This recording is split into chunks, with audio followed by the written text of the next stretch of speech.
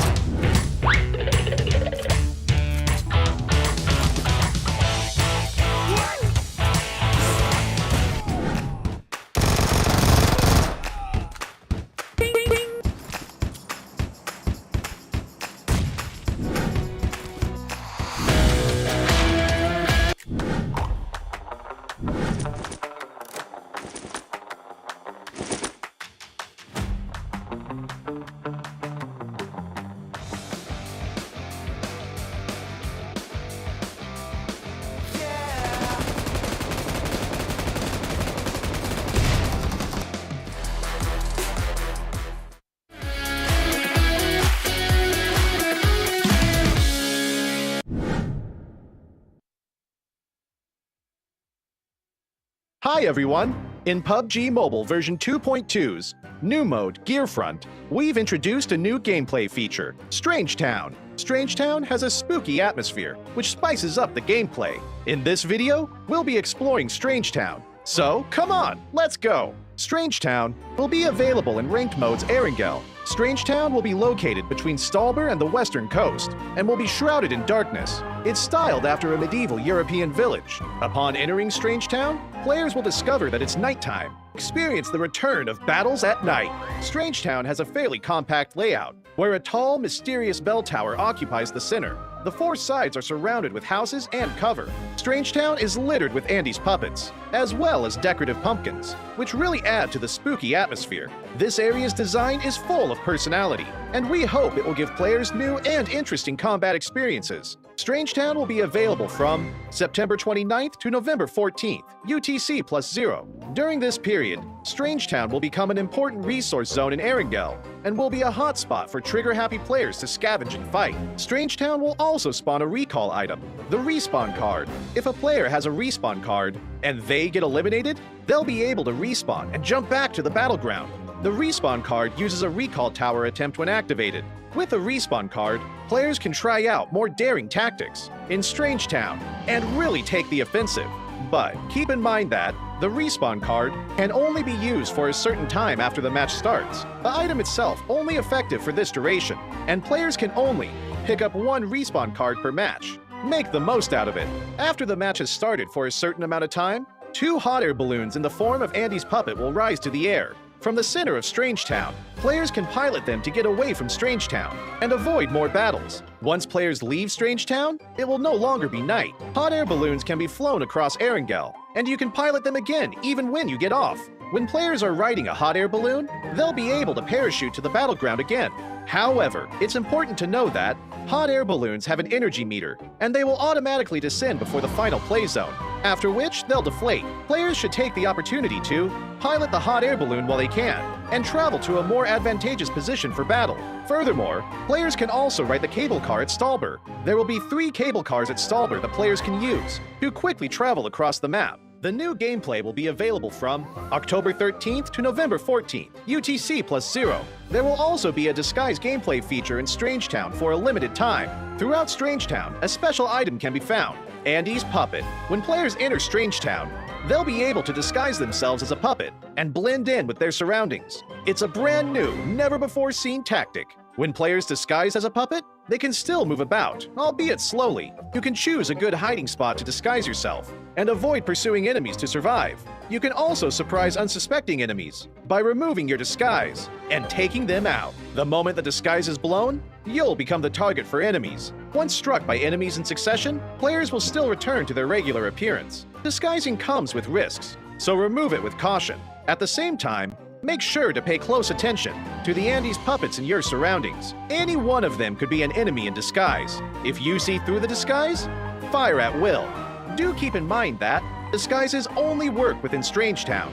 As soon as players leave, they'll revert to their regular selves. So, have fun in Strange Town and experience the unique, spooktacular gameplay. While Strange Town is available, several strange garden parties will appear on Erangel. Players will receive a Halloweeks crate full of extra supplies from October 13th to November 14th, UTC +0. The crate will turn into a clown crate. When opening the crate, there's a chance that a clown will appear. Make sure to dodge its attacks and defeat it for advanced supplies and firearms. Strange Town's spooky theme, abundant supplies, and disguise gameplay will give players a fantastically fresh new take on exciting combat. Call your friends now to go to Strange Town and experience all the surprises. For more details, don't forget to follow the official PUBG Mobile community. See you next time! Gearfront Introduction. Greetings, PUBG Mobile players! Welcome! PUBG Mobile is launching a new themed game mode, Gearfront. In this video, we'll be introducing the skills gameplay, Strange Town, and more. We hope you'll like it. New Gameplay 1, Skills Gameplay. In the upcoming Gearfront mode, players can have 8 skills to choose from. Each skill has its own distinct characteristics, and players can bring one skill into battle for each match. Different skill combinations will add to the team's tactical and strategic options. Now, let's take a look at these skills in action. Trace. When hitting an enemy, a marker will be shown above their head. These marks track the enemy's movements, even through obstacles. Supply Scan. Use the Supply Scan device to scan and detect nearby advanced supplies. Black Market. Quickly builds a black market shop to conveniently purchase items. Gliding Doll. Makes players soar into the air before deploying a puppet for gliding. The puppet will be deployed automatically when used in the air. Play Zone Analysis. Analyzes the next play zone and displays its location on the minimap. Lucky Backpack. Gives the backpack the new ability to convert items into another item of the same type. It also increases the default load of the backpack.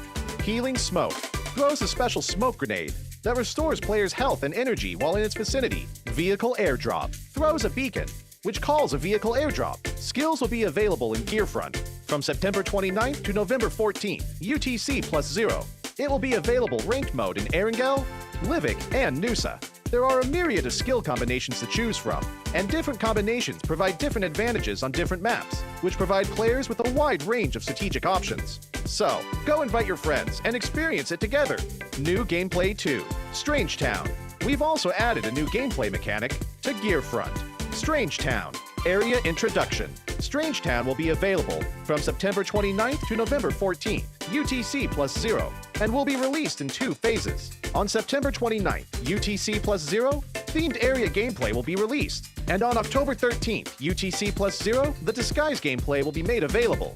Strange Town will be available in Erangel's ranked mode and is located between Stalber and the West Coast. It's styled after a medieval European village. When players enter Strange Town, they'll enter night mode, allowing them to experience the thrill of night battles. Respawn items. Strange Town will become an important resource zone in Erangel, allowing trigger-happy players to loot and battle to their heart's content. When eliminated, players can use the respawn card to respawn and jump back into the battleground, which also uses a recall tower attempt when activated.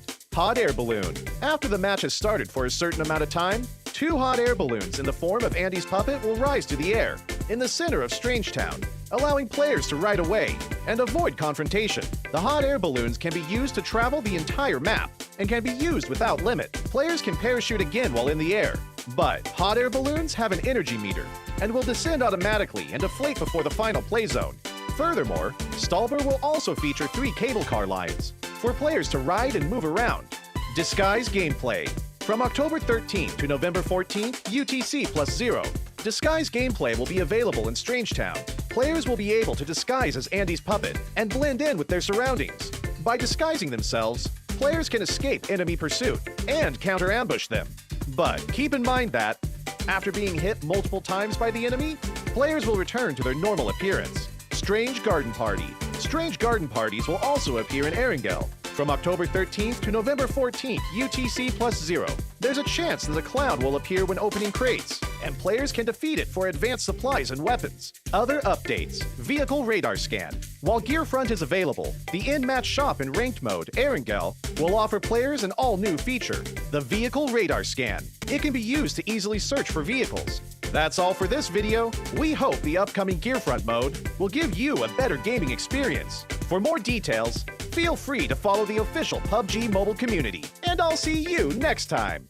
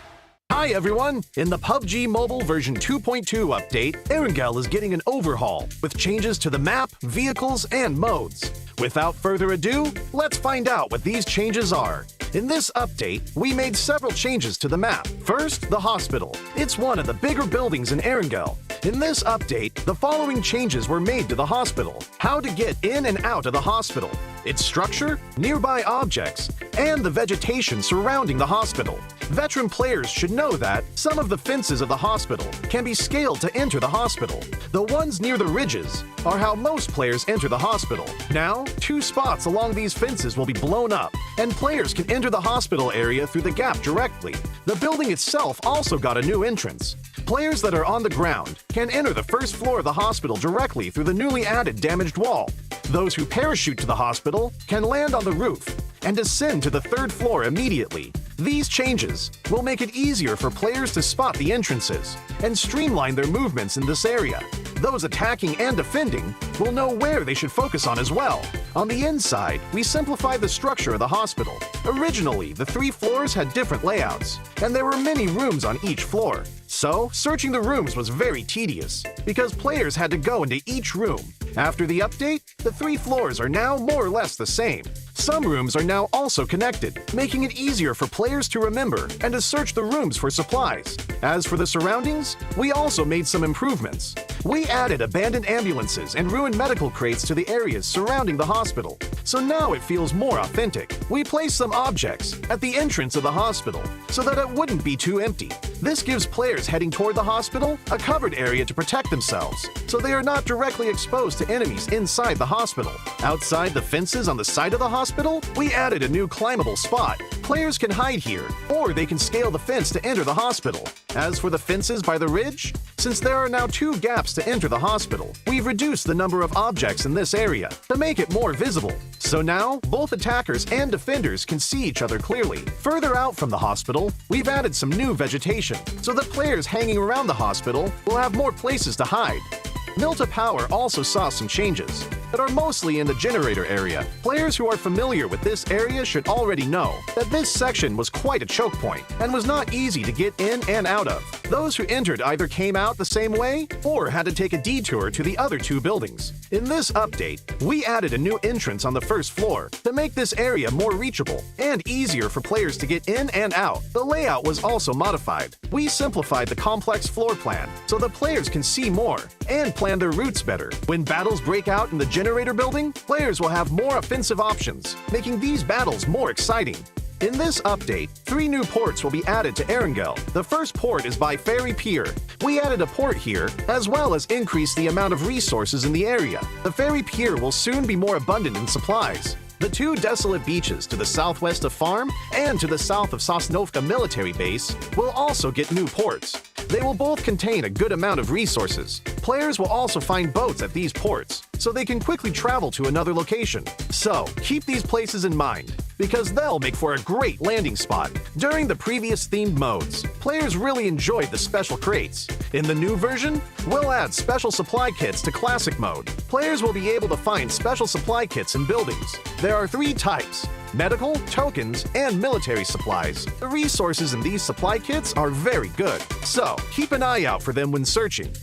In the new version, bikes will become a staple vehicle on Erangel. In some of the more remote areas, players will find bicycle sheds. Each shed will have 4 bikes initially, and they're first come, first served. These bikes can be collapsed and put into the backpack, so they're really convenient for traveling to other locations. In addition to the sheds, players will be able to find bikes in other areas. With a bike, players no longer have to worry about being too far from the play zone.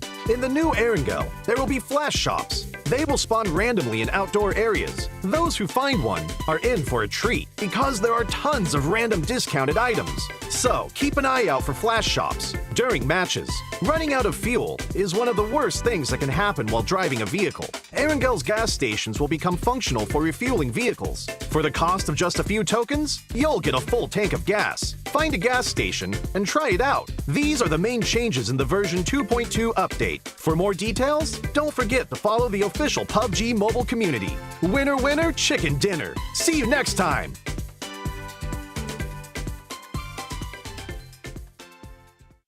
Gerakan silah musuh elemental. Papa boy,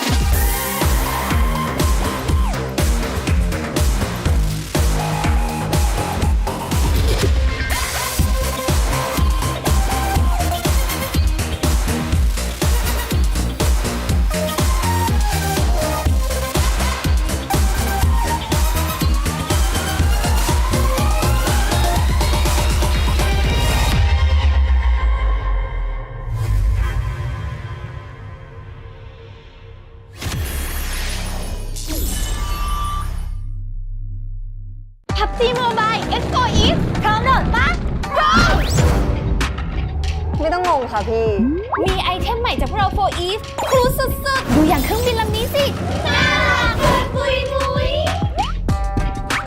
นี่ชุดระดับ Epic และ Legendary สวยไหมคะ สวยพอคิวค่ะกรอบรูปโปรไฟล์ก็เลิศไม่แพ้กันเลยนะพี่แถมยังมีแพ็คเสียงน่ารักของพวกเราด้วยนะเธอไม่ชัดเจนหรือเราไม่มีสโคปจะวิ่งให้เหนื่อยทำไมขึ้นรถมาดีกว่าไม่คือที่เธอเอาละนาPUBG MOBILE X4 Eve ไอเทมพิเศษสุดคิ้วจากพวกเรา มีแล้วแจ็คพอตแน่นอน PUBG MOBILE X4 Eve ที่หนึ่งในใจฟีดเลย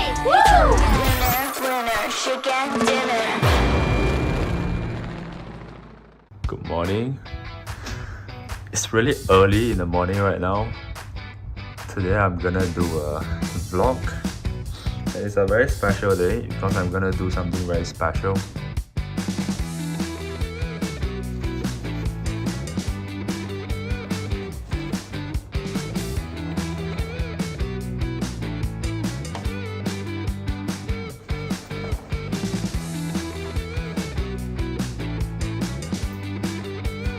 So I'm ready and let's go to the studio.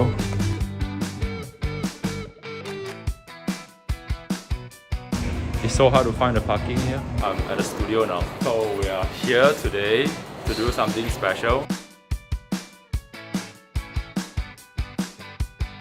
Hello guys, I'm Bill from GNexus.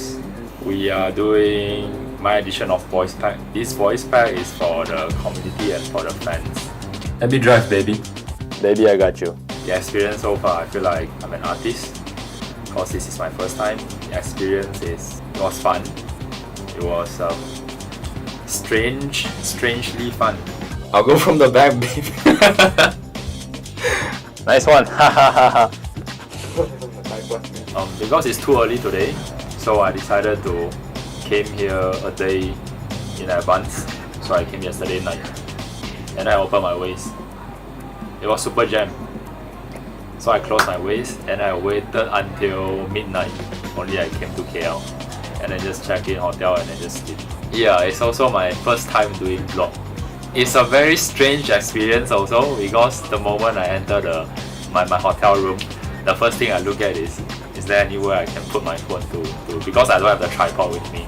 Anywhere I can put my phone to record myself. Oh, there was here and here and here.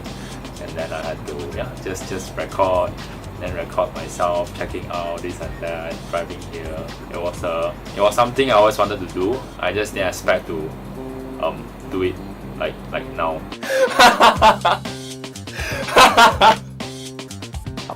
Get in the car. Get in the car. So the favorite thing about having my very own voice pack is that I can add in my own style, my personality to it, to make it different. Wait first, baby. Let's go. Hiya! Fine flying. All those with babies. Oh, sorry, baby. Let's live, baby. I got you, baby. Get behind me, baby. Oh, and nobody but you. It was freestyle, it was last minute, but I think it was a good one. So other than the voice pack, there's also something special here. So you guys can stay tuned. See you.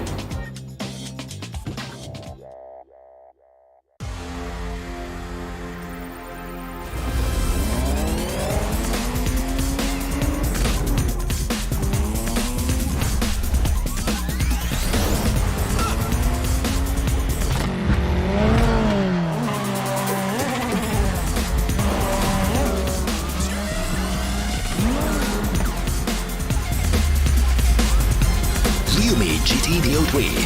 Neo Speed Awakens.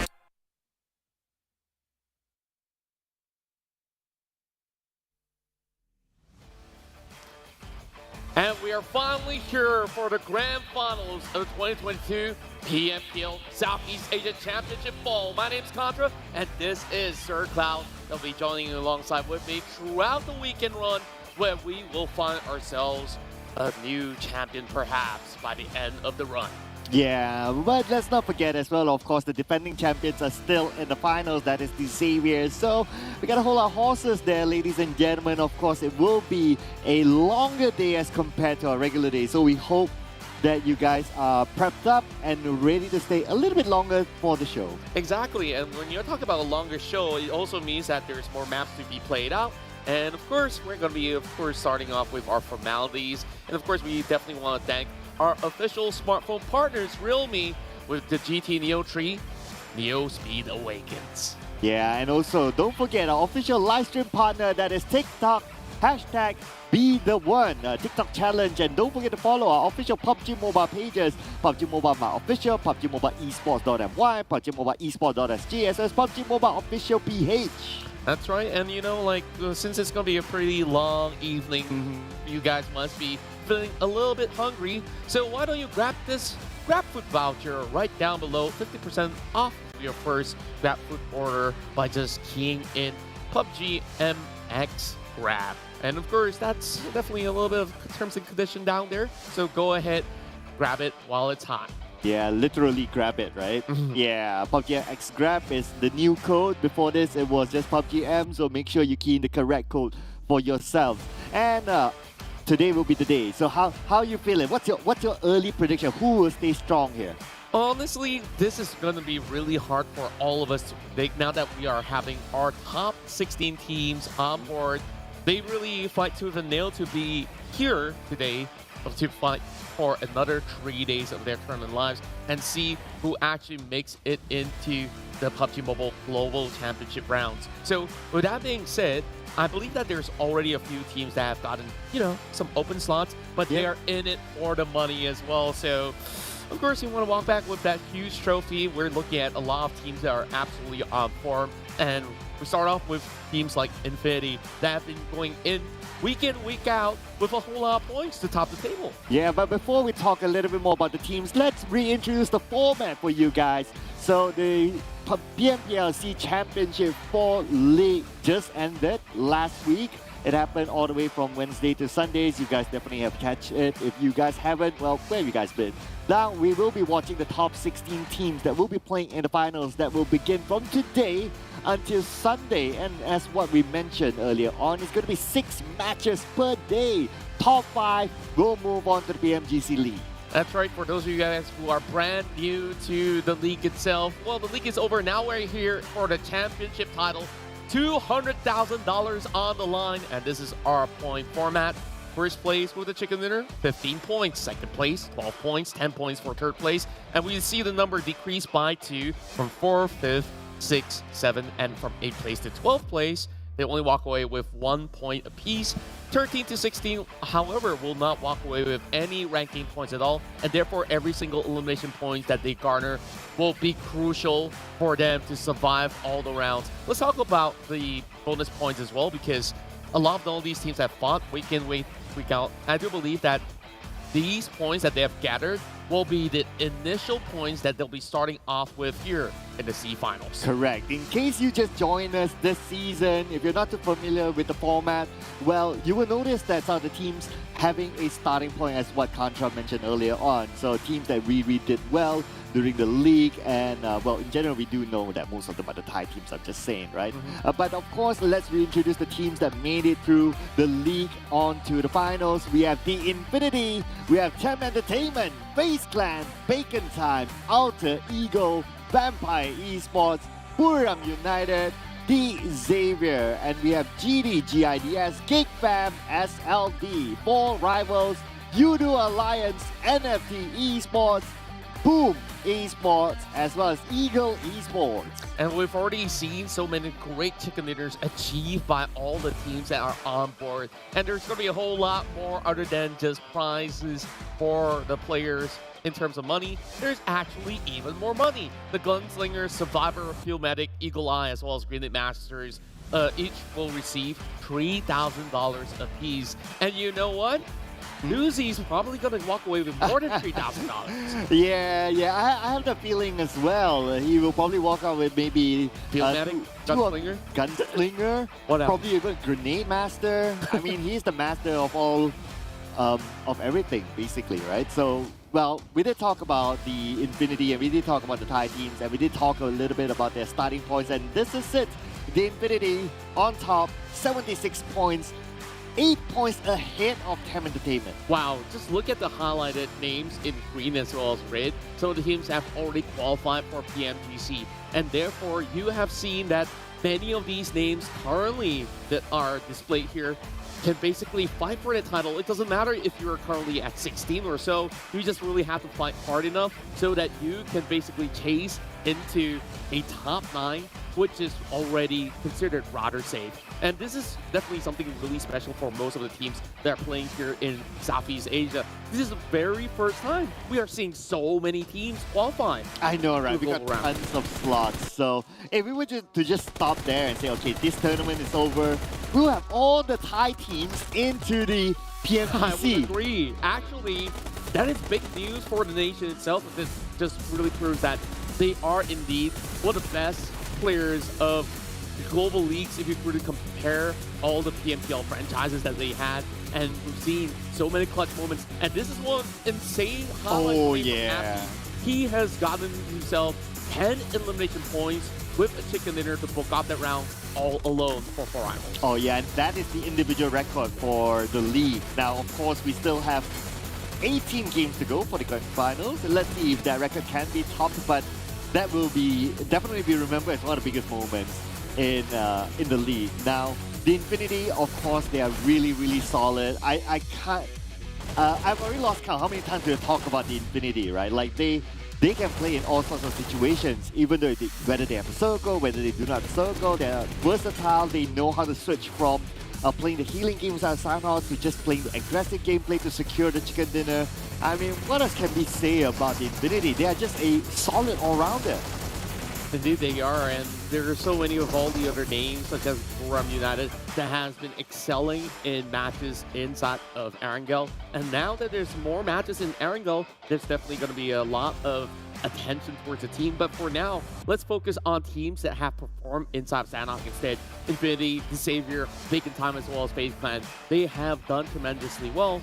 Though Vacant Time, they have a very different formula as compared to every other team, where they usually play a little bit more passively, get all of the first aid kits to blast out the rounds so that they accumulate as much points as possible from the ranks. Well, meanwhile, Infinity, The Savior, as well as FaZe Clan, they're the ones that have always battled their way into the circle, and hence why you see the difference in the elimination points. Yeah, speaking about Bacon Time, I did talk about this during my pre-show podcast yesterday. I feel that Bacon Time isn't punished for whatever they do, because it's really, really obvious. But what else is obvious? It's like our graphic designer just need to open one folder. Don't need to switch folders and just pick a different angle. At least like they have different pictures of him currently, like, okay, left, center, and right. Like, man, do we have every other shots? Like, can we see the back of his hair?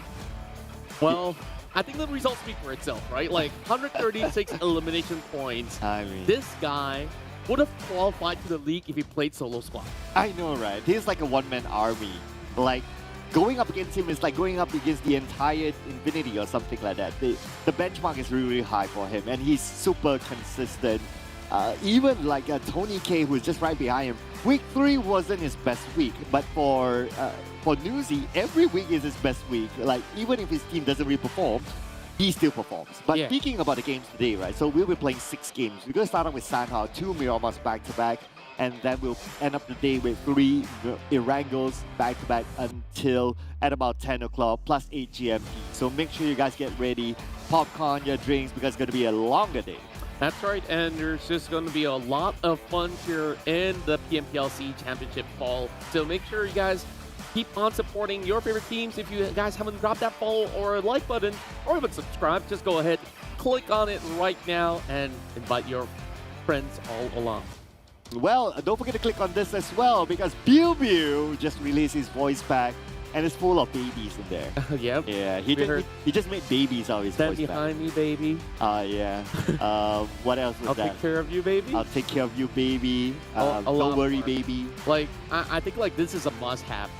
Yeah. Whether if you've been playing PUBG Mobile for a long time, or you've been watching a lot of all these live streams or so, there's so many things that we can actually offer in PUBG Mobile. And not only do we have Yoodo on board, we have Baby La as well as the twin sister, Tony K, and lots and lots of other pro player packs that you should get for yourself. It feels like, the theme this time is baby. So you have Yoodo doing all the baby lines, and then you have Baby La in this. And Tony K is a little bit of a baby looking himself. Right. So yeah, it's a baby theme. But you know what else is coming up? Of course, we have the Masked Crusader set, which is the new Royal Pass that's available right now. You know what? I feel like So many updates. yeah, so many updates. Like the last Royal Pass was just released like what, a month? Yeah. And now we have Just a new feels Royal like Pass. weeks ago. I know, right? It's that fast. You guys gotta keep this in your collection. That's right, and other than that, we still offer you true speed and real attitude with the first original PUBG Mobile car, the Facilius, that comes in all kinds of range. You want the sports mobile? Sure, you can basically get that for yourself, or you would like to look a little bit more of, macho man, you go ahead, drive around the UAZ with a brand new skin. That could be all yours. Well, if you're not really that macho man kind of type, well, you can always go for cartoony type skins. And we have the Bobo Boy with the Quasar Elemental currently available inside the game. So all you need to do is head on to the game, join in the event right now to get all these exclusive items. So there'll be backpacks, helmet, parachute, ornaments, and a lot more. And other than that, remember we talked about the PUBG Mobile Campus Championship. The grand finals is happening soon. So we're having a watch party to see who's going to be the top 4 to be heading over to the PUBG Mobile National Championship. It's happening on 29th as well as 30th October at Lepaking KL. So make sure you guys be there or be Top 4 from PMCC moves on to PMNC. That's actually huge. It is huge, and there's a lot of opportunity. I remember the last time it was only top 1. It was only the champion that moves on to PMNC. So a lot more opportunity this time for our players out there to probably create a path onto the professional league. But speaking about back on the professional league, we have our professional teams here. Heavyweight choice, Contra. Yeah, I gotta say that that's a really good pick onto Geek Fam. So far, I'm just looking at the Infinity. They have this high level of consistency. Even if they don't match and get that chicken dinner, top 4 is very possible for the team. So I think like this is a really safe option to actually consider that this team itself have never ever fallen really early on in most of these matches. You know, last week I told you too that whoever picks a Thai team as their prediction is cheating. It's unfair. It's cheating. It's like, oh, come on, man. That's why you go for Geek Fam. But I think Geek Fam's in a really good spot. Tell me more about them. Yeah, okay. So when we do this kind of predictions, especially knowing that it's a Sandhawk map, right? We need to consider that the team has to not play the healing game regularly, at least. So yes, the Infinity plays the healing game, but they know how to switch into a regular gameplay.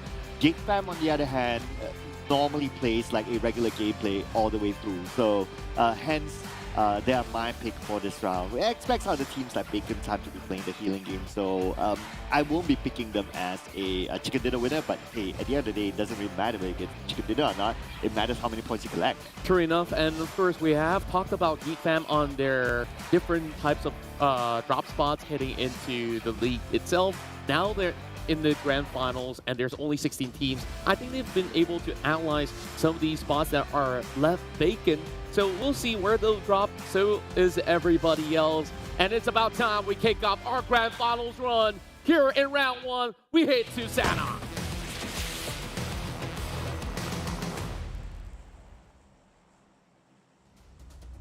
Welcome to the grand finals, ladies and gentlemen. This is the first game and it's going to happen inside of Sandhawk. Can't wait for the action to start. Now, do keep your eyes on some of the teams that like to play the healing game. I did talk about, I did wonder, right? Like, we talk about like Sami and Bacon Time. They will play the healing game. We know that they're going to do it again. Are they going to be punished? The question definitely remains here, but I'm looking at SLD that's moving into Bantai. That will basically cut some of their options that's available for them to move up in the early game. Other than that, we have Boom Esports also moving into the section of Painan, or perhaps even Ruins, where Geek Fam likes to drop over onto those corners along with Tambang. So meaning to say, this doesn't really leave that much room of opportunity for Bacon Time. They have to force a rotation very late in the game, and we're starting off with a very neutral circle. Okay, before I talk about the circle, right? Do you notice that the Infinity open 1-1-1-1 Really? across majority of the top side of the map? Okay, I wish that we can see the map a little bit later, but then again, now we need to give focus onto GIDS. They bought all alone against 2 from the side of TEM Entertainment. This is not good news as he only has like, what, 5% of health left. And then Onsen has got a DBS in hand. He can't go anywhere close by. Immediately, he moves all the way to the back of the fences. Well, if it's actually a fence, well, so is it. Tries to give a little bit more of an opening space for Onsens to be able to wiggle around with. This could be the very first blood that we'll see here in the grand finals run between TEM as well as GD. Shots being fired, you see movements coming from Daybot, but no angles to clip him just yet. At least Booms is there to give him a little bit of a cover. So TEM Entertainment, knowing that backup has arrived, they're not going all out onto one single player. Daybot, though, he is still at 5% health. He has no healing utilities at all. Not a good position to be in. And look at that. Warman is coming in with a flank angle of his own. This situation by the corners of Lakawi is not looking all too good. Booms bringing the DBS too. Going for it. Okay, all right. Booms gets it, but now with Booms going down, Onsen, easy cleanup for him because he knows that Daybot is super duper low. I don't know. I feel like there should be a disengagement there of some sort or at some point rather than trying to go in. Or maybe they don't have a choice because when they disengage and they go up to the high grounds or they really wherever, felt like they didn't have a choice. Yeah, true. I kind of think about it, right? So the moment they expose themselves at the high ground, they'll be shot down anyways. Yeah, Mormon was already watching it over on the hillside, and further down, I believe we also saw a member of BRU to be pretty close by. Take a glimpse of the ruins, and we did mention BRU. Let's see what can my name P bring up this time. He sees members of Ego Esports pushing upwards. Here we go. Well, Chua will hold only for the slot is 2 members back to back, and that's 2 pointers in for Buriram Esports. Unfortunately, Chua pulled out his weapon a little bit too late there. He had it holstered, his DBS. If only he had it ready, he could have gotten a knockdown. But the moment he pulled that out, he was being shot at and immediately went down. Nothing much he can do about that. Buriram United starting off on a really clean note, but they do have a member being tagged out. My AP now gets spotted out by BitMT Ego Esports. Not bowing down without a fight, but there's still a little bit more of a tough bout for them. BitMT has already got his location being compromised, but my AP should be resuscitated by Tiger X eventually. But he's trying to see if he could get those angles. He takes down Tiger as well. Oh yeah, F1 currently at the sniper tower. He has a good angle there, but he doesn't have any healing utility. So that's a little bit worrying for F1, considering that Sky only knows exactly where he is. At the same time, we do see a skirmish between Yoodo Alliance and 4 rivals. Sky only takes him down easily, and that's going to be probably it. But it looks like Sky only needs to go in to save his teammate, Namshin. Wants going for the revenge, but he is all alone and in an awkward position at the lower ground. And now that he's being spotted out, there's just going to be a big flag coming in from Kingzul as well. 2 versus 1. Not looking too good for now. He's pulling in the smoke, and he'll be tagged out. It'll be a 16th place finish to kick off the round for Ego Esports. A little tad slow. They did walk out with 1 point at the very least. A little bit of a unfortunate move for Namshin especially. He wanted to come and save his teammate, but the moment his teammate went down and he wanted to back out, unfortunately, he was in a position that was uncomfortable. It was a little bit open for him, and it was in the same. It was in the same situation as the other two teammates who went out earlier on as well. Like, yes, you wanted to go in for it. You want to save your teammate, but after the fight is over, like you want to get away. There's no space for you to get away. It's just too exposed. Exactly that, and they were also on the lower ground. There is no place to hide out from other than the trees that he was standing by. So honestly, he couldn't really do all too much from there. Ego Esports, I guess the timing of rotation wasn't the best, I would say, to run into a happenstance against BRU. And now over on to Pinab, we see both SLD as well as NFT being in close proximity. but it's just a little bit more spacing. From Esports will have a challenge waiting in hand.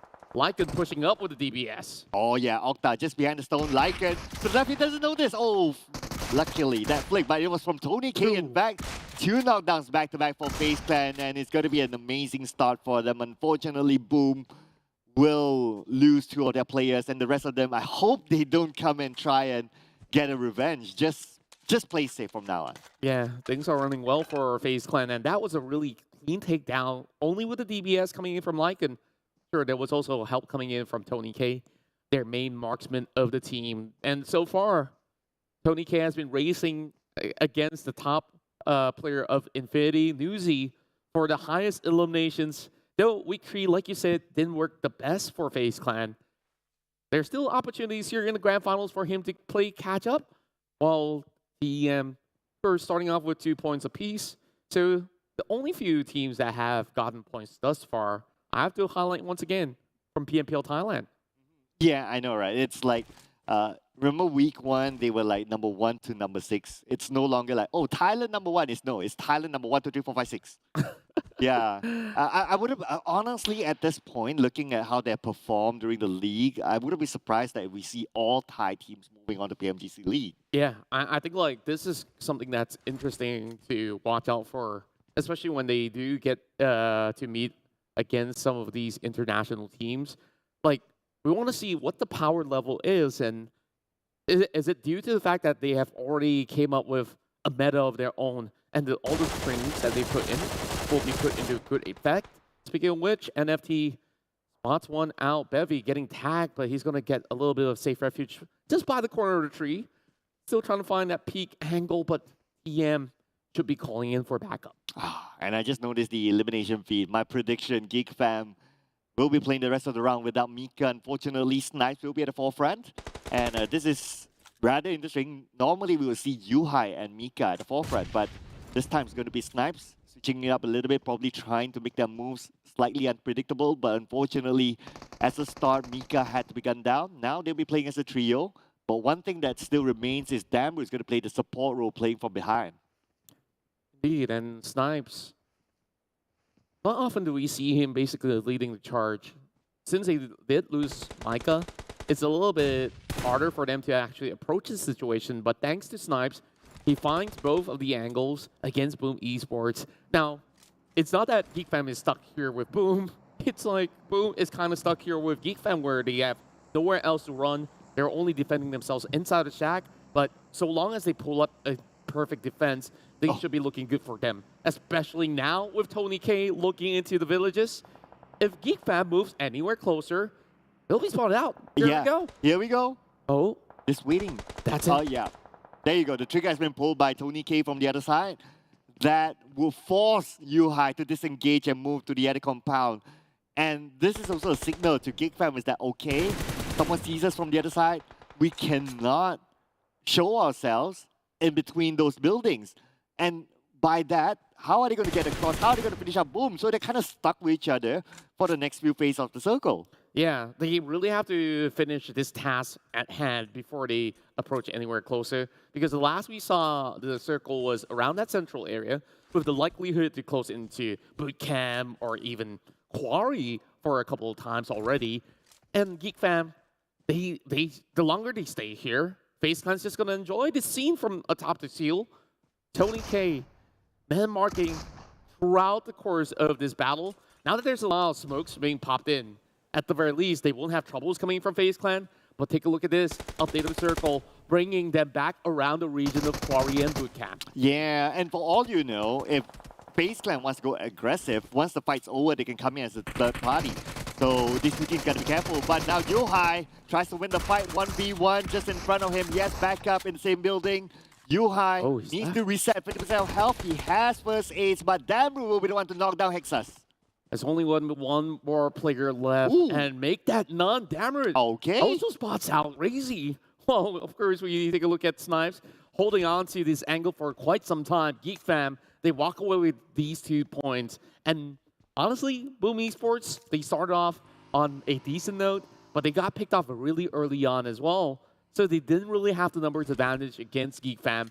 And that itself was really daunting, whether or not if they can basically defend that shack, those numbers can't really offer them too much hitting into the late game. But as for GD though, they find themselves by the edges of the map, and it seems like they can't get past 4 rivals just yet. I believe this should be the corners of Tampong, and I think they might have actually spotted up Buriram by the edges.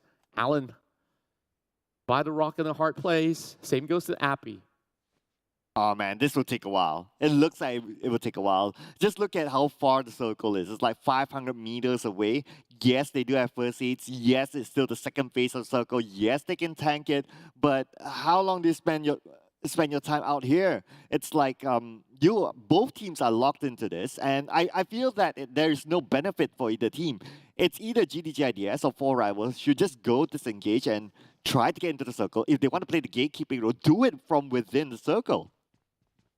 That's true. And overall, it's not really the best to utilize all these first aid kits so early on into the matches.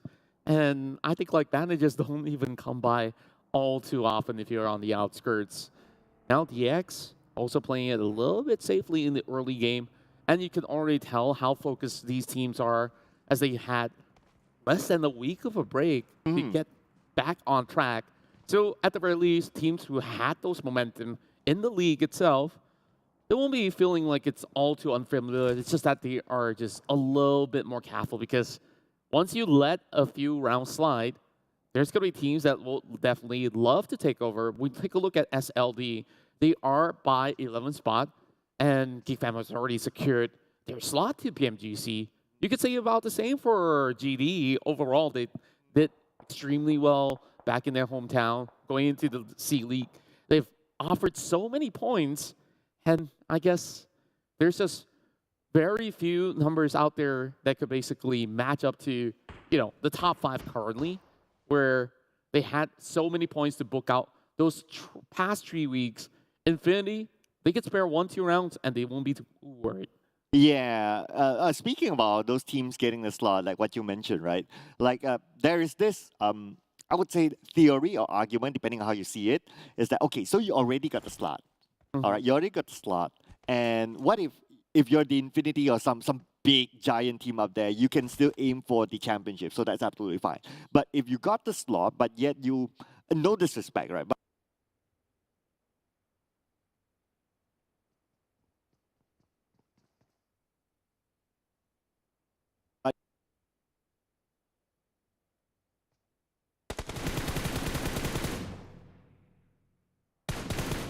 how motivated are you to play the finals?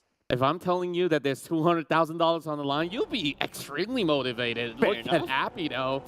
I guess that he's working his way into getting some cash money as well. Gets that pickoff against GD. And like we said, they took way too long. And I think both of these teams will suffer a little bit, though they are not exactly the furthest away into the quarry section.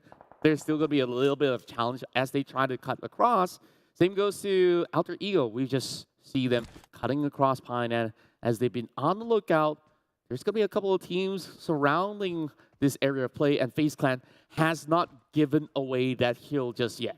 Yeah, FaZe Clan in a prime position, I must say. The hill just below bootcamp is one of the best positions within this circle. And that position will allow them to gatekeep teams from coming from the left, from the ruin side, onto the main peninsula, i.e. Geek Fam is currently in that position. Arguably Alter Ego as well, because they need to cross this bridge. But Alter Ego is the type of team that will play very, very slow. They'll play very, very careful. They'll try to come in as late as possible. It's somewhat like the Arrowwolf DNA. In fact, half of the team is from Arrowwolf. So we can expect them to be like, okay, until FaZe Clan moves, then only they will move. If not, they'll still be like, okay, we'll chill here. We don't mind. But speaking about chilling, right? It looks like not much of a space for them to chill as Geek Fam is coming closer. Yeah, they're basically cutting across from both sections, but now with the buggy driving directly into the second Pombi season angle. But he's going to be unleashing a couple of taps. There's more flying in towards the side of Geek Fam. Grenades are lobbed in, and Yuhai quickly repositions as Damroot getting tagged closer and closer to being knocked out. Now, a little bit more of a third-party action coming from the back, though. Alter Ego being challenged by yet another team, and being by the bridge isn't exactly the best spot possible. Yeah, let's remember that FaZe Clan is waiting on the hillside. Just look at this. The moment Snipes wanting to go across, he gets shot from above. So now two teams are just looking at Geek Fam. Geek Fam is now locked out of the circle. This is going to be hard for Geek Fam, considering that they have 3 players. Like, even if they wanted to take the fight onto Alter Ego, they're a man short, and it doesn't help that FaZe Clan is looking over them from the other side. Well, arguably FaZe Clan can shoot at Alter Ego too, but looking at the current condition, Geek Fam would be in a more exposed position as compared to Alter Ego. Yeah, there's just so much gatekeeping involved in this matchup that it's just so tactical. Look at SLD, they're doing exactly the same. Pompey tries to Tony K. He gets spotted out by Tony K. Man, this guy got Eagle Eyes, and he already marked him from the get-go. When he was hiding by the crates, he was only allowed to prone. Now, only Rinaldi could go in for the revival. But then again, they can't exactly escape from the grasp from Tony K. The man, the myth, the legend. And he's got years ahead of him. Still so young. Joining the competition at 16 years old. And he's been making a lot of remarks. And GD, they crash out very early without any sort of points. Not a good sign for the Indonesian squad. Well, speaking about the man, the myth, the legend, Newsy, the competitor of Tony K for the FMVP slot, now trying to take down the members of 4 Rivals. He knows he has someone just right beside him in the compound. Opens up the door with the micro Uzi and sprays on the other side, but April winning the gunfight. My goodness me. He knew that he's indoors. And here comes Gatunido coming with a refrag. He's still safe, El Capitan. But there's more lying in wait for Rivals. Trying to prime a couple of grenades into the shack. And Gatuni will still guard his way through. Still no time for him to go in for the rescue. Ooh. That grenade's going to clip onto Pamburu. Newsy's quickly losing health. They have to settle the score real quick, or else Newsy will drop out from this fight. Appy finds the shotgun against Mela, and that's a member down from Infinity. Oh man, what are you going to do right now? You're going to pick up your teammate, or do you want to finish up the fight? Appy needs to heal up quickly. He is rather low. Gatuni, can he make it? Yes, he can! Just by the tick of the last tick of hell, Newsy, they managed to pick him up. My goodness. 2 versus 2, and it's so intense. Logan, the only player that can overlook the areas of play against Appy, as well as the flank angles that they were attacked from. Appy could still spot out Gatuni. So there isn't exactly safe areas for him to make a move just yet. The Infinity is currently stuck here with 4 Rivals. They do have that vehicle if they choose to book out, but SLD defines Snipes, and that leaves Geek Fam in trouble, only having 1 more player behind. Oh man, I really love the backup from the Infinity. It's like, okay, Newsy down, they know how to come and give him cover fire, and they know who's going to pick him up. It's like they have it all planned, and it was amazing there. But unfortunately, a Geek Fam, not what they wanted, not what they wanted as part of the plan, is to be out at number 13. Logan, oh no, he won't be able to make it. He'll be down. Oh no, Blues only have taken him over, and Appy takes his lucky shots out there. He knows that the close is clear, and now 3 points go over to 4 Rivals as they take on the Titans of the league itself in the grand finals. Alter Ego makes their way across over the river. FaZe Clan still left unchallenged, but they have moved past the kill. And SLD have found themselves into a deep corner inside Painan. We're going to be seeing where exactly does this circle actually go to. 30 seconds from here on, Appy still finds another one. Lucy is going to be out of the game. There goes the Infinity. I mean, well, we have seen them do this before, right? They can come back, but we'll talk about that later as we go down the other 5 games today. Now, Yoodo Alliance stuck with 4 Rivals. It's their second skirmish inside of Sadhawk today. First was the earlier one where Yoodo Alliance got the first elimination onto 4 Rivals, and now this is their second fight, and the second fight is going to be tougher as we head onto the 5th phase of the circle. Hopefully both teams are ready to heal it out. I'm not too sure if Adik Luke can do that, though. He's only got 1 first aid kit. More pressure calling onto Appy. Shamil His Can he move make all the it? way to Oh the back. no. Oh, he gets knocked out of the blue zone as well. Appy, he's Oh, still no. it. One more shot is all it takes to take out Adik Luke. Now, trying He's to down. find the final member of Yoodo Alliance, but he will get clipped as well. Oh, Bamburu, not too sure how many first aid he has. I think the last time we saw him, he's probably got like, what, 7 first aids? Man, that's not going to last him very long, it seems. But now we have NFT taking out D Xavier. Wait a second, what happened to D Xavier? They are losing a fight to NFT, even losing a vehicle as well. They were coming into close proximities. I believe they basically crashed into the compound and they were ready to take on that fight. NFT, they managed to hold himself all together. And D Xavier, they were playing so safe throughout the early rounds. Now they have crumbled through a surprise attack coming in from NFT Esports as they take over the midsection by the compounds. This is the intersection between these hills where FaZe Clan's currently playing on. Victorious gets knocked out. Pombi coming in with an angle of his own. There's TM over on the top side.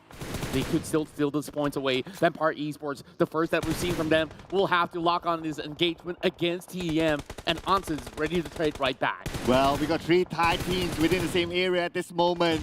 Vampire Esports, the first team to receive 5 elimination points, and now they are dominating this round. TEM Entertainment, on the other hand, trying to stop Vampires from coming up, and they are currently on the outside circle. Ravenclaw, 10% health left, and then spray coming in for Onsen, almost getting on the straps. But look at this at the same time. FaZe Clan, who was gatekeeping other teams, have been eliminated at number 11. Wow! What a spray coming from Anson's. And that is where members of Vampire Esports just absolutely getting clipped, shut off from this match. 6 elimination points goes over to 4 rivals on 10th place, but Vampire Esports, they at least seal the deal. 9th place with 5 points for themselves. Yeah, I mean, it was almost nowhere for Vampires to go from there. TEM Entertainment got this area locked up. Same goes for SLD, goes to the last man standing. Where is he going to go from here? But Buriram United as well, sharing the same area as TEM Entertainment. The circle moves up north. That means all these teams that we see on screen need to move. They will have to go to the only member left from the side of SLD, the most improved team that we've seen coming from PMPL Vietnam. And he's going to be trying to heal himself out by the outskirts. Still a little bit of a leverage where he could still run right in, but coast is not clear with Mormon being close to his proximity as well. Sozip has the ghillie suit and probably a lot of damage to offer as well.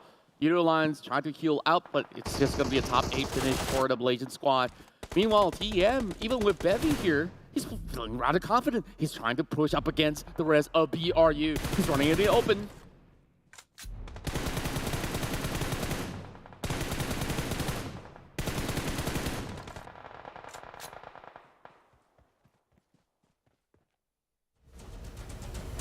Oh, TEM Entertainment looks like they are still caught on the outside, but look who's here, NFT Esports.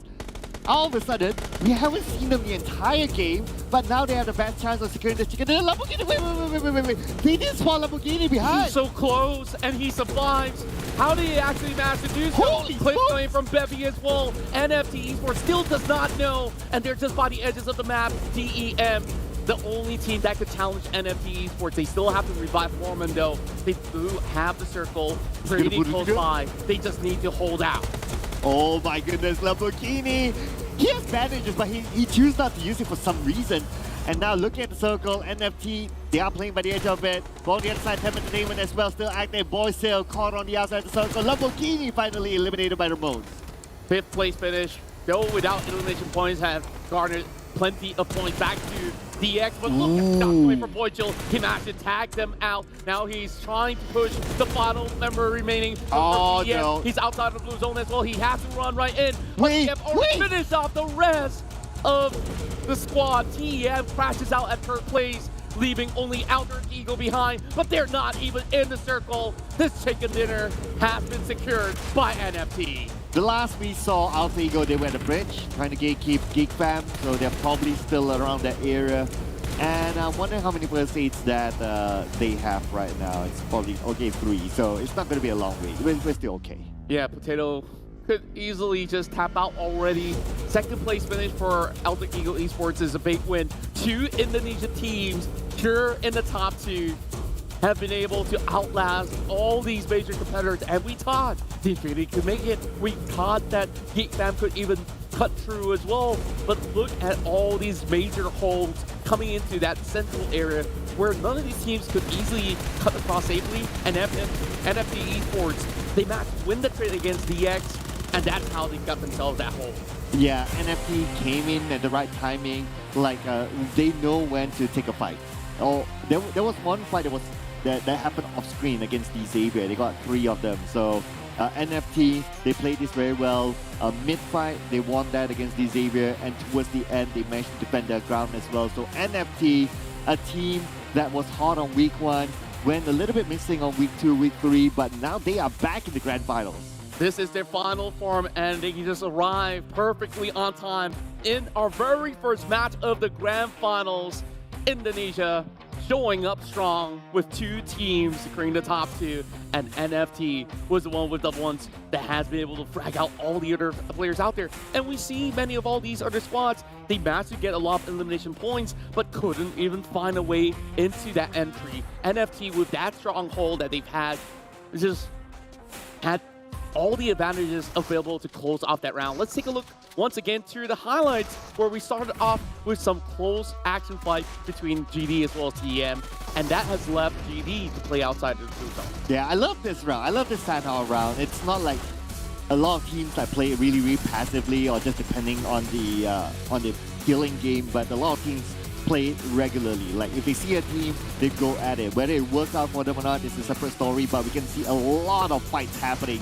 Even like this one, FaZe Clan going up against their opponent, they know that there's someone right in front of them, and it's not like, okay, there's someone right in front of us, we're going to play it safely, we're going to play the healing game, we're going to play passively. No, that's not their play style. They see someone, they'll take them out. And this seems to be the meta this season. You need to play aggressively, you need to collect those elimination points in order to secure yourself those top spots. And that's why many of all these teams from Thailand, though despite them not finishing on top 1, they usually farm all these elimination numbers in order to make it all work. Of course, kudos to NFT, Alter Ego, TM, as well as Bacon Time for making into top 1 to 4 respectively. And Bacon Time still remaining very consistent, spending a lot of time by the blue zone. They do get those ranking points, however, but I don't believe that they have enough of these eliminations to book out.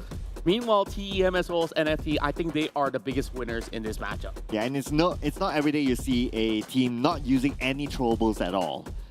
Not at all. This is actually very, very interesting. Like, great spot on that catch. One, that's 24 points secured by NFT Esports. To start off our grand finals run here in day 1, and TM has gotten themselves 11 frags, and they are just inching closer and closer. Yeah, besides that as well, Alter Ego, we talked about them being a team that likes to play very, very safe. So they played the healing game, managed to get themselves 12 points. Bacon Time, we all know they play the healing game as well. So again, a Bacon Time, yes, they're number 4, pretty decent, it's okay. No elimination points. Again, it shows that they purely play the healing game. I am wondering which team or who is going to punish them. I really do want to seek for those sort of answers, but of course, our MVP of that round has to be Antus. We saw him basically shutting down the rest of Vampire Esports. It's his entry coming in from the outskirts of the play zone, and even more of all these pressure was piling onto TM. He's been able to still find 5 eliminations, and on top of that, have contributed many of all these damage output in the really close proximity. So let's take a look at our overall rankings as we have just concluded match 1. I'm liking the fact that this season we will have highlights on like, okay, who has qualified to PMGC and who will qualify based on their performance in the grand finals of Southeast Asia at this moment. So it's a little bit more clear because we have a lot of teams actually got their slots directly into PMGC. Right now, TEM Entertainment, they are number 1, 89 points, 10 points difference from the Infinity. One round could still change a lot of these placements. We might be a little bit worried for some of the teams at the lower end, like Ego Esports, Boom especially, because they're already at the bottom. But their first round, they were also the first 2 teams to go out. Exactly that, and just take a look at some of these calculations. If Boom Esports, Ego Esports find themselves a chicken dinner, they can make their way into perhaps a top 10 finish to chase up against SLD. We see SLD piling on elimination points in this matchup. They got themselves at the very least 6 points in Sanhok. I think that's good enough for a catch-up, but GD, they slide out of that top 10 contention, and they desperately need to find a way back.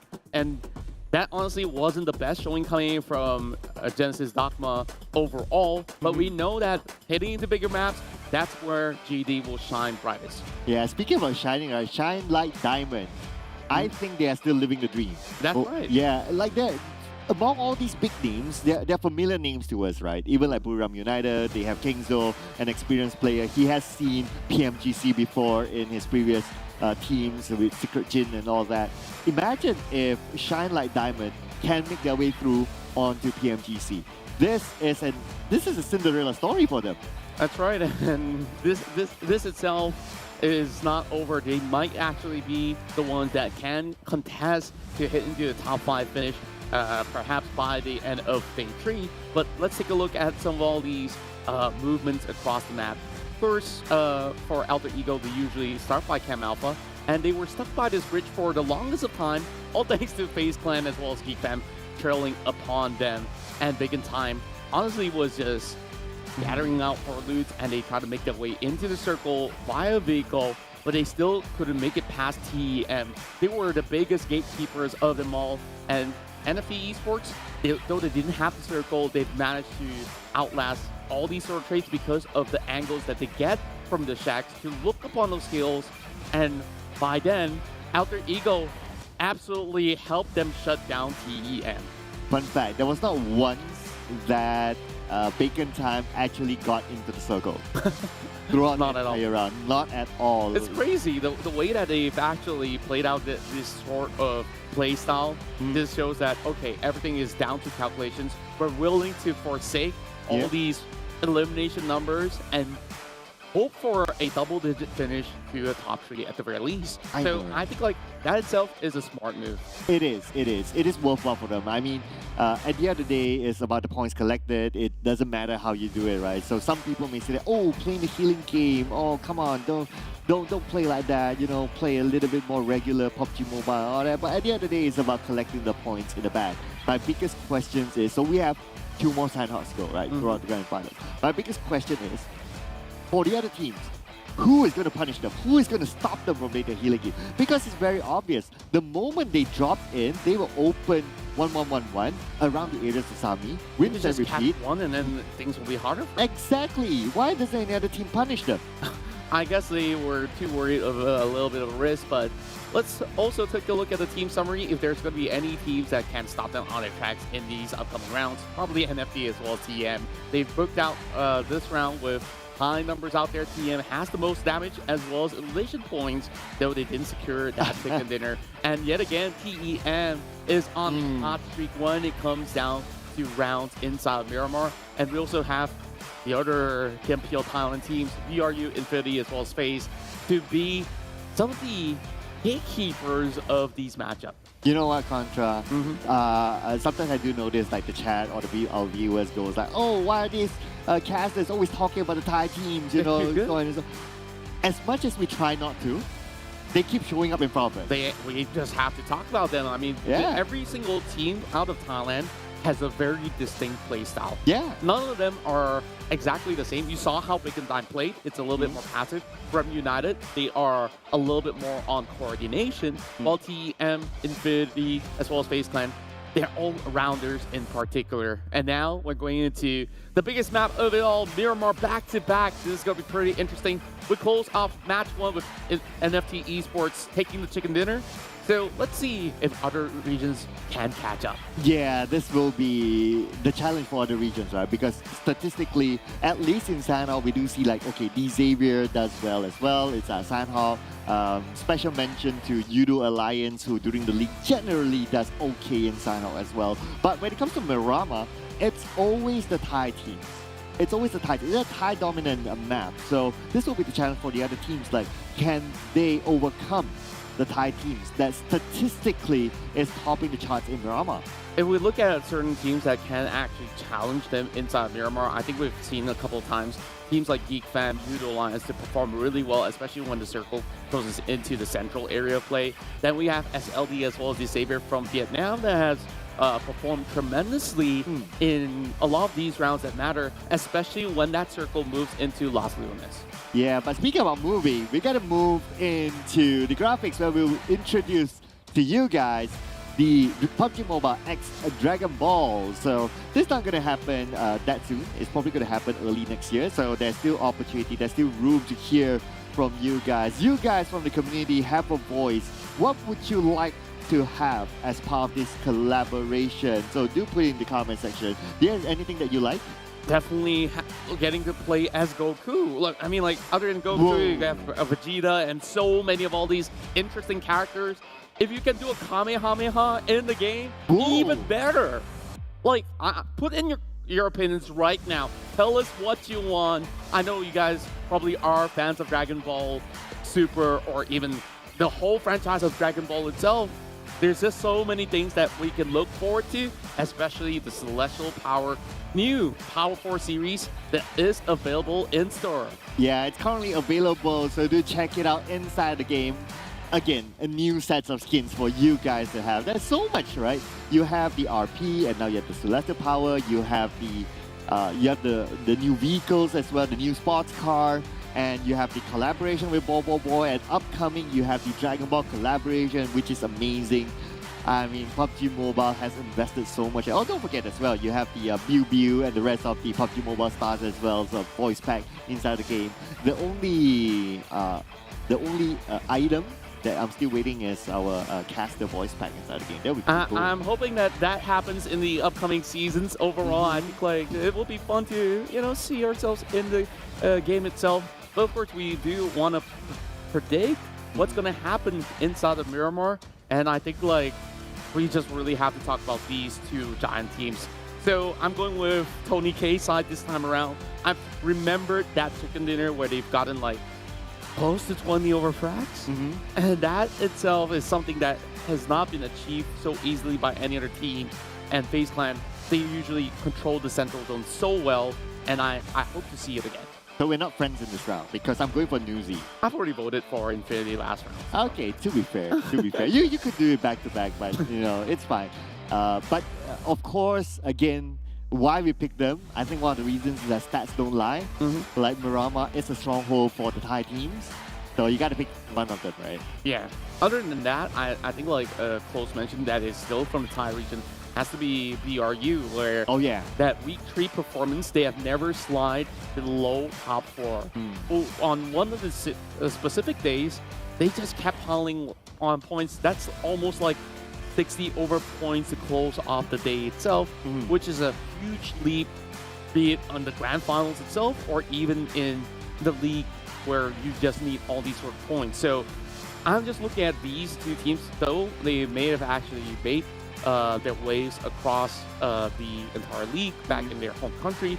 FaZe Clan is the team that still needs to fight for that spot. They have not gotten the direct qualifications into the PMGC. And in fact, they have not played the C Championship last season as well. They didn't qualify to that.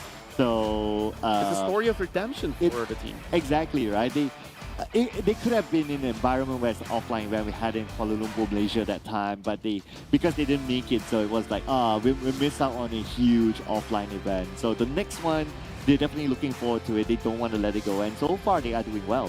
Exactly, and when we look at some of all these stats overall, I think like other than Tony K, we have to also keep an eye out for other players in the team, where we saw over on the fight of that hill, that fight was taken charge by one of the players out of FaZe Clan. I don't really have to seek him out. So Lycan have been appearing to be quite a threat to all these other players out there, and he has supplemented the damage alongside with Tony K. So that's all that I could possibly put up for FaZe Clan for now.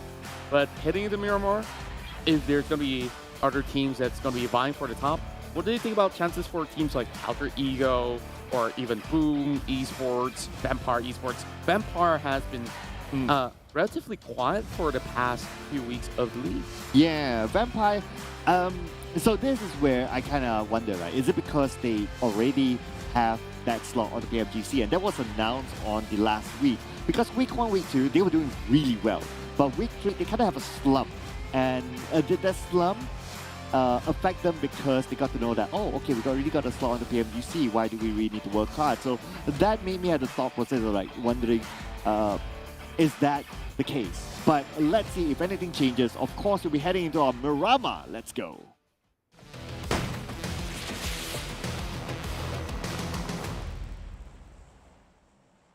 More action-packed rounds here in the PUBG Mobile Pro League Southeast Asia Championship as we approach match 2, a first matchup inside of Miramar, and we're already getting a decent flight coming in from the southern outskirts, headed directly into La Correria.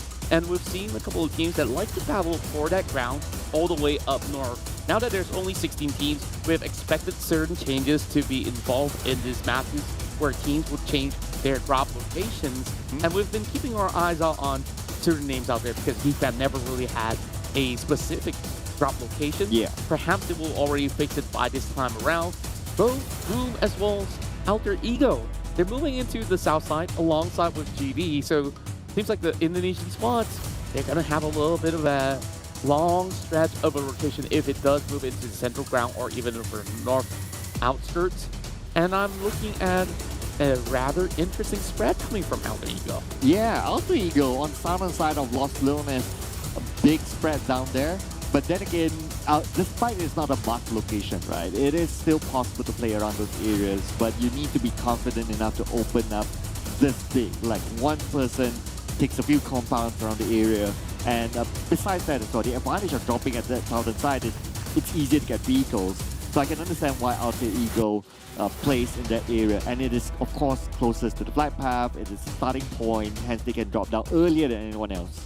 Yeah, and it's also interesting to see multiple teams to be around that Los Leones region, Yoodo Alliance as well as Buriram United. Well, Buriram United also go to Impala typically, and this is going to be a really good spot for them to actually start off with this round, where the central part of the circle is going to be Junkyard as well as Minas Generalis. We'll expect to see a stronghold being set by Vampire Esports that's currently holding that Minas sector, because those are the locations for the high elevated fields where they can basically look for those pickoffs. But look at San Martin though. We have Geek Fam, we have 4 rivals around water treatment, SLD inside of San Martin itself. And since Sem9 is no longer playing here in the grand finals, it's Vacant Time that takes over their spot. Yeah, that's a really, really good point. So Sem9 normally drops around the area of Power Grid, and one of their favorite checkpoints is the high hills just below San Martin and beside Power Grid. Now, like what you mentioned, without Sem9 there, teams will be looking at this as an opportunity, especially for those who like to drop close by with that area, to be like, okay, let's try to take the high ground, exactly what Vacant Time is doing right now. And for them to place themselves on that hilltop, and it's just by the edge of the circle, meaning that they can observe the movement of teams coming into the circle. That's number one. Number two, they can potentially blow up vehicles from there. Yeah, that itself is such a huge advantage heading into early rounds of Miramar.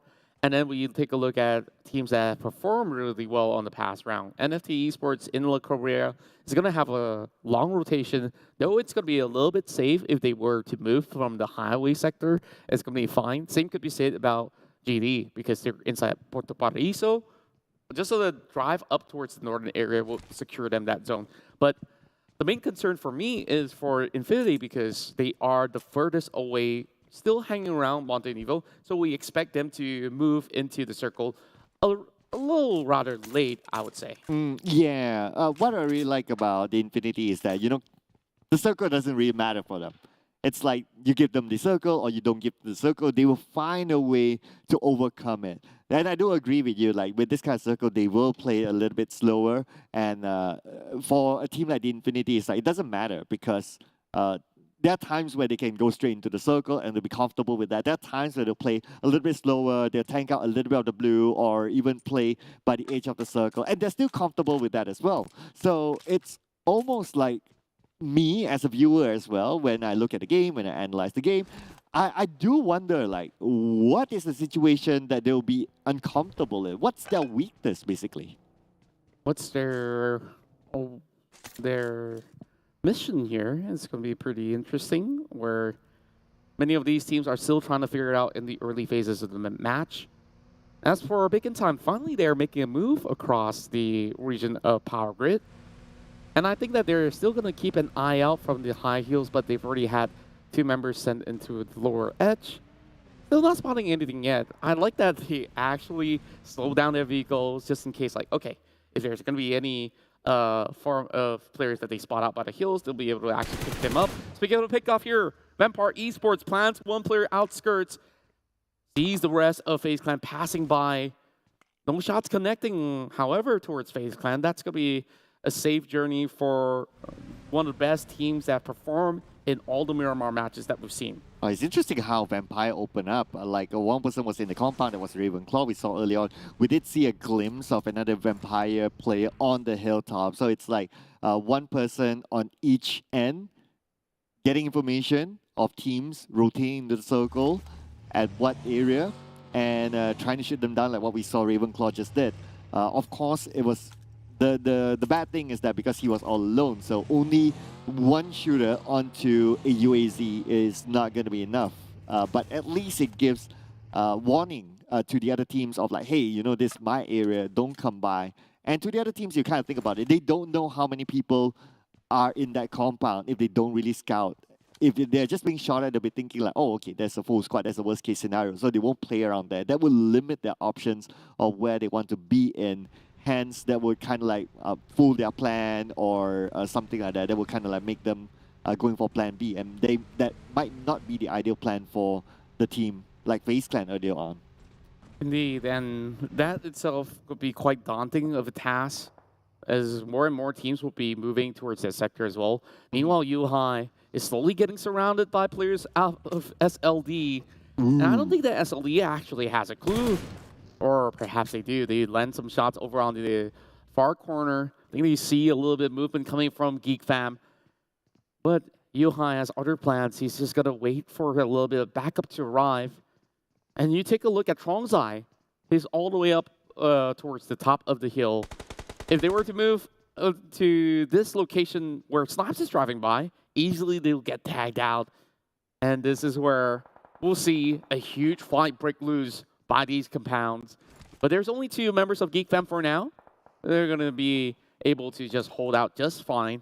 SLD didn't really have to force any form of initiation now that they're going to be inside of the compound.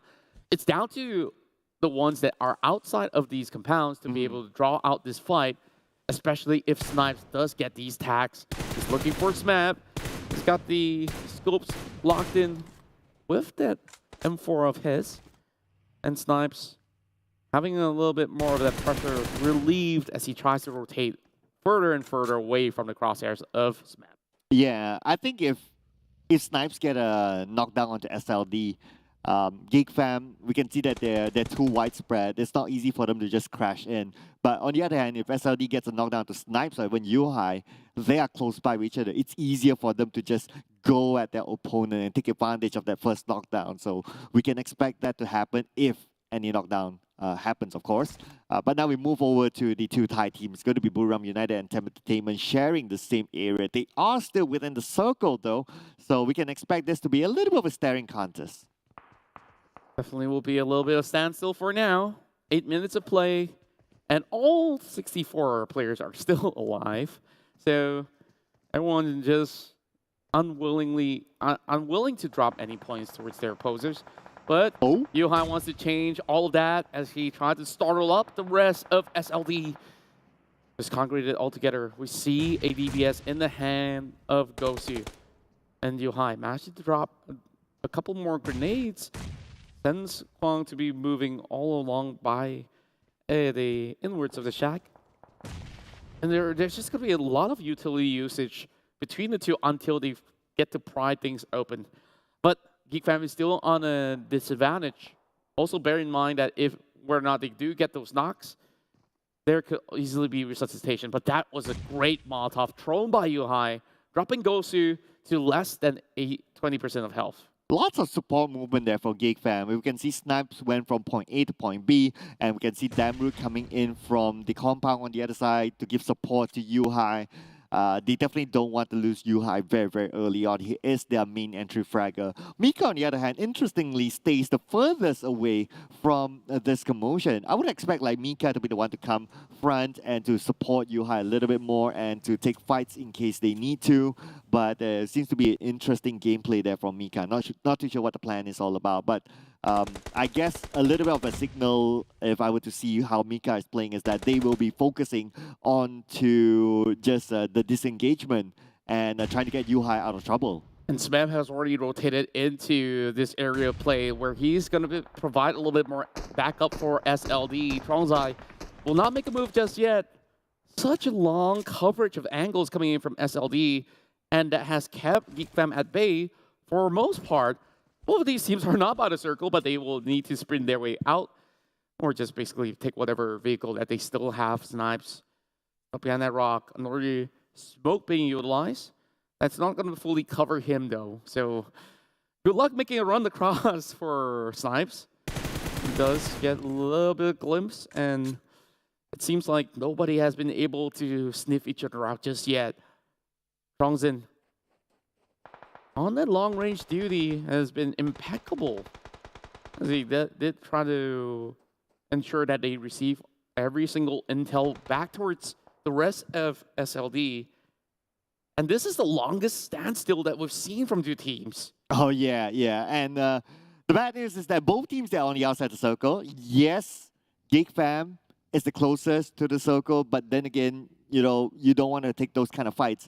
It's going to be a disadvantage for you, especially if the third circle from here moves away from them, like towards the right side of the map, then they're going to have a tough spot. Let's not forget as well, we did talk about how the Infinity is going to play this round. They're going to play this slowly. So because of that, well, we don't know exactly where they are right now, but because they're slow gameplay this round, based on their first drop, they could probably be teams, but Mika finally comes in. And he managed to land the shots through the smokes itself.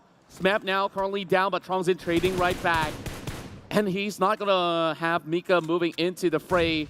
Meanwhile, Ego Esports will claim first blood inside the server. Oh my goodness! So quick, he switches onto the DBS. And that flank, not effective coming in from Yuhai. And now Snipes needs to bail this, but Trongzi is behind, is with Snipes. So it looks like it's going to be a 1v1 matchup here. Snipes with a UMP fires off, but the nade lands on Snipes. And at the same time, Snipes is tanking out the blue. His life is ticking away. 1v1, but back up from the other side. Snipes may have his advantage, and he's going to win the fight. No more long-range support coming in for SLD. Snipes managing to take one back. Both sides having only 3 players left. And SLD, they're going to be inside the shack for the longest time as they take over the hills. So that's definitely worrisome for the likes of ShineLikeDiamond. Damroot still limping. There's not going to be any form of help coming from Micah as well. Smap eventually will be able to secure this number for the team. Make that only 2 members that will be intact for Geek Fam for now. And that was quite the huge drop coming in from Gosu. He lands that grenade, he lands the DBS shot, he takes 2. Oh, Mika not letting him go just yet. But he needs to be careful. Not too sure he has a vehicle. But then again, the circle moved towards all the way to the right. 1,300 meters away from Mika. It's going to be quite a travel for him. He needs to be prepared with a vehicle. Hopefully he has one. Or he can try to steal it away out of SLD's nose. But it's going to be 1v2 at least. Or it's going to be 2v3 in fact. On the kill feed, we did see Sozip dropping out. Same goes to TM. Mormon trying to go in for an exchange. Ego Esports battle out the rest of TEM. And it seems like we don't really have a clear winner from this end. Though we've seen Alter Ego pick 1 point for themselves, and that is them taking out the top fragger, Newsy, from the Infinity. Now, shots being fired. Great recovery coming in from TEM, FIDMT. He's going to try to look for another avenue as he tries to rotate with this buggy. And it's going to be a little bit more difficult for them to actually get a glimpse for now. And that circle is going to be closing really quickly. Look at SLD as well as Geek Fam. They're still stuck outside. Oh, and look at the Infinity as well. They are in the circle. How did they rotate in? It's a really, really far rotation for them. And somehow they managed to find their way in. Impala? Wow. To Impala. And not only that, they're in a fairly prime position. Those are the high grounds that they're able to get information, get vision on the teams around them. And also keep in mind that FaZe Clan is going to be pretty close by. They've been waiting for this opportunity to strike for the longest of time. So we're about to get big battles ahead of us as we approach Phase 4, where the rest of Ego Esports, I think they're on a fantastic start. They got themselves 2 points, 4 players still, well, healthy and alive. You could say wealthy once they do win the championship, though. So Alter Ego, they were playing it really slowly, just guarding the highway against four members of Yoodo Alliance. I would say 3 for now at the very least, as they're on the coastal shorelines. Snipes gets a headshot, and that's going to be another player taken out from the side of SLD. They managed to trade right back from the fight that we saw early on, and that's where even Snipes got depleted by the blue zone. They stayed too long. Yeah, I mean, we kind of expected that, right? Considering that when the circle shift, they were 1,300 meters away, and that's just kind of stuck with SLD. So it's not going to be beneficial for both teams, or either team, in fact. And it's even worse for Geek Fam because they only have Mika left, and we're not too sure how many first aids he has. But speaking about Mika, he appears again on the elimination feed, taking one for himself. 2 elimination points now for Geek Fam. SLD, on the other hand, down to only 1 last active player. We've seen this time and time again, right? If you play like this on the outside, so you lock yourselves a 1v1, nobody's going to win. Yeah, and it definitely is even more worrisome for SLD because they're fighting for their spots. They did manage to secure those 3-pointers at the very least, but that's not going to be enough to close off the rounds here inside Miramar. A run over attempt, and it will be successful. Mormon secures it though, and they will find another member out of Eagle Esports, dropping out of Boogie, while Mormon receiving a little attack, goes in for a little bit more of a healing aid, while Chua tries his best to provide a little bit of assistance with the smoke, but it's not going to cover anything at all. Onsen secures the point, 2 points in, still looking for more. Chua tries to book out of that scenario. They'll be able to sprint out for now. Now, based on the number of teams that crash into this area, it shows that how important this area is. But speaking about how important, it's also important for SLD to maintain their performance. But unfortunately, they will go out, but at least they take home 3 points in this round. And Geek Fam will still have Mika to hold on.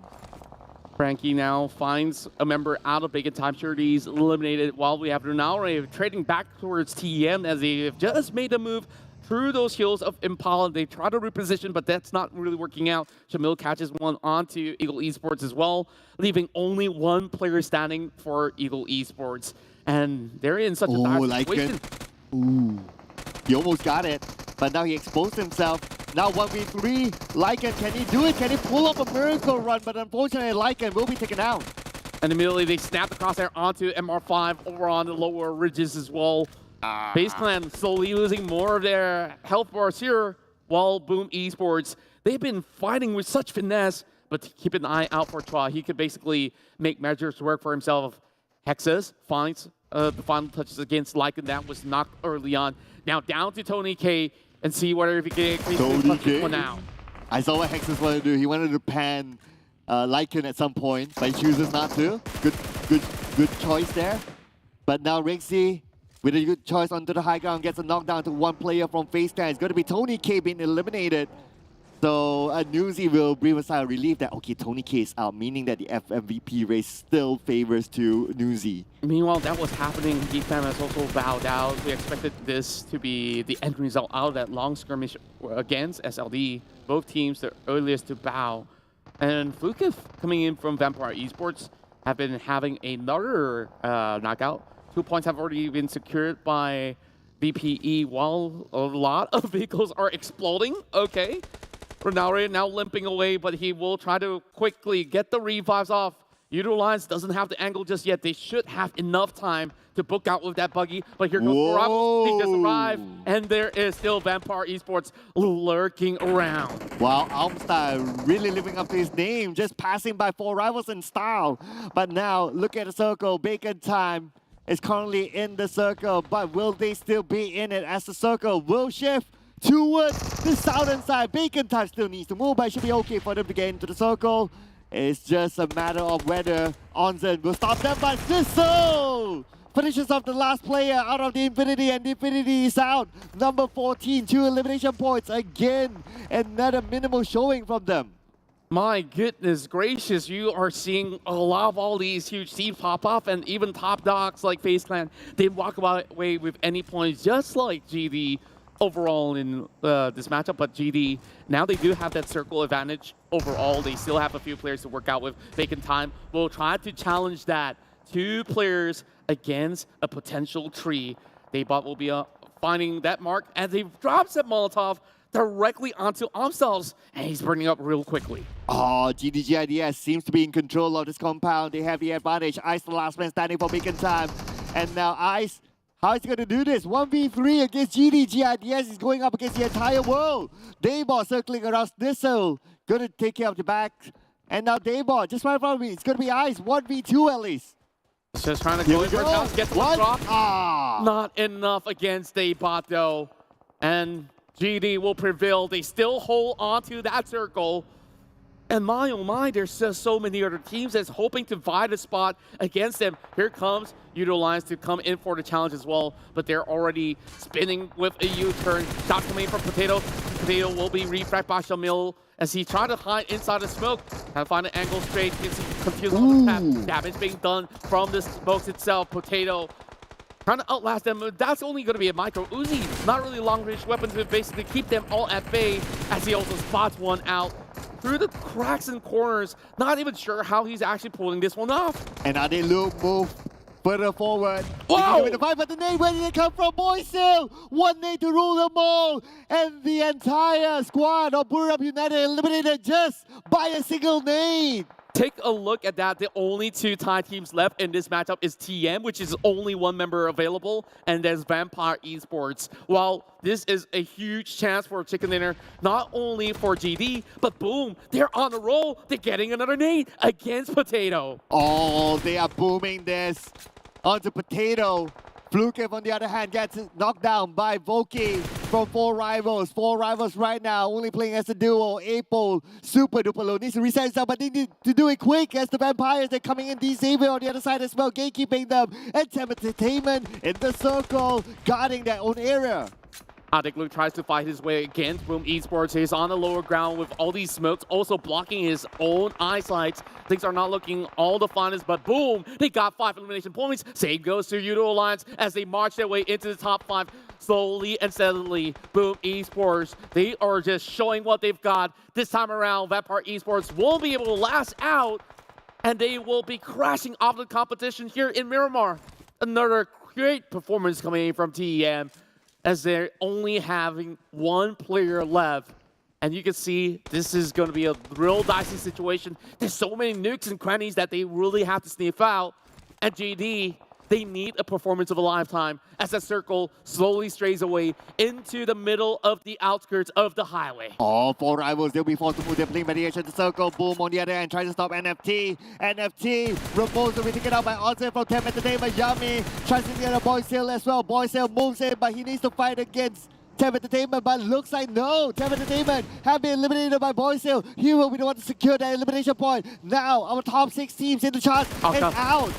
Octa finds it alongside with Apol dropping a big nade. Great opportunity to shut down 1 member off inside of DX, and he's going to find another one in the back. Frankie is going to be able to be taken out by Octa yet again. 2 in a row, leaving only 1 member behind, and that's Lamborghini. If there's anyone to clutch it all off, it has to be him.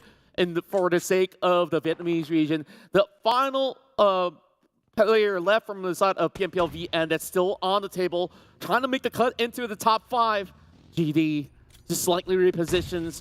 They still have a stronghold at hand, but Yoodo Alliance, they're coming in from the outskirts. They really need to take out the rest of Boom Esports to make the cut. Yoodo Alliance playing their regular style, coming in a bit later, but the moment they come in, they will play it aggressively. Boom. We need to face the wrath of Yoodo Alliance. Yoodo Alliance playing as a trio. Boom. As a full squad, but Olio will be gotten out by Yami. This is an advantage to Boom, but Boom, because they have the circle advantage, they will not be the ones to move, but they will try to take out Yoodo Alliance through nades.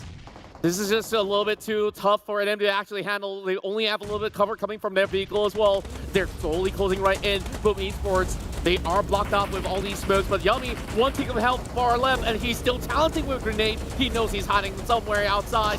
Jamil will be the last one for defense as he pushes through. He does not get it though. Boom Esports, 11 kill streak. And it's going to be Boom Esports securing their compound, securing their area, and they are the only team that still maintain a full squad at this moment. And 10 elimination points for Boom. And by now, I think they will be able to top the record score by the end of this match. Even if they finish at top 3, they just have so much point here to work out with. And in fact, if they basically pick onto everyone else who has less members, they could get this chicken dinner for themselves. The biggest problem is GD, which they will be marking onto. Sobel knows their enemies really, really well. They battle them throughout PMPL ID for the longest of time, but that's not a stronghold they should push right now through those final few compounds. They're going to play by the outskirts. And 4 rivals, 2 rounds, great run for them. Back in Sanok, they did manage to get a huge takedown onto Infinity, this time making it to the top 4. This is their chance to shine. 2 players left though. Let's see what they can basically do. Voki bots one out, but he couldn't really land those shots just yet. And you know what, Contra? None of the Thai teams actually landed themselves a top 5 finish inside of this Buriram. Looks like the tides have changed, the tables have turned. And now Voki really pull the trigger. Yes, he will. Starting on the Yummy. It looks like going to be able to get with him. 1 knockdown. There's going to be another point secured for 4 rivals. But 4 rivals, they're not done yet. Voki moves further forward. Going up against Yummy, 10% of health. And Voki with a high ground advantage takes him down. What a great push coming in from Voki, but now there's going to be attacks coming in from Octa as well as Razy. They managed to catch a glimpse onto April. Now Voki's stuck behind that vehicle. He can only try to heal up as Razy piles on that pressure. He does not want to let Yummy go out just yet. There's a little bit more, but there comes the bang. Oh! Sister coming in from the other side, actually directly helping 4 rivals, 4 rivals. At least they still go up 1 standing in the charts. And now we can see that Boom will be eliminated, but Sister gets 2 knockdowns back to back. That's it for them. It's an Indonesian domination coming into day 1. 2 matches back to back. We see NFT heading into the final battle. This time, GD does have the advantage though. A little split coming in from the side of Sobel as well as Boychill. And it's going to be a little bit hard for them to actually find those angles against GD. Circle is still within grasp for both ends. Sobel, he's just hoping to get a catch onto Booms. And by now, we're seeing that they've already exhausted every single utility that they could basically throw out. While they bought, let's see what does he have though. He repositions with his buggy, playing by the lower ridges. And with this lineup drawing things out against NFT, they don't really have much room to wiggle with. Oh, it's definitely going to be an Indonesian back-to-back, but now the question is it going to be an NFT back-to-back? GIDS, they do have the advantage playing as a trio against NFT, who's currently only a duo, but NFT, they're not giving this up just yet. Unfortunately, NFT, they're still playing with the outside the circle. We can see that they're 5 meters away, at least for Sobel, 5 meters away from the circle, but if he crosses over this hump, he will be exposed to his opponent, GIDS. GD, they're playing the waiting game. They know that eventually NFT could not hide much longer. They will be forced into this battle as the circle inches it out closely directly into the middle. And GD, all they have to do is just to be prepared for that fight. And if they were to expose themselves way too much, NFT still actually fares a chance so long as they get the first drop. But it's not happening anytime soon. Sobel have already has those angles being compromised. And I'm not too sure what can they do. He's got that MG3 in hand. Yeah, it's very, very tough for them. The circle's not on their side, and if they cross over this hump, they'll be exposed to GIDS. The only thing that Sobel can do is put up a smoke onto the right, at least cover either left or right angle and focus into the middle. At least that will give them a little bit of a fighting chance of whoever who's in front of them, rather than needing to worry about Snizzle and Booms who's taking care of the flanks.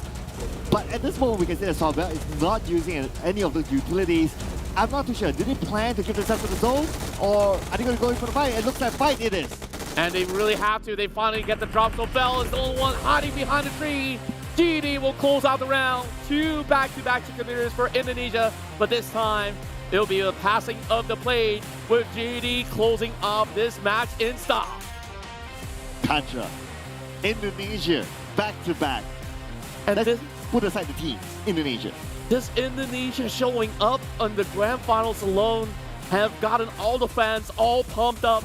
There is a glimpse of hope for them to challenge all the big teams that have been able to show up in the grand finals. There's still more work to be done, but GD, they have shown to us that they will never back down from whatever fights that were necessary. They pushed outwards, and even for NFT, they understand that they were already being outnumbered. All they have to do, let's wait it out until they get those fine angles. And while GD, they definitely made the right measures.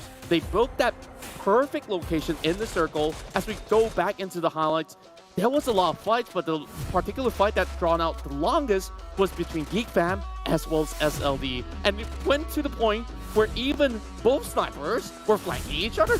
Yeah, it went to that point. And not only that as well, because the fight took too long and the circle went away from them.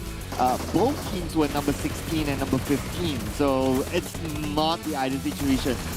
No one won that fight, in other words. Even though Geek Fam, yes, they kind of won it, but because of that kind of placement, at the end of the day, it's a lose-lose situation for both teams. But again, another highlight, we just saw that NFT, one single need to rule them all. That's right, and that was Buriram United. They were ill-prepared to even guard those sort of angles, and who would have thought that NFT has already approached through those terrains. But the fights coming in from 4 Rivals was looking great until the tension was drawn in from GD, and that's where it seems like their days were numbered. And this was also the cause of the situation where Boom loses more members than intended because they were chasing against 4 Rivals. And that's also kudos to the Malaysian team that has been able to pull the games right back. And we're starting to see many of all these teams step up to the ladder. Whoa. And look at the amount of nades that comes in. Boom Esports, they did spend some time in the blue zone though, but it was quite the fight that we managed to witness. 3 teams from Indonesia make it into the top 4. Well, if only Alter Ego gets onto the top 4, we will have a domination for the Indonesian teams. But hey, I don't think Indonesia can complain, right? Like 3 out of 4 up on the teams to focus charts. And let's all remember, this is a Thai dominant map. But look at where the Thais are, Contra. Bottom 4.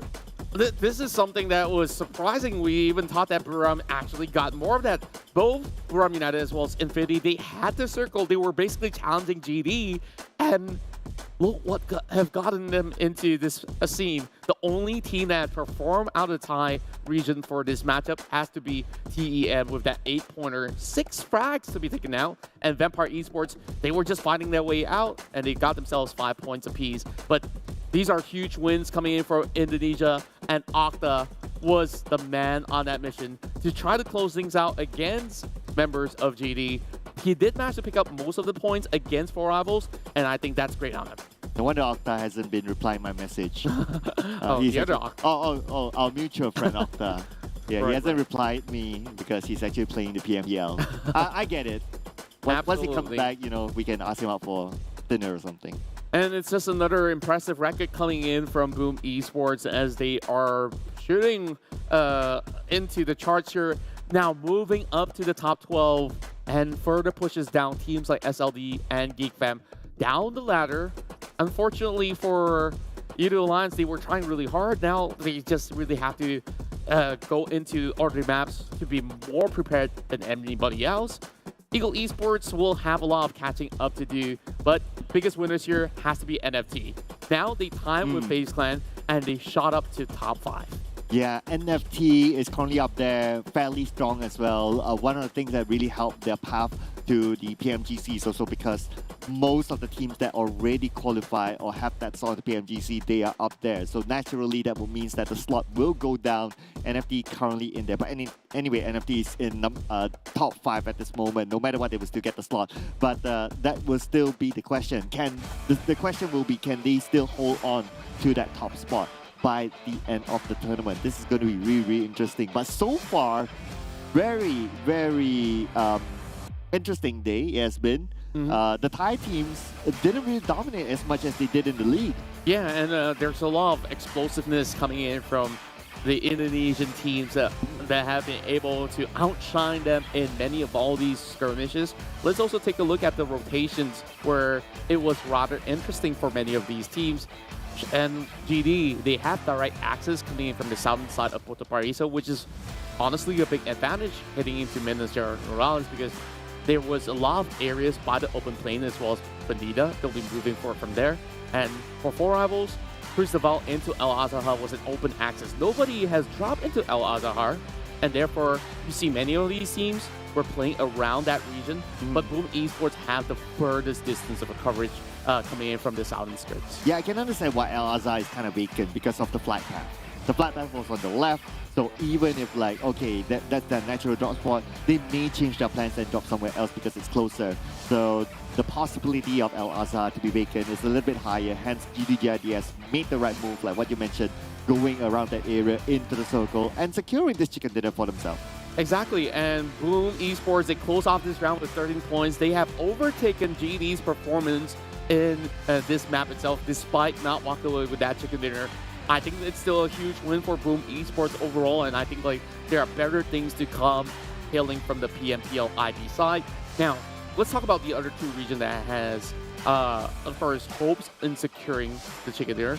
Put Thailand aside, let's also talk about these teams. After first, we mentioned all the partners that have made all this possible. And of course, thanks to realme as they are official smartphone partners. Make sure you check out the GT Neo tree. With that, Neo Speed awakens, and there's just a lot of great things about this phone as it comes with a dual chipset that offers you great performance and speed. Yeah, don't forget our official live stream partner as well, that is TikTok, ladies and gentlemen. Hashtag be the one whenever you do your TikTok content, and don't forget to follow our official PUBG Mobile pages, that is PUBG Mobile My Official, PUBG Mobile Esports.my, PUBG Mobile Esports.sg, and PUBG Mobile Official PH.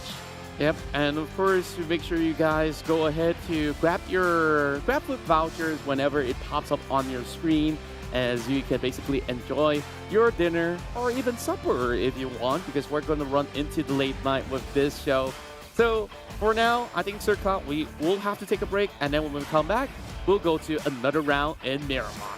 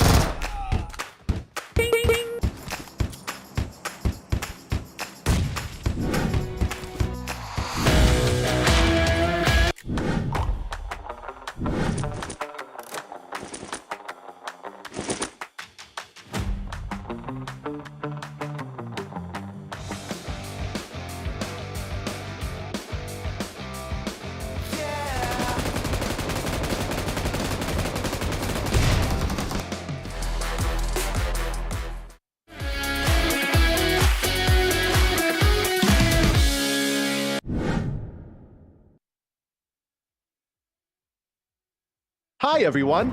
In PUBG Mobile version 2.2's new mode, Gearfront, we've introduced a new gameplay feature, Strange Town. Strange Town has a spooky atmosphere, which spices up the gameplay. In this video, we'll be exploring Strange Town. So, come on, let's go! Strange Town will be available in ranked modes Erangel. Strange Town will be located between Stalber and the western coast, and will be shrouded in darkness. It's styled after a medieval European village. Upon entering Strange Town, players will discover that it's nighttime. Experience the return of battles at night. Strange Town has a fairly compact layout, where a tall, mysterious bell tower occupies the center. The four sides are surrounded with houses and cover. Strange Town is littered with Andy's puppets, as well as decorative pumpkins, which really add to the spooky atmosphere. This area's design is full of personality, and we hope it will give players new and interesting combat experiences. Strange Town will be available from September 29th to November 14th, UTC +0. During this period, Strange Town will become an important resource zone in Erangel, and will be a hotspot for trigger-happy players to scavenge and fight. Strange Town will also spawn a recall item, the respawn card. If a player has a respawn card, and they get eliminated, they'll be able to respawn and jump back to the battleground. The respawn card uses a recall tower attempt when activated. With a respawn card, players can try out more daring tactics in Strange Town and really take the offensive. But keep in mind that the respawn card can only be used for a certain time after the match starts. The item itself only effective for this duration, and players can only pick up one respawn card per match. Make the most out of it. After the match has started for a certain amount of time, 2 hot air balloons in the form of Andy's puppet will rise to the air. From the center of Strange Town, players can pilot them to get away from Strange Town and avoid more battles. Once players leave Strange Town, it will no longer be night. Hot air balloons can be flown across Erangel, and you can pilot them again even when you get off. When players are riding a hot air balloon, they'll be able to parachute to the battleground again. However, it's important to know that hot air balloons have an energy meter, and they will automatically descend before the final play zone, after which they'll deflate. Players should take the opportunity to pilot the hot air balloon while they can, and travel to a more advantageous position for battle. Furthermore, players can also ride the cable car at Stalber. There will be 3 cable cars at Stalber that players can use to quickly travel across the map. The new gameplay will be available from October 13th to November 14th, UTC +0. There will also be a disguise gameplay feature in Strange Town for a limited time. Throughout Strange Town, a special item can be found, Andy's puppet. When players enter Strange Town, they'll be able to disguise themselves as a puppet and blend in with their surroundings. It's a brand new, never-before-seen tactic. When players disguise as a puppet, they can still move about, albeit slowly. You can choose a good hiding spot to disguise yourself and avoid pursuing enemies to survive. You can also surprise unsuspecting enemies by removing your disguise and taking them out. The moment the disguise is blown, you'll become the target for enemies. Once struck by enemies in succession, players will still return to their regular appearance. Disguising comes with risks, so remove it with caution. At the same time, make sure to pay close attention to the Andy's puppets in your surroundings. Any one of them could be an enemy in disguise. If you see through the disguise, fire at will.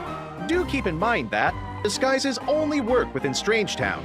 As soon as players leave, they'll revert to their regular selves. So, have fun in Strange Town and experience the unique, spooktacular gameplay. While Strange Town is available, several strange garden parties will appear on Erangel. Players will receive a Halloweeks crate full of extra supplies from October 13th to November 14th, UTC +0. the crate will turn into a clown crate. When opening the crate, there's a chance that a clown will appear. Make sure to dodge its attacks and defeat it for advanced supplies and firearms. Strange Town's spooky theme, abundant supplies, and disguised gameplay will give players a fantastically fresh new take on exciting combat. Call your friends now to go to Strange Town and experience all the surprises. For more details, don't forget to follow the official PUBG Mobile community. See you next time!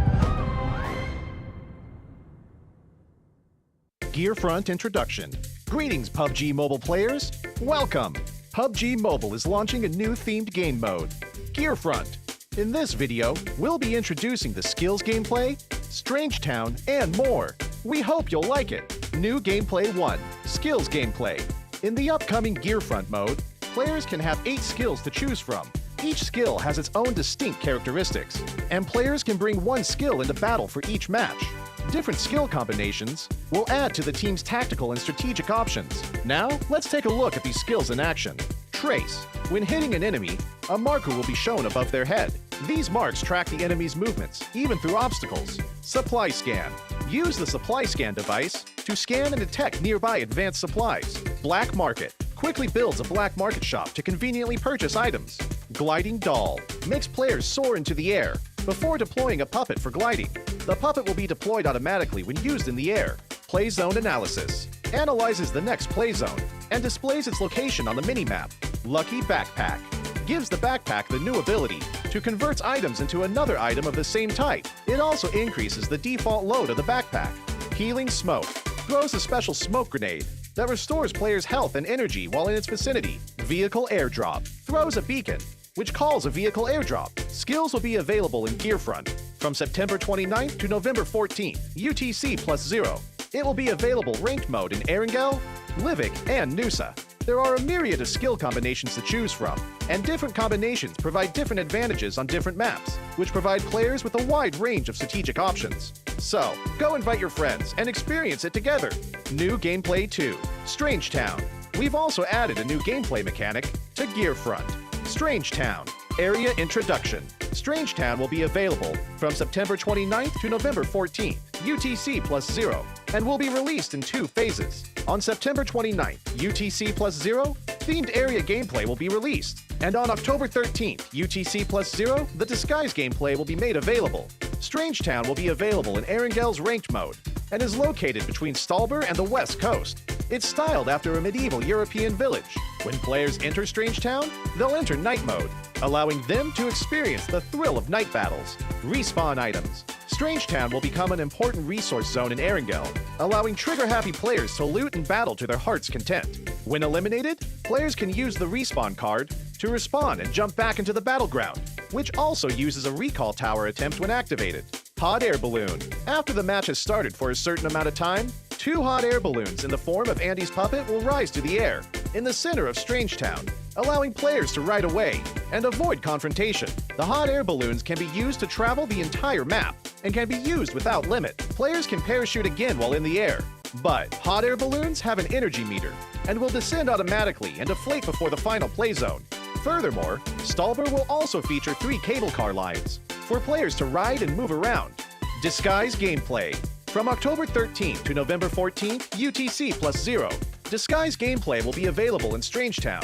Players will be able to disguise as Andy's puppet and blend in with their surroundings. By disguising themselves, players can escape enemy pursuit and counter-ambush them. But keep in mind that, after being hit multiple times by the enemy, players will return to their normal appearance. Strange Garden Party. Strange garden parties will also appear in Erangel. From October 13th to November 14th, UTC +0. There's a chance that a clown will appear when opening crates, and players can defeat it for advanced supplies and weapons. Other updates. Vehicle Radar Scan. While Gearfront is available, the in-match shop in Ranked Mode, Erangel, will offer players an all-new feature, the Vehicle Radar Scan. It can be used to easily search for vehicles. That's all for this video. We hope the upcoming Gearfront mode will give you a better gaming experience. For more details, feel free to follow the official PUBG Mobile community. And I'll see you next time.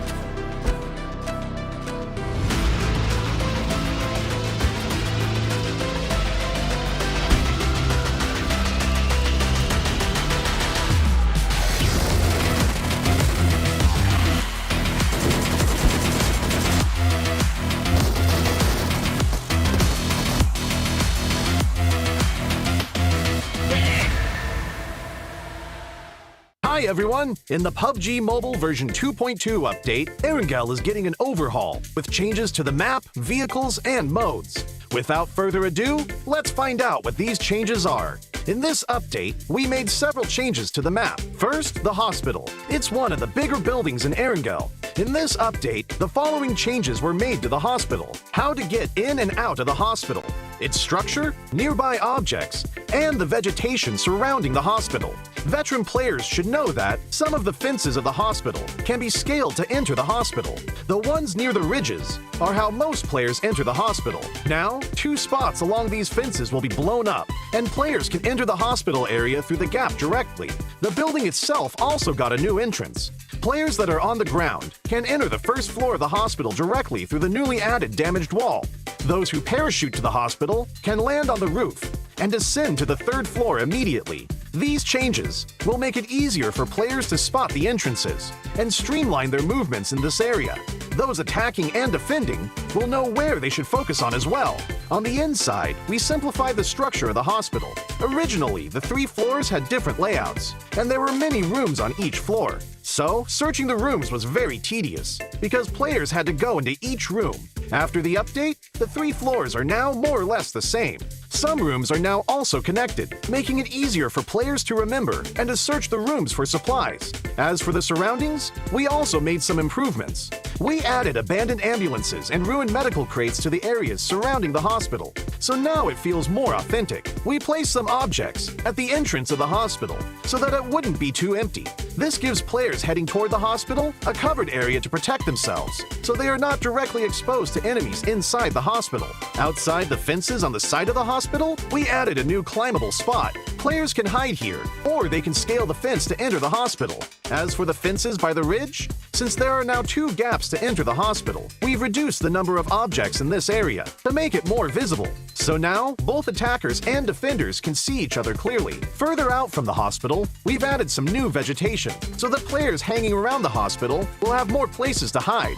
Milta Power also saw some changes that are mostly in the generator area. Players who are familiar with this area should already know that this section was quite a choke point and was not easy to get in and out of. Those who entered either came out the same way or had to take a detour to the other 2 buildings. In this update, we added a new entrance on the 1st floor to make this area more reachable and easier for players to get in and out. The layout was also modified. We simplified the complex floor plan so that players can see more and plan their routes better. When battles break out in the generator building, players will have more offensive options, making these battles more exciting. In this update, 3 new ports will be added to Erangel. The first port is by Ferry Pier.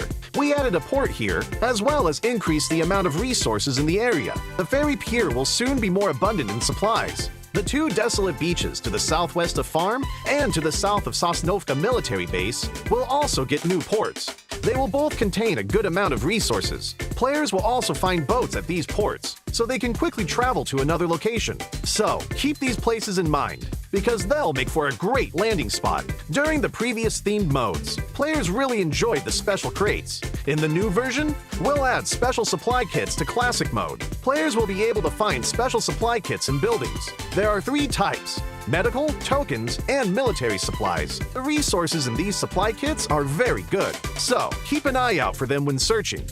In the new version, bikes will become a staple vehicle on Erangel. In some of the more remote areas, players will find bicycle sheds. Each shed will have 4 bikes initially, and they're first come, first served. These bikes can be collapsed and put into the backpack, so they're really convenient for traveling to other locations. In addition to the sheds, players will be able to find bikes in other areas. With a bike, players no longer have to worry about being too far from the play zone. In the new Erangel, there will be flash shops. They will spawn randomly in outdoor areas. Those who find one are in for a treat because there are tons of random discounted items. So keep an eye out for flash shops during matches.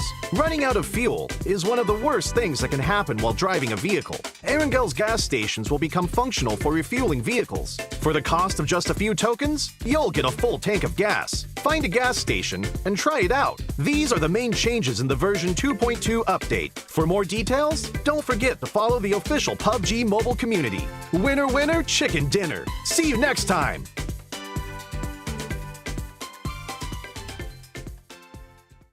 Gerakan silam musuh elemen. Papa boy,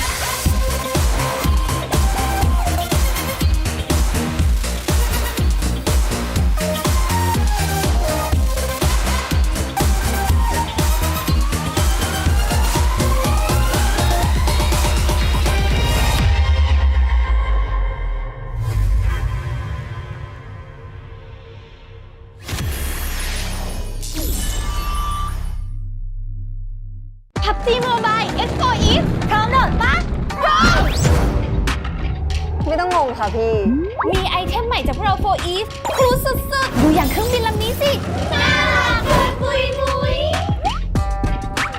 นี่ชุดระดับอีพิกและเลเจนดารี่สวยไหมคะ สวยพอคิวค่ะกรอบรูปโปรไฟล์ก็เลิศไม่แพ้กันเลยนะพี่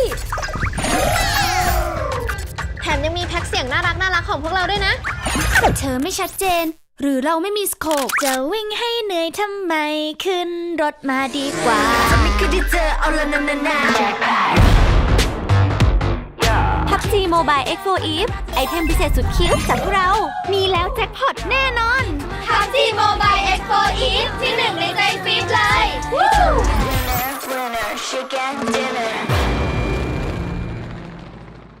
Good morning. It's really early in the morning right now. Today I'm gonna do a vlog. And it's a very special day because I'm gonna do something very special.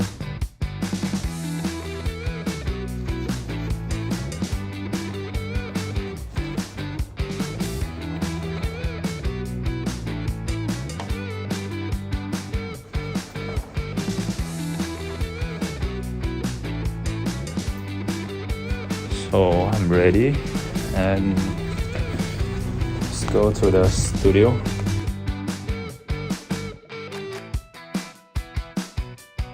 It's so hard to find the parking here. I'm at the studio now. So we are here today to do something special.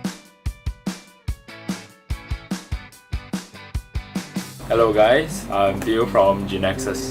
We are doing my edition of voice pack. This voice pack is for the community and for the fans. Let me drive, baby. Baby, I got you. The experience so far, I feel like I'm an artist because this is my first time. The experience it was fun.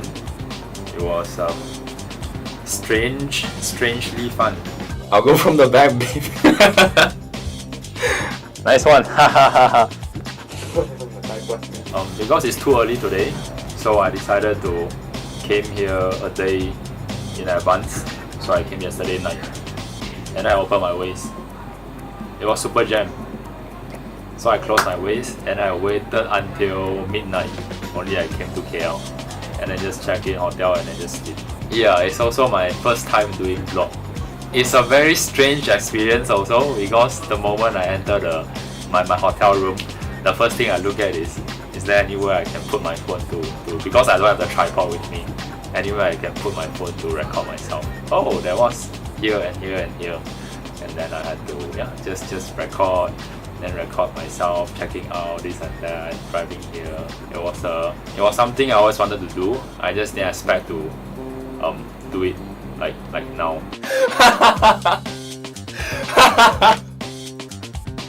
Get in the car. Get in the car. So the favorite thing about having my very own voice pack is that I can add in my own style, my personality to it, to make it different. Wait first, baby. Let's go. Hiya! 5 lines.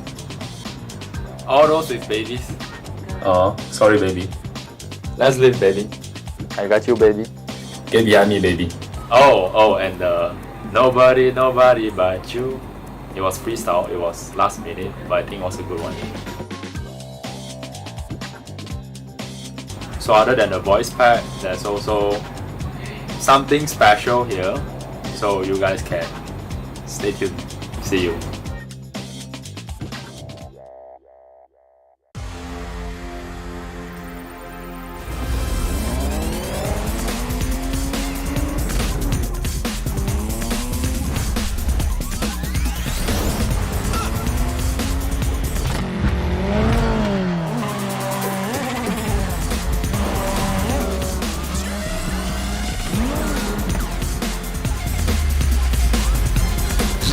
GTDO3. Neo Speed Awakens.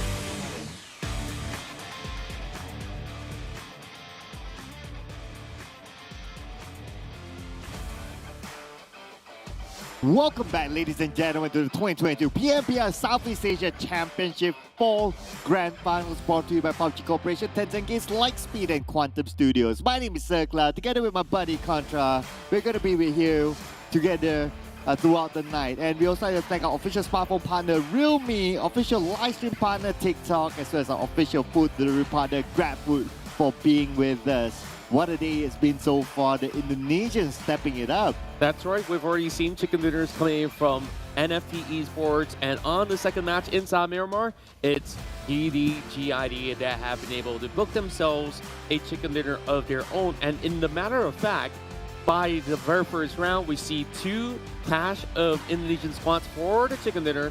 Heading into our second match, it has been exactly the same. But now, let's take a look at the massive performance achieved by Boom Esports. They've gotten themselves even more eliminations compared to GD by having themselves get, like, what?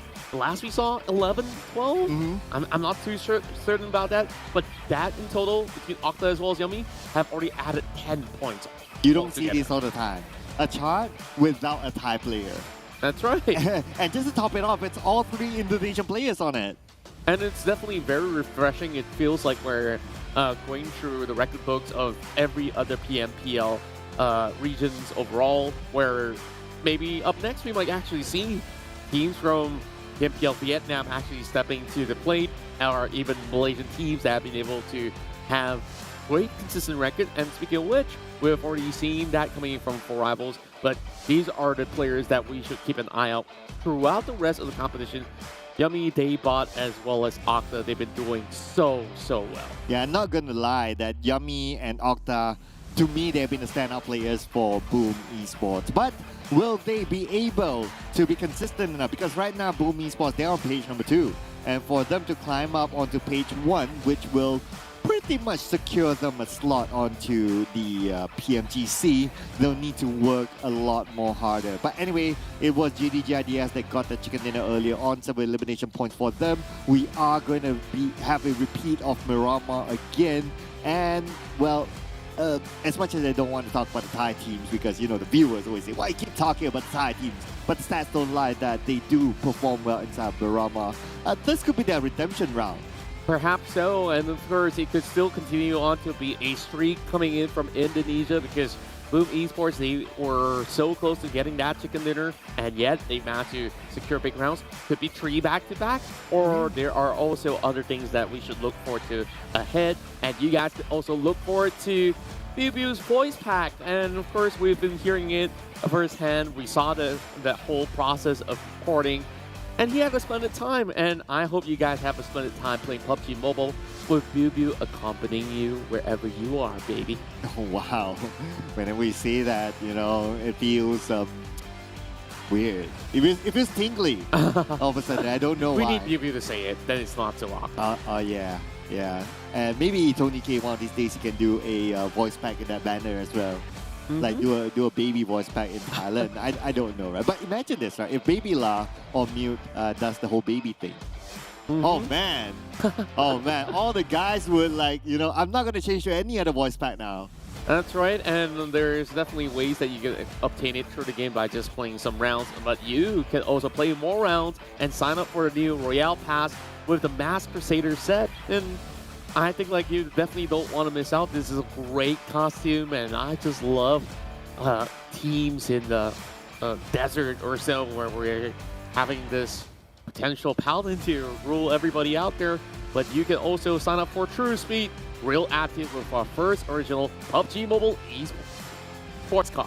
Well, technically, it's an esports car, right? Well, yeah. We haven't got it on the road yet, but I hope that will happen soon. There is a car in an esports tournament, esports-ish game, so you're not wrong there. But Bobo Boy is in the game as well. We waited for this since the 1st of October when it was announced. It took them like a week-ish, and now they're currently in game. So do play this Elemental Rush inside of your game right now. The event is currently happening. You stand a chance to get exclusive Bobo Boy items, including the backpack, helmet, parachute, ornament, and a lot more. And this is definitely something that you can basically participate with all the other enthusiasts of PUBG Mobile Esports. There's a watch party going on 29th as well as 30th of October for the PMCC Grand Finals, and we'll see who will be the top 4 to make it into PMNC. We have a lot of prize pool for the PMCC itself, and I hope you guys can participate. And of course, back into the game we go. We have very different teams on board, and we start off with GD as well as Yoodo Alliance. So I guess my prediction came in a little bit late. We usually started off from the beginning of the day before we even come with this prediction. GD has already gotten their chicken dinner. Can they do a back-to-back double? Ooh. I think it's a very high possibility. Yeah, I mean, at this point, right, the Indonesians down the roll, no doubt. But could that be a power shift as well to other regions? So hence my choice of Yoodo Alliance is for this map. We'll see if there's any power shift happening. Right now, it is still the Indonesians hot in this grand finals. They still need to do some catch up, and it's going to be the same case as well for Yoodo Alliance. They will also need to catch up. They are also on page number 2 right now without a slot on the PMGC, and they have yet to land themselves onto the PMGC even before, so they will be up for it. They will want to have a shot at it. That's right. We're also taking a look at teams from Vietnam where we've seen SLD pulling up some great fights. Same goes to Ego Esports. They will need to fight really hard to get their final few spots here in the grand finals. Speaking of which, we'll be kicking off our second round of Miramar, heading to match 3.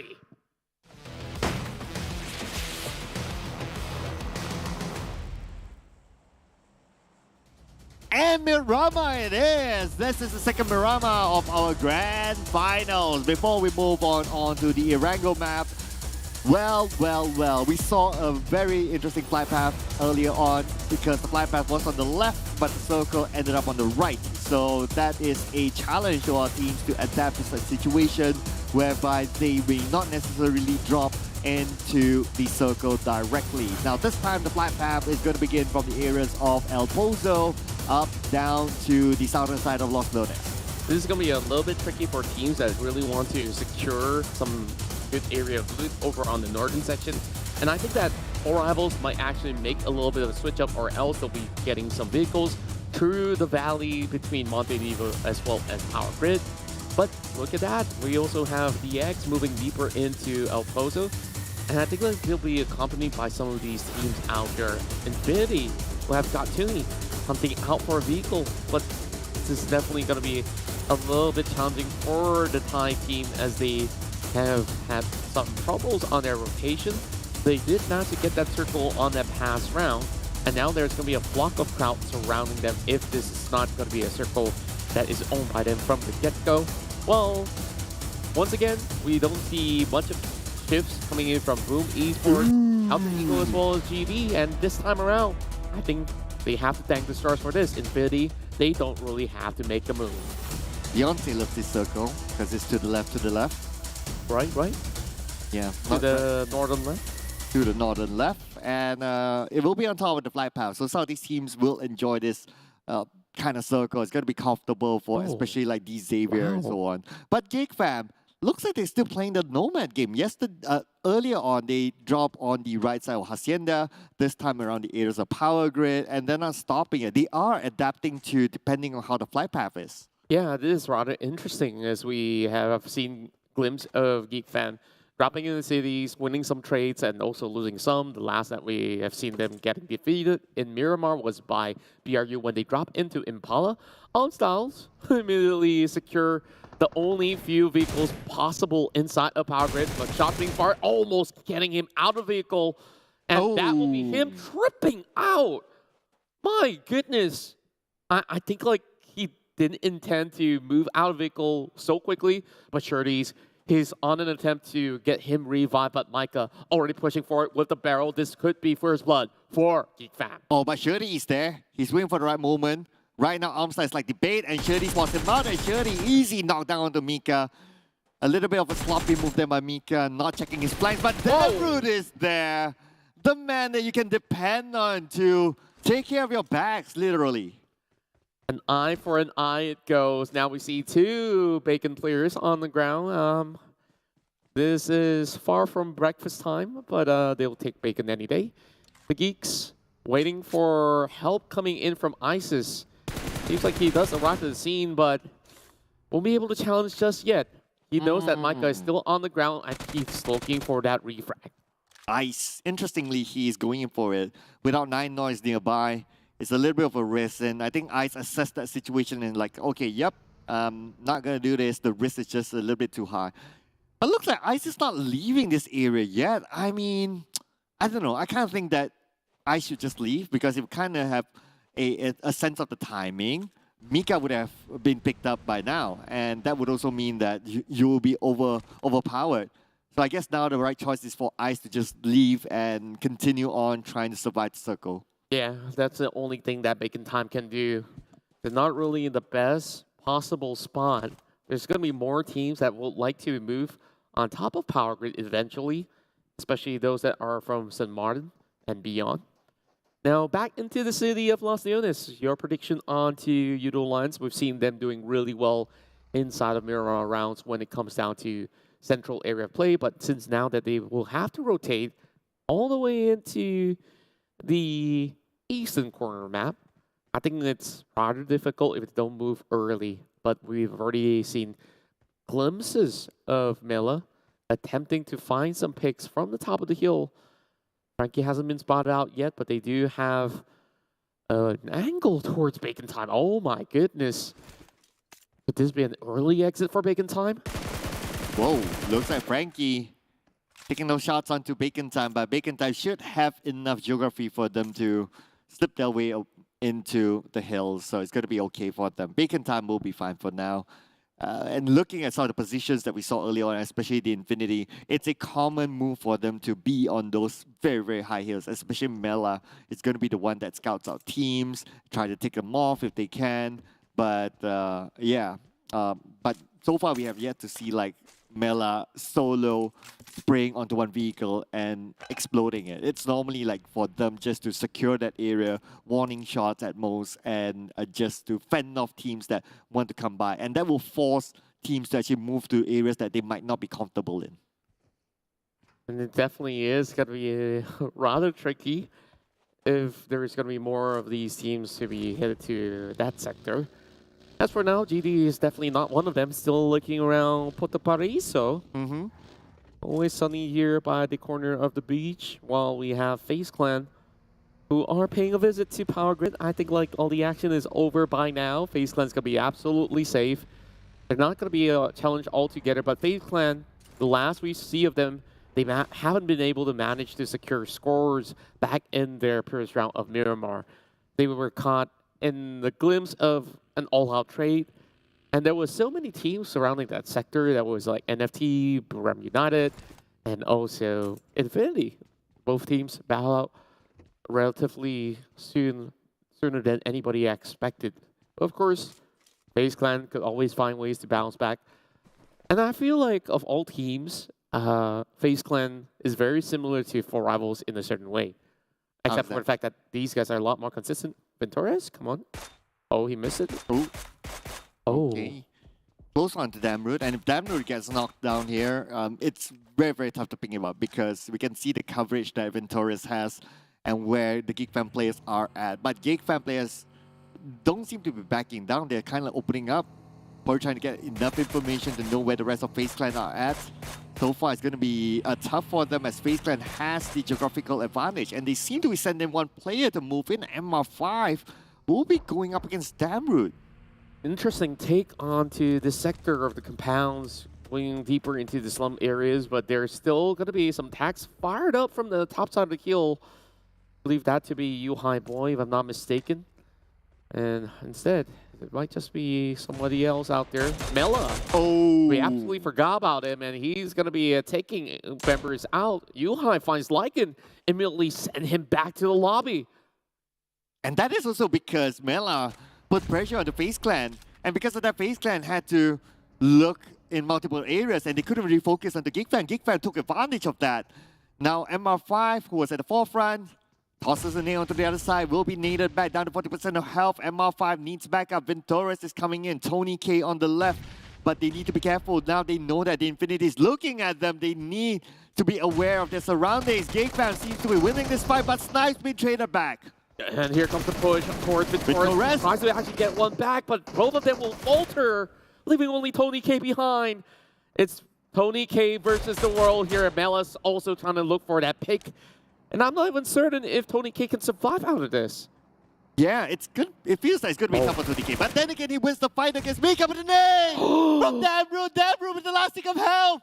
Managed to eliminate Tony K! That is it for FaZe Clan by Geek Fam! They survive!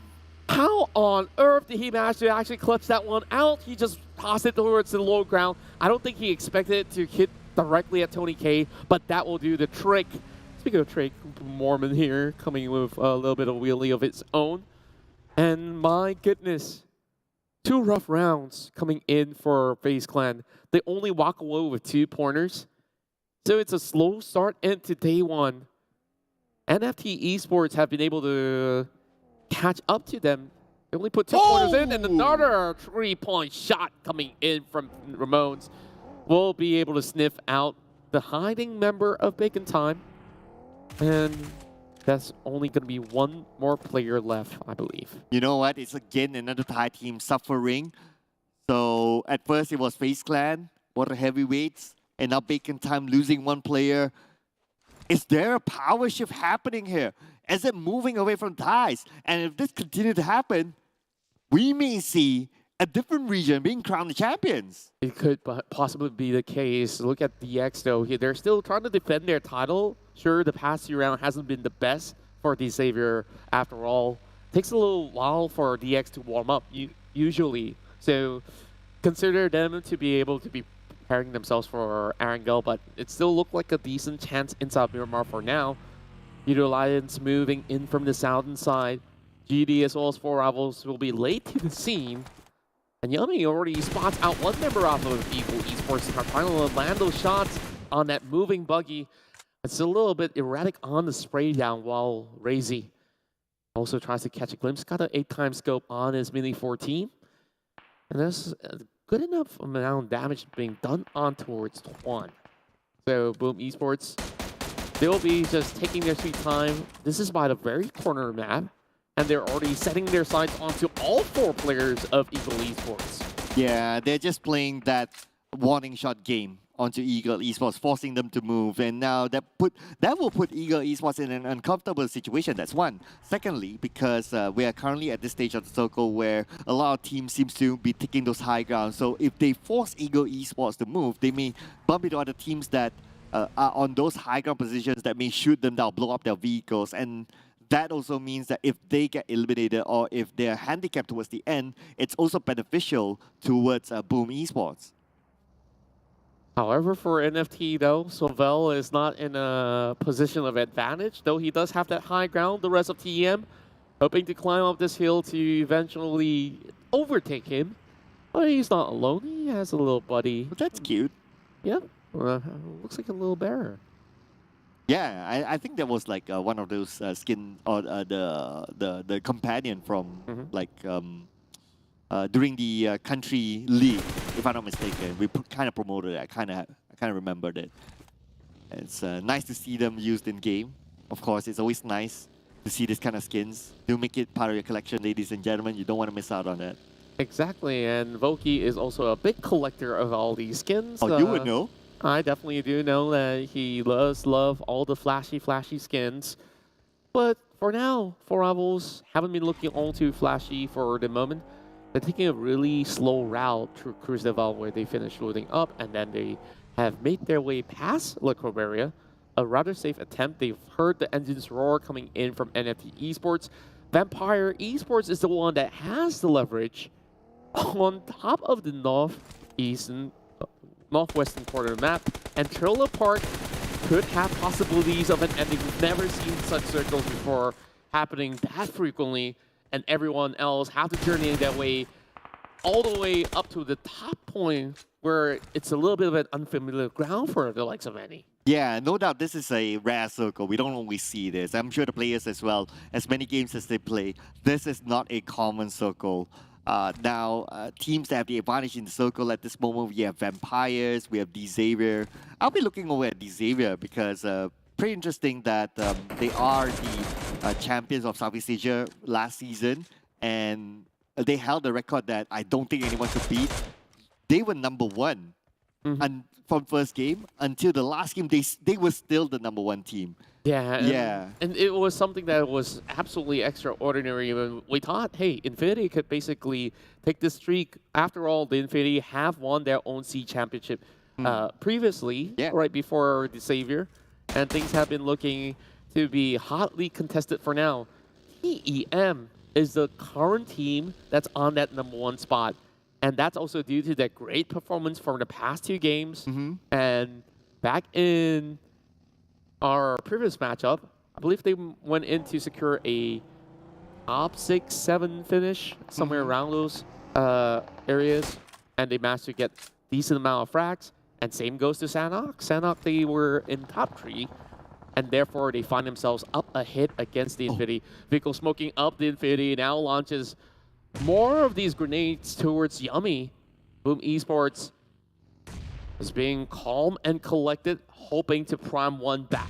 Ooh, Yummy, a little bit too long on the cook there, my friend. And a premature explosion for the grenade. It will not hurt the Infinity at all.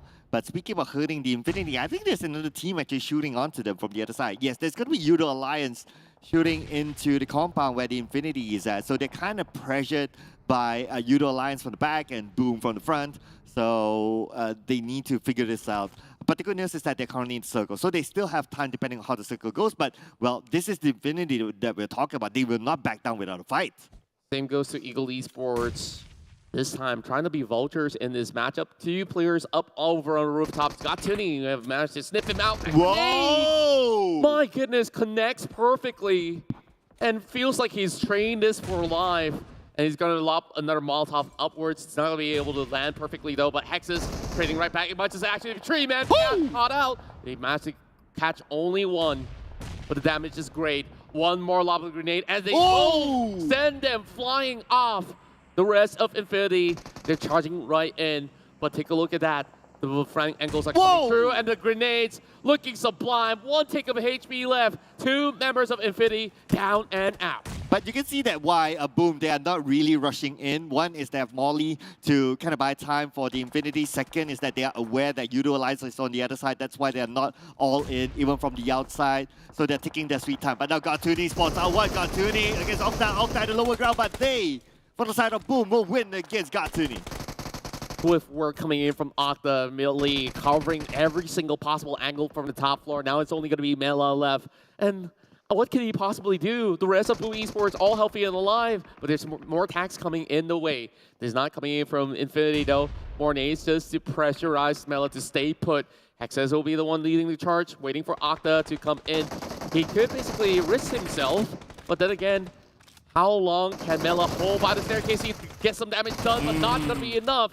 Infinity yet again falters in the early game. Well, not only the Infinity, looks like SLD as well. And Buriram United, Contra.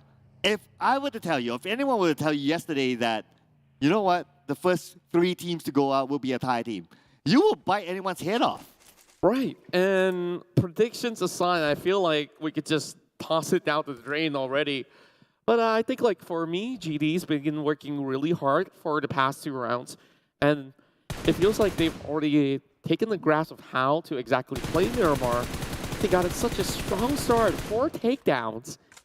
And they close out that previous round with a chicken dinner. Now, this is an unlikely area of play. We see Voki coming up close and personal against the rest of Vampire Esports. Ravenclaw holding a different sector. And honestly, it's kind of hard to even find ways to climb up, but you have spoke about the Savior. This time, Lambo have shown up on the screen, knocking 1 member off.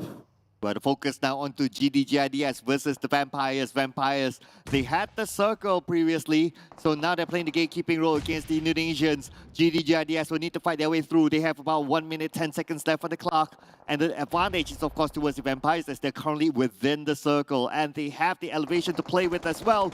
GIDS needs to just crash into this compound and take this fight.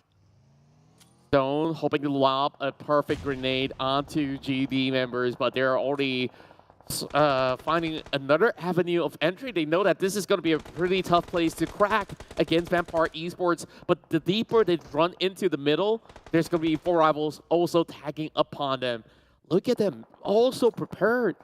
Already getting some of all these weapons out, but GD, it's just a little bit of slight reposition. They're not giving away their space just yet. Ravenclaw from the back, and finally 4 rivals will arrive to the scene, and that gives an edge to the rest of GD. Apparently not so. Oh, and it's unfortunate Alan is the one getting knocked down, one of the star players. That means Boom as well. Davon is moving in, but how much can he do? He's the last man standing. All of a sudden, he needs to reset quickly. Alan is just right beside him, but I don't think Vampires will give him a chance as they come in onto GIDS, and they'll finish off them one by one. Davon now the last man standing against 3 from the Vampires. But look at them from where? Bamburu coming in with that flank angle again. And 4 rivals have been so cheeky. They have 2 members being knocked out. Boychill comes in, and oh my word, Vampire Esports, they're getting flushed out. Oh, NFT coming in from behind. So it's not only 4 rivals, but NFT wants some for themselves. And now Bluecap is currently down. Davon survives this. He is still alive because 2 other teams indirectly held him. NFT have saved the day for GD. And they say, we'll see you fight for another day for now. But look at this awkward circle in between that crater. And this is a huge advantage if Vampire Esports can still continue to hold on. And same goes to DX. They are the ones guarding the entry from the south side. And Boom Esports have got a lot of work to do to trill right into the scene. But keep in mind, that area that Rabis is currently holding, there's a lot of area of coverage that he can't hold for himself. NFT, they flush out the final member of Bacon Time. They will be eliminated at 12. Now focusing on the northern side, Daybot, the last man standing for GIDS. 4 rivals is in. They want points for themselves. Luke will be finish off 5 elimination points right now for 4 rivals. What can Daybot do? Daybot is somehow still alive. But then again, because 4 rivals, they're on the outside of the circle, they are focusing on the teams on the inside. They may just forget about Daybot. A little bit more of a dire situation for teams who cut right into the circle. Voki knows that there is way for them to play by the creases of the crater. And Vampire Esports hiding inside of smoke. They will arrive at the scene. Schwab! My goodness, he gets one. Can he get another one in the back? But no, apparently not. Voki with that quick peek will shut down the rest of Vampire Esports. And that was quite the nail biter. Schweppes could have actually taken both of them out. Not only that, TEM Entertainment is now the last high team, and we're only at the top 10. Now the Eagles, they need to fight their way through as well, as 4 rivals will want to take over their area, but now 1 team member for the Eagles somehow on the outside of the circle will need to come in to get back up to his team. But at the same time, NFT is moving in, but Boom will go booming as they're out at number 10. A little bit more of a feisty run coming from Boom Esports. They've been taking plenty of fights. This time it didn't really favor them all too much. Grenades prime in. NFT Esports having Ramon to watch the scene. He does get the drop onto Voki. And my, oh my. There's not much that 4 rivals can basically do against them for now. They are getting outnumbered ever so slightly. Only 7 more teams left on the block. And here goes a rush coming from NFT. Ooh, Tuanzi, this could be an opportunity for him to win this fight together with his teammates. NFT will be eliminated by 4 rivals. 4 rivals focus onto them, and that is it. Number 7 for elimination points. 4 rivals, they are still in this, but they are in a dire situation as the Eagles have the geographical advantage. But the circle moved away from all these teams. They need to make this fast. And 4 rivals, they've already got 10 pointers apiece. They still need to find ways to shut this one down. Tuan just gatekeeping every other angle possible. Now that he does get a little bit of reset, a little bit more time to be bought. Bamburu being scouted out by Chua. He spots out Appy too. Things aren't looking all too good. 2 versus 2, and he's charging in. He gets Appy. Oh, that was a really close one. Chua needs to take out 1 last member on the side of 4 rivals. 4 rivals down to Bamburu. Can he win this fight? Can he fight his way through? Bamburu with a high ground advantage, but no, he's going to come in from the other side. It's going to be on, but TEM Entertainment stealing it away. And TEM Entertainment, how on earth are they pulling this game back? 4 players still alive. The Savior, they have that circle initially, and now they will have to reposition yet again by the crater field. Oh, Rebel boys! Repo's all alone though. But Now we move over to Chua with the long range, putting pressure onto the other side. Red Bull Boy seems to be spotted out by D Xavier. He's just next to them. Red Bull Boy fighting against Lamborghini. Lamborghini prepping up the nade, tossing it on the side of Red Bull Boy. Red Bull Boy maybe naded down. The nade has yet to explode. A little bit of a slow cook there, but TEM Entertainment is not stopping. Now onto D Xavier. Peppy managed to run away from harm's way. And now in the top 4 situation, two of these teams, Eagle Esports as well as TEM, somehow make the cut. And it's surprising to see Eagle Esports getting themselves revived and back in shape. Where the trade comes in, Chua shut down. Only with 1 tick of health left, will still be denied entry into the final circle. Eagle Esports on that bait watch. Now, 4 teams still remaining. Only 1 member left from for Yoodo Alliance, and that is where they will drop. And this is 2 teams from Vietnam stepping up to the plate.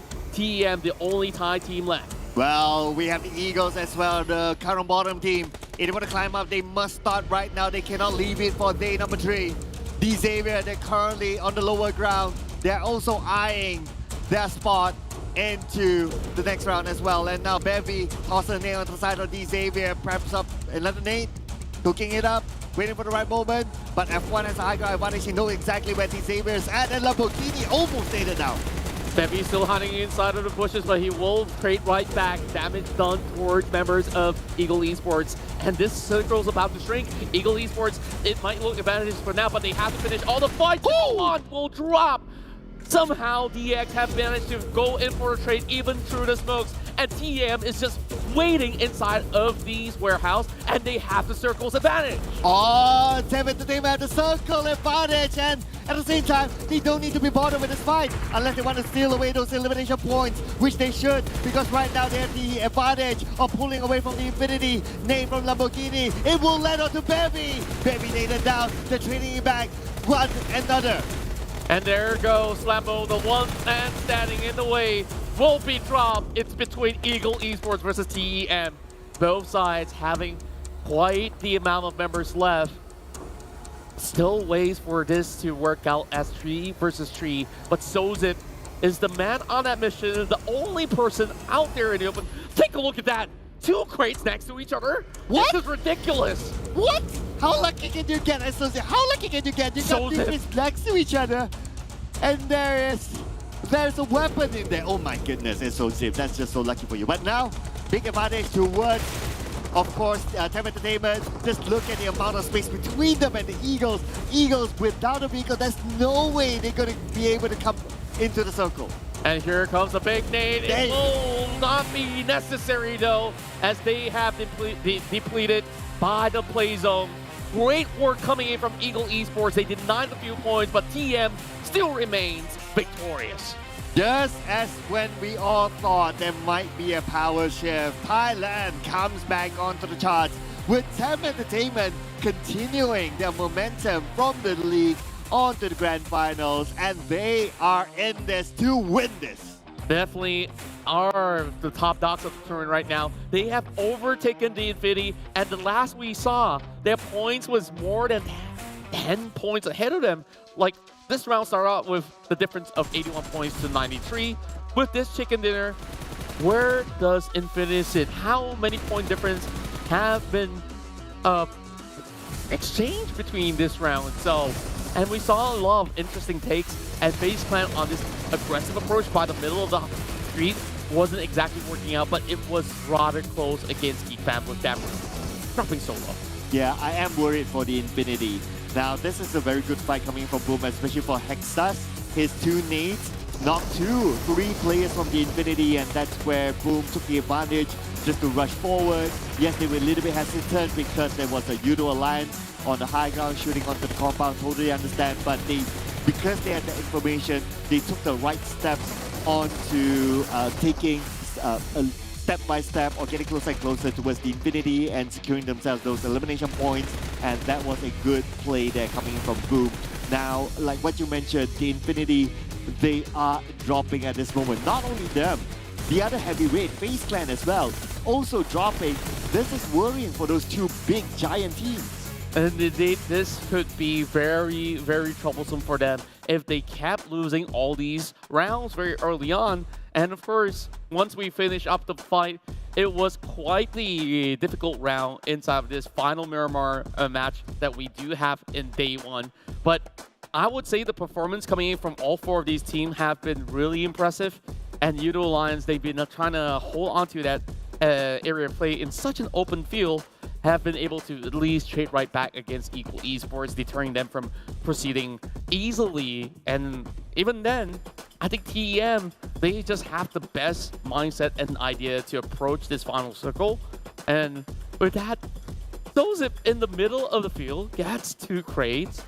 And that itself is more than enough. But look at this. Wow. Ego Esports is actually ahead of TEM. Yeah, so TM, they got the circle. Even better, actually, there in terms of where they were in the circle is even better than Xavier. So hence they didn't really need to move. So all those eliminations that they got were either at the final phases of the game, or they tried to steal away those long range via those long range shots and so on and so forth. But for Eagles, they had to fight their way through. They didn't get the circle didn't bless them. They had to fight their way through from the top. They were like, 2 teams in front of them, and they won those fights. Hence, they got a decent amount of elimination points, and those points made them having that more or better overall points as compared to the ones with the chicken dinner. That's right. Du comes in with 5 frags from Xavier, and we thought that Xavier will be the one that could actually close out the round. Initially, when the circle kept shrinking into the crater fields, there was a little bit of split going on, and they were trying to take multiple sectors, and Du have been able to catch many teams on rotation in order to make this one work for the team. So Xavier, they are still in contention. And look at TEM, they have reached the 100-point mark and make it 117. That's like what? 30 points? 36. 36, yeah. Wow. 36 points now difference. So it's practically 1 round. Like, they could drop 1 round and they could still be on top. But of course, knowing that who's behind them, the Infinity, they wouldn't want to drop anything. Also, take a look at all the Indonesian teams at 3rd to 5th, respectively. 78 points for NFT and GD, as well as Alter Ego. They're tied. And look at Bacon Time and DX. 1 point apiece. Anyone could just exchange spots at this point of time. No one is safe all the way down to the top 10. Yeah, it is that close, right? It is that close. It is insane right now how close these teams are. Especially if the bare minimum to achieve at this finals is a slot on the PMGC. So, and you gotta think about it, right? Only 5 teams will be eliminated. So if you can't be in the top 10, top 11 out of the 5 teams to be into the PMGC slot, I mean, it's devastating. It definitely is, and I think this is a really crucial round for Ego Esports because we saw they have the least amount of points heading into this grand finals weekend, and now they finally gotten a little bit more of a power-up, a boost of points to be able to hold against the rest. I think they can definitely make an interesting run over the course of these 3 days, while the rotations definitely haven't been the smoothest for a majority of the pot. TM, they have real estate that has favored them throughout the course of the battle, and Ego Esports were smart enough to deny themselves from moving into the final circle. Wow, I really like there was a moment where TEM Entertainment, they went out of the circle to fight, and then they came back into the circle. It's as if they're telling themselves that, you know what, we've been in the circle, we've been super comfortable, and that also means that we haven't been able to gather enough elimination points, and they sent 2 players out there to okay, get 1 or 2 points, at least we don't see a 0 on our counter, and come back after that and let's secure that chicken dinner. So 5 points in the back. I gotta say, it's really impressive that Bevy was hiding by the corner of brush, and he managed to spot out the entirety of Ego Esports, did a lot of damage overall before he bows out. And I think the best is yet to come. And speaking of some of the best matches, I think we're going to be set and ready to start our rounds inside Erangel because we got 3 back-to-back rounds this time. Yeah, it's going to be the first Erangel of our grand finals, and it's going to be the first Erangel of our top 16 teams. So no rotations, obviously. We're going to stick for this top 16 up until the final game of the grand finals, and then we will find out who will be the champions, who will move on to the next round, and so on and so forth. But of course, before that, looks like from an Indonesian dominant stat, now it's a Vietnamese domination stat. That's right, we got F1 that managed to get into the top 2. And I did mention PMPL Vietnam, they have the fighting prowess and they have managed to clinch it inside of our rounds inside of Miramar.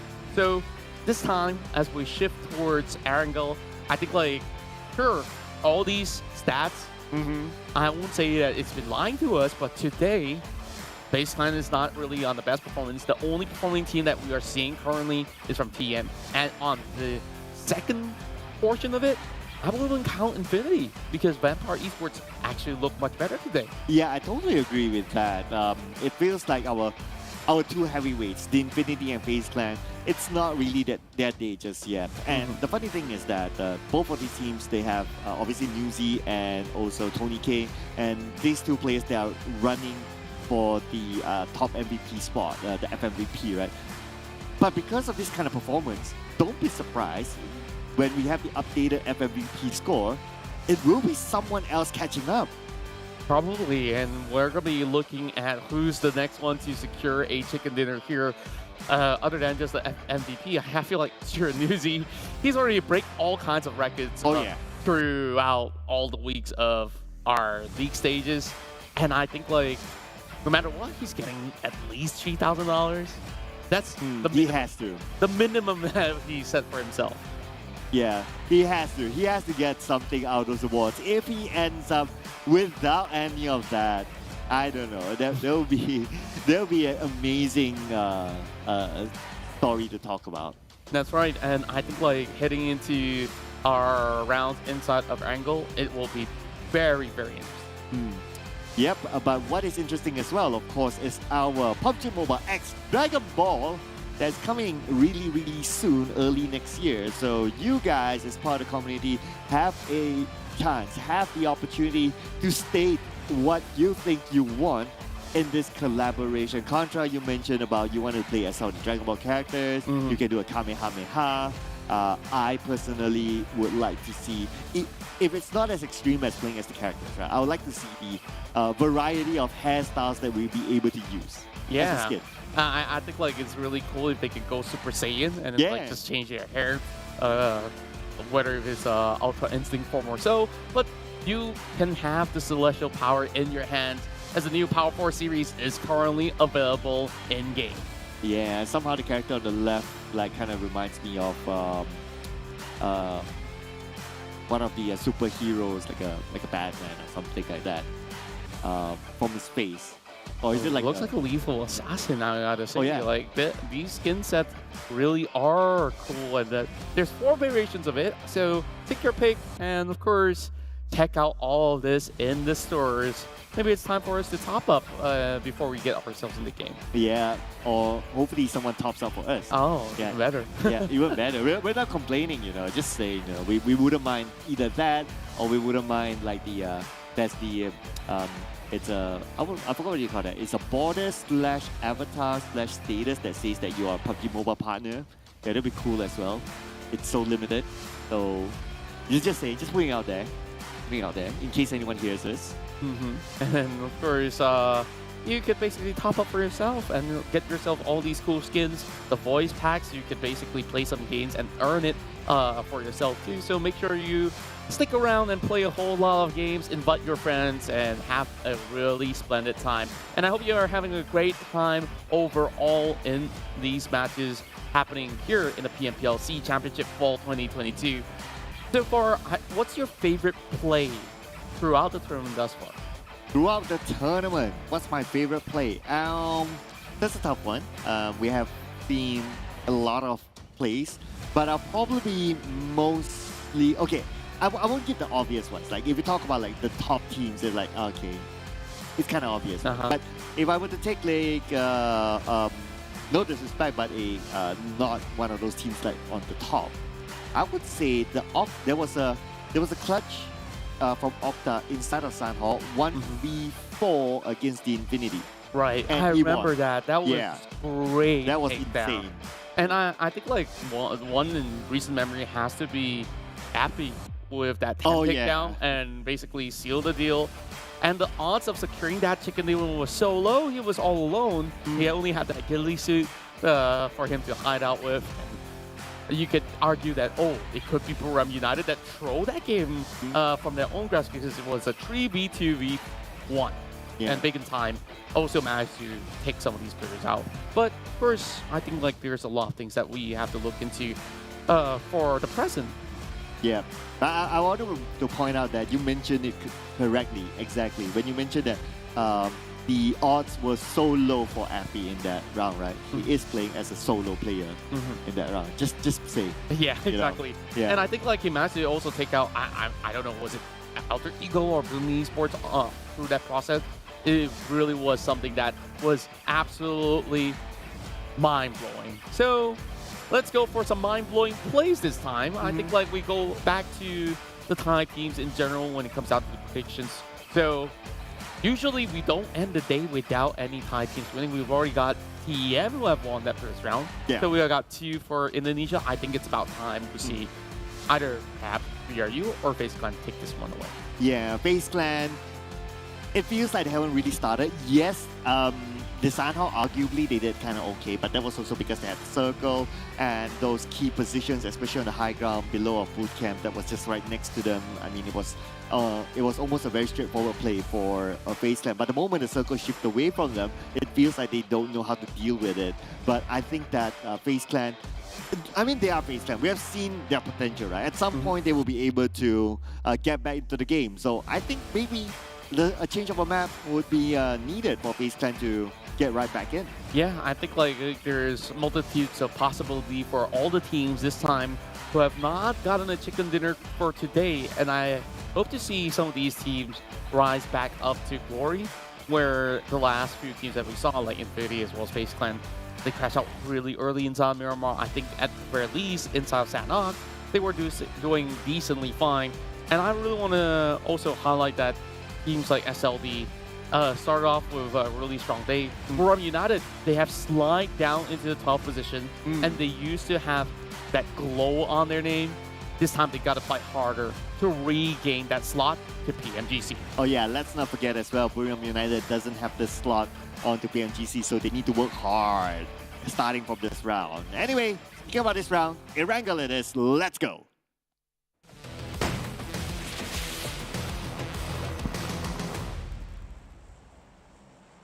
The day cannot be completed without playing any matches in Erangel. Whether if you're playing with your friends or so, same goes to competitive, where we will close off our day with 3 back-to-back rounds inside of Erangel. This making it the first year in match 4, as we have the flight starting off from Novo and Rapnoe heading into the shooting range. Plenty of possibilities out there, and I see a lot of great potential for teams like Infinity to get direct drop into Milda, with the power, and I want to see what's going to happen inside the island, because we see very often not Alter Ego to be moving right in. Back then we had DBD who liked to accompany them by Fair Pure. So I guess there's not going to be that much gatekeeping involved into some of these matchups already. And Geek Fam, what I've noticed is that they are trying to take the farm region of play. So rather interesting approach for Geek Fam. Yeah, because Geek Fam, they have been playing as a nomad throughout the league, so they didn't really stick to one place. They adapted themselves depending on, obviously, the group, and now they have to adapt themselves into based on flight path. But of course, it's going to be the first Erangel that they're playing. Are they really going to stick onto farm or on the outskirts of it? We don't know yet. It could be just because of the flight path. Because if you remember, during the country league, Geek Fam normally drops inside the area of Jogopur. This time they have yet to drop a single time inside of there.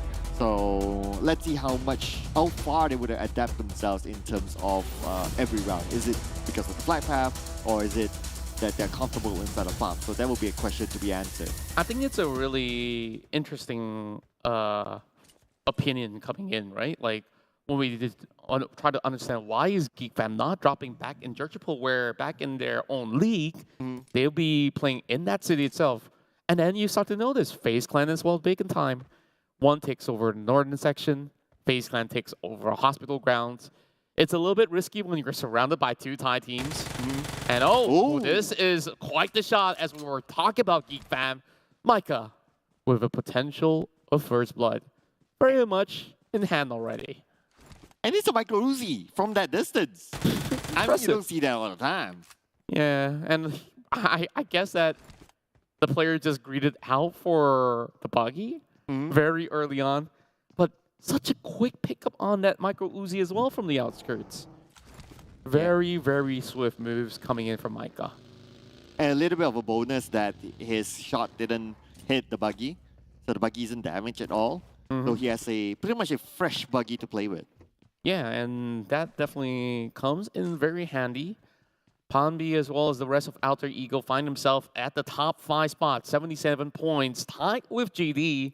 I guess seeing a name of GD appearing on their kill feed does relieve them a little bit that, hey, we can basically catch up to even NFT Esports if this is going to be the case. Infinity on a downward spiral, and NFT honestly have such a good chance to actually overtake the Infinity if nothing is to be done from here on for today. Infinity has been dropping so many points, even catching up to TEM would require them to put extra effort at work.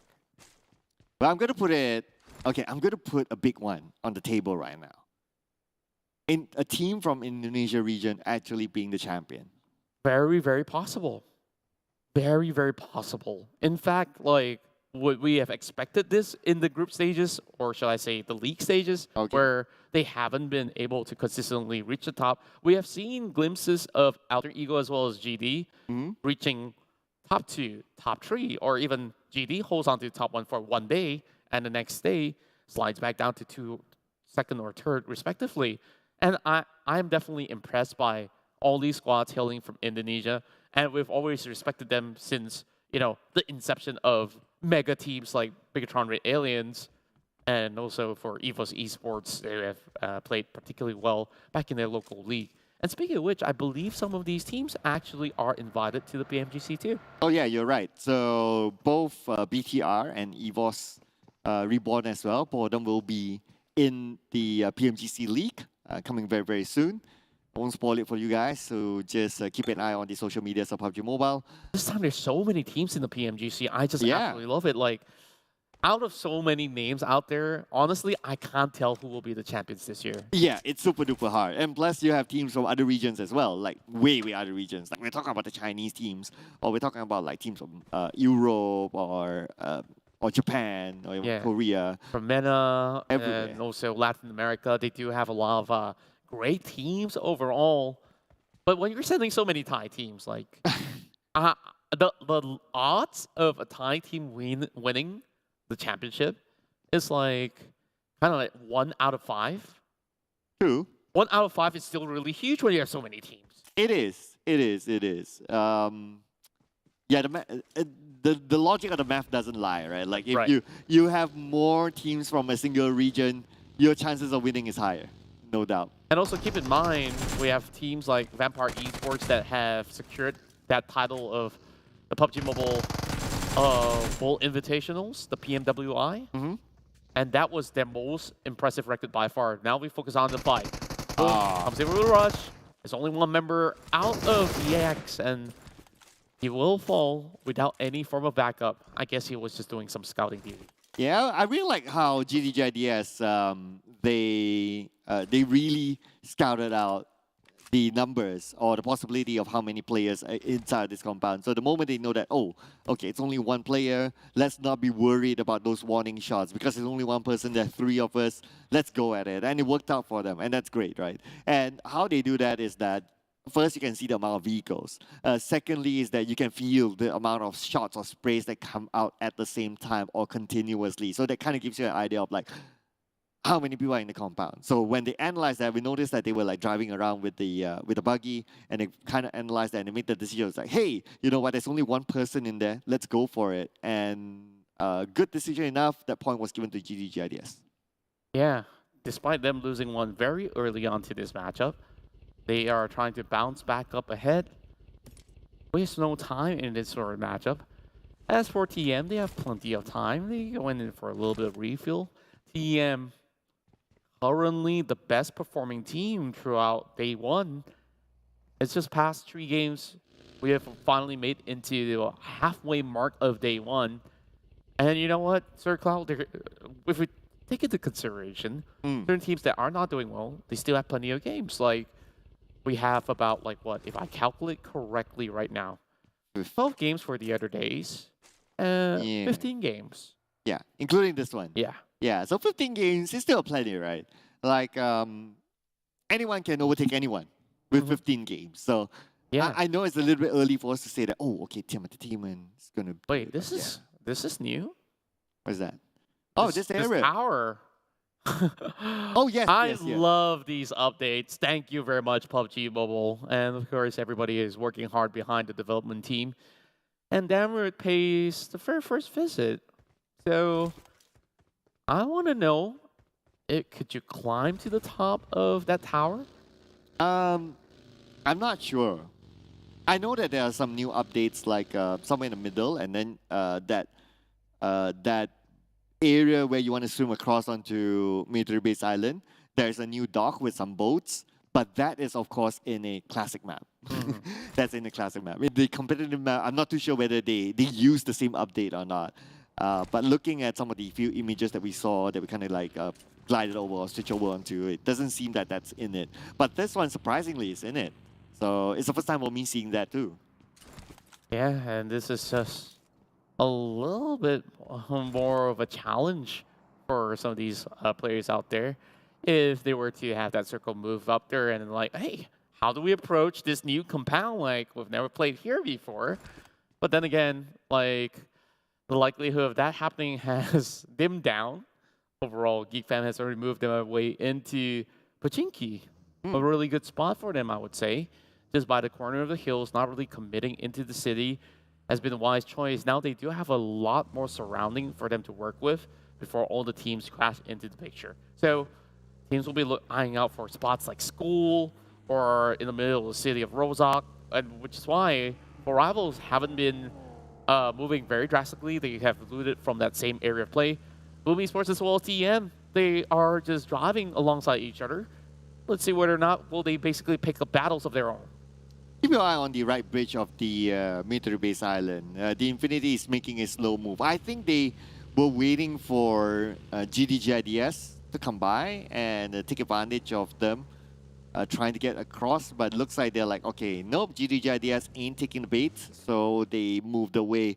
A little bit sneaky move there from the Infinity, understandably because they're kind of desperate as well. Ooh, look at what we have here. FaZe Clan launching attack. Oh my goodness, runs into the crosshair. Like it almost dropping both at a time, but he turns his back against some of these players, and Yoodo Alliance finds an opportunity, lands that final attack, helping SLD. SLD wanting to secure those elimination points, but it's going to be out there. Look, getting that point out of FaZe Clan, and now FaZe Clan playing as a trio.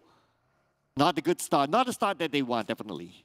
Yeah, and I think that was a really great effort nonetheless. The damage done towards SLD was immense, but he didn't really fully commit to it. He could have commit and maybe find that kill, but then again, 2 versus 1, like, not an easy task.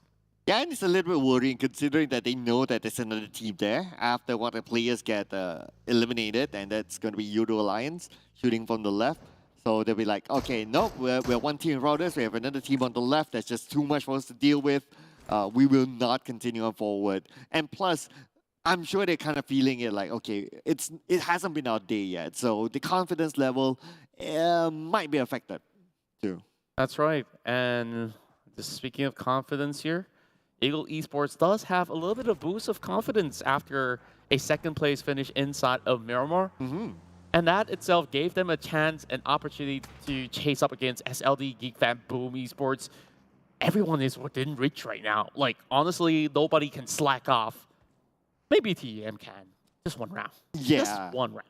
Yeah, just one round. But you don't want to slack off when the Infinity is just right behind you. So I'm just saying, I'm just putting it out there. I mean, the Infinity has proven to us that they can do the comeback.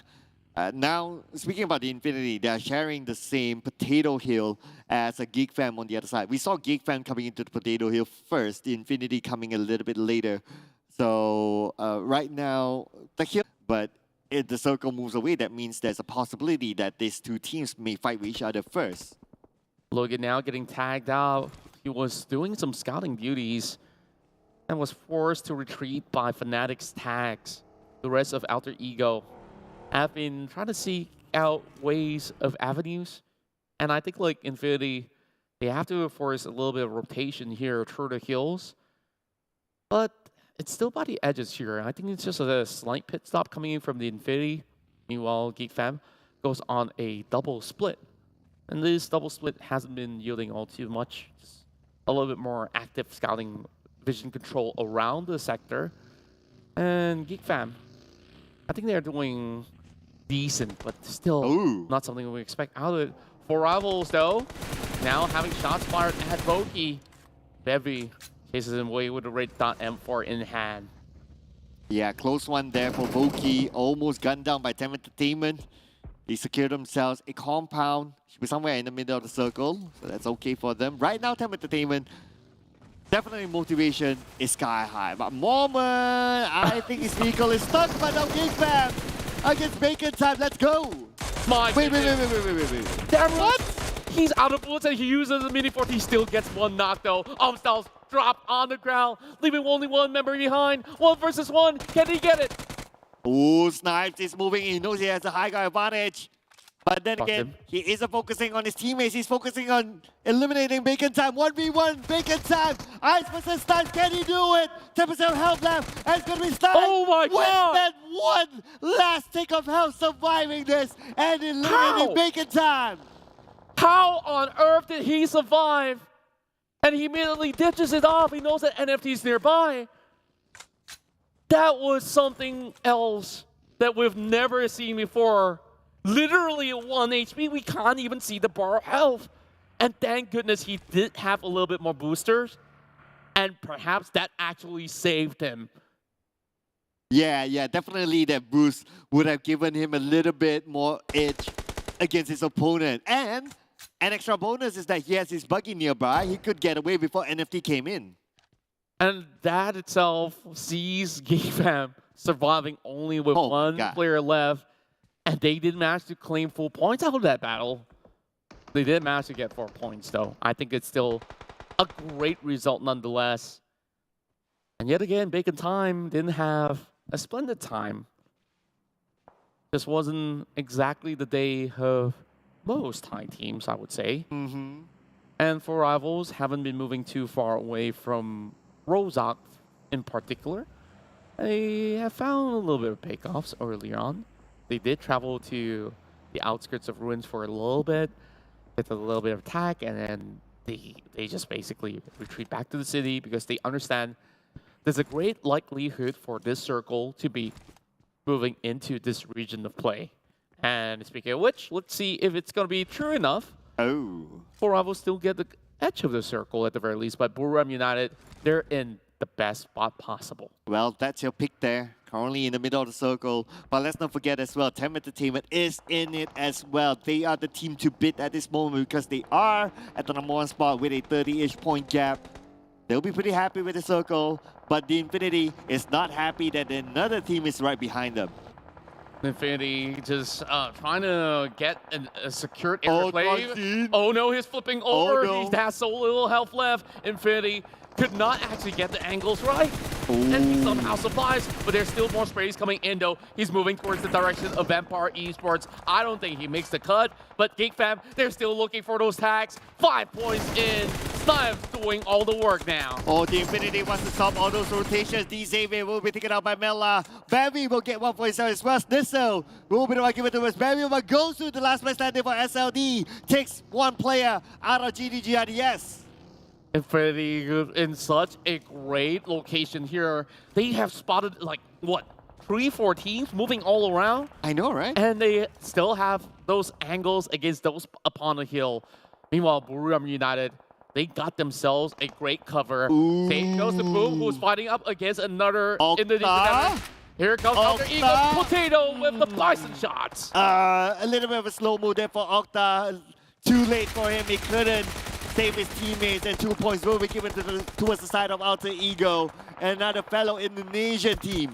At the same time, we can see that Renare will be shot down from afar. It needs to be picked up, but Ventores nades down 2 from the Eagles. Ego Esports having a little bit of a struggle right there and still not securing any points at all. Ravenclaw gets one in the back against SLD. Yoodo Alliance now crashes towards 4 rivals. 1 player inside the shack though. Planning to more at the back. I think Rapper Boy has already seen things happen. Did that door just open by its own? Ooh, close call coming in. April now trying to go for another exchange as well. Appy hasn't revealed his location just yet.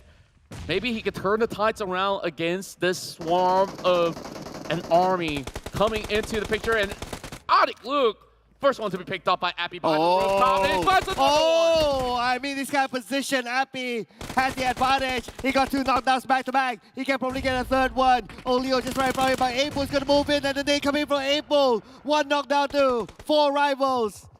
And that is going to be super tough here for Yoodo Alliance to fight against 4 rivals. The last man standing, Shamil, will be taking out 4 rivals. Reign supreme. What a great work coming in from Appy. He was the sentinel up over onto the rooftop, and he scouts everybody else from Yoodo Alliance, catching 2 players off, and then get the rest of these points absolutely for free. No casualties, and not much of the damage being soaked on top of it. That was one of the finest fights coming in for 4 rivals in this compound premises, and now we're going to continue on with the battle. 5 takedowns already for Geek Fam with Snipes.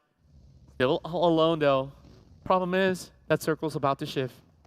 Ooh, this is where we'll see who gets the circle, who gets the love for the circle. Buriram United being blessed by the circle and blessed by Contra himself. Let's not forget as well, the Infinity is still alive, but they don't have the circle, and they are making a fast move into it. Here comes Infinity, trying to find an area to just gate crash their way into the scene, but they're going to take the top end of the hill.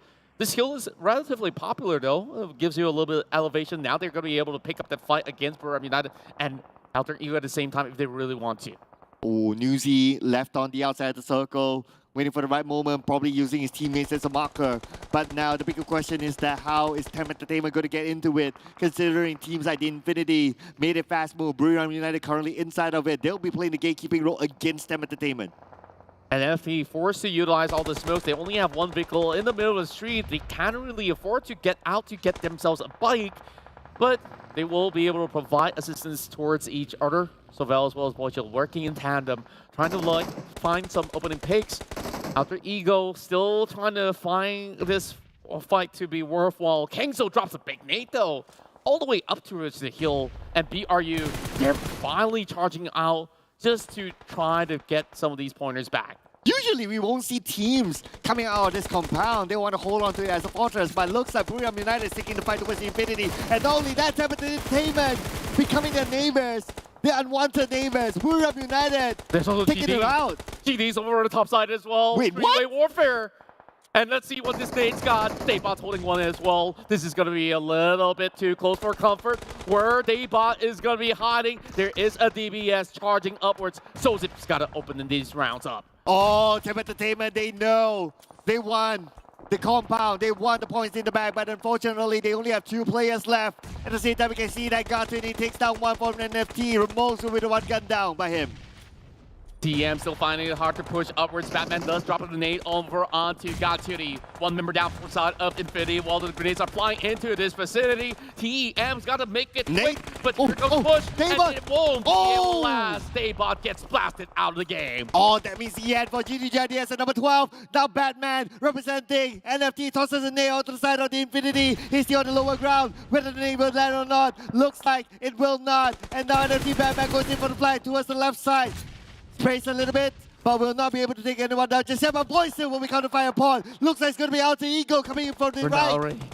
He's basically running for his life. He has to ditch some of his teammates as well. There's so much going on inside of Angle. The fights are happening all at once. Pombi now with some grenades though onto Infinity. Somehow Infinity have kept themselves alive for the longest part. They're going to be finding a little bit of cover coming in from the crate, but the rest of Infinity knows where exactly to push. Mela now trying to find him over the back. Mela. How much can he do here? There's not much left. Mela closes the deal. It's going to be a straightforward elimination there for Mela. Another point picked up by the Infinity, but we're back on the TEM Entertainment. Looks like My Name P finishes off the last player from TEM Entertainment, and Buriram United secures the compound. And not only that, the circle still favors them. Throughout the whole course of the battle, Buriram United have booked themselves that perfect location, and they're just waiting for these fights to ensue. And by the time everybody's worn out, there's nothing left to fight for.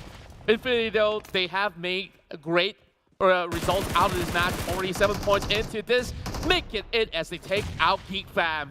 Still having 4 members to work with, 4 rivals, so consistent today. Currently at the top 9, securing another 4 pointers in the back, making it to the top 7. They should be able to find ways to overtake DX by the end of the round. Ventorez gets a headshot against F1, and that's where Ego Esports will bow. All 4 rivals crashing into the compound just right next to Buriram United. At the same time, we can see that Gosu, pretty much the star man for SLD, managed to slip himself into the circle, and he has a buggy to use as a barricade while he waits for the next middle circle.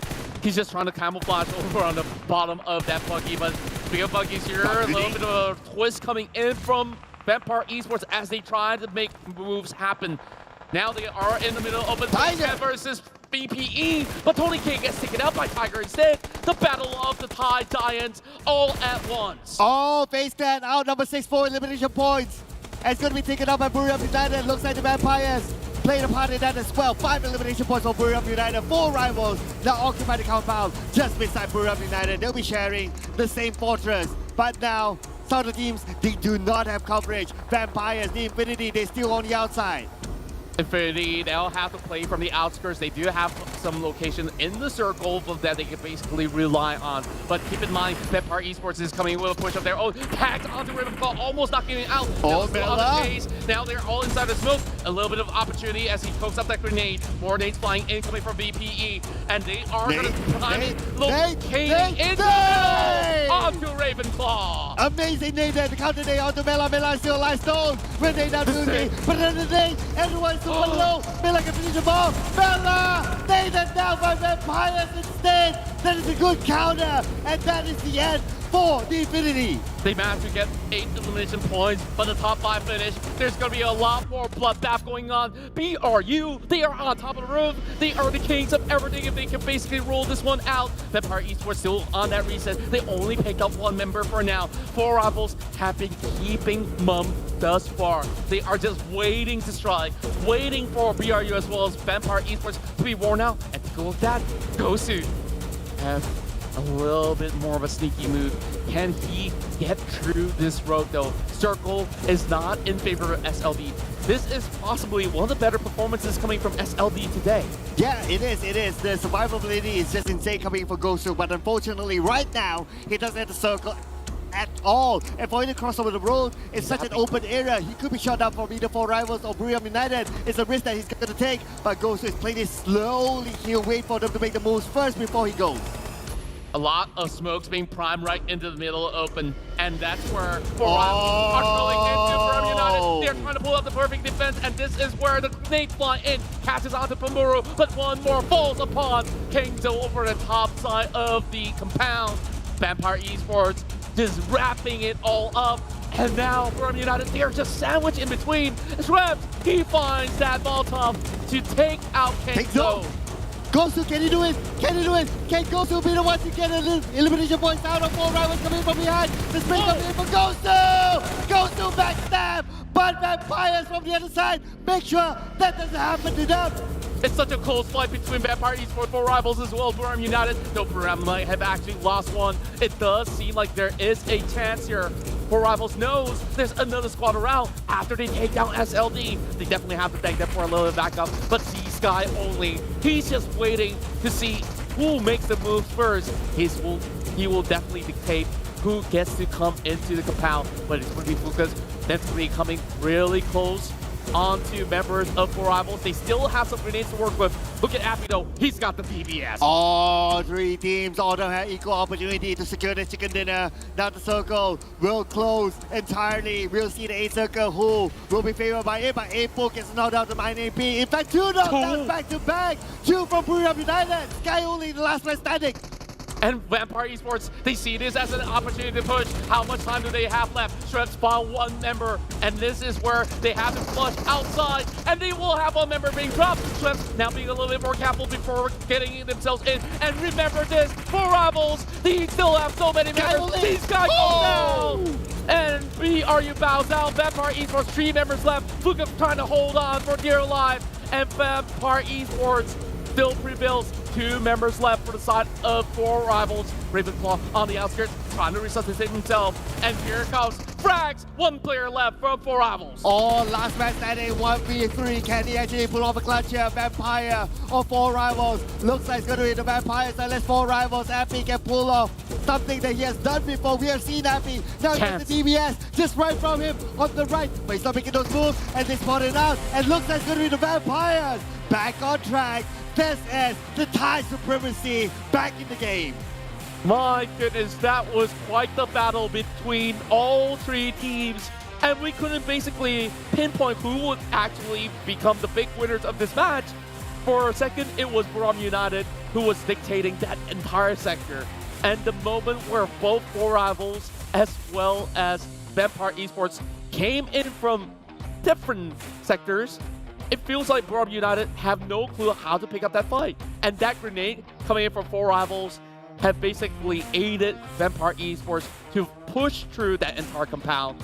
And that's how they close out the game with that numbers advantage. And what was really smart about Vampire is they had one player, Ravenclaw, on the outside. So even though that nade knocked down 2 from Buriram United, they didn't go like, oh, okay, all in, everyone in the house and do their thing.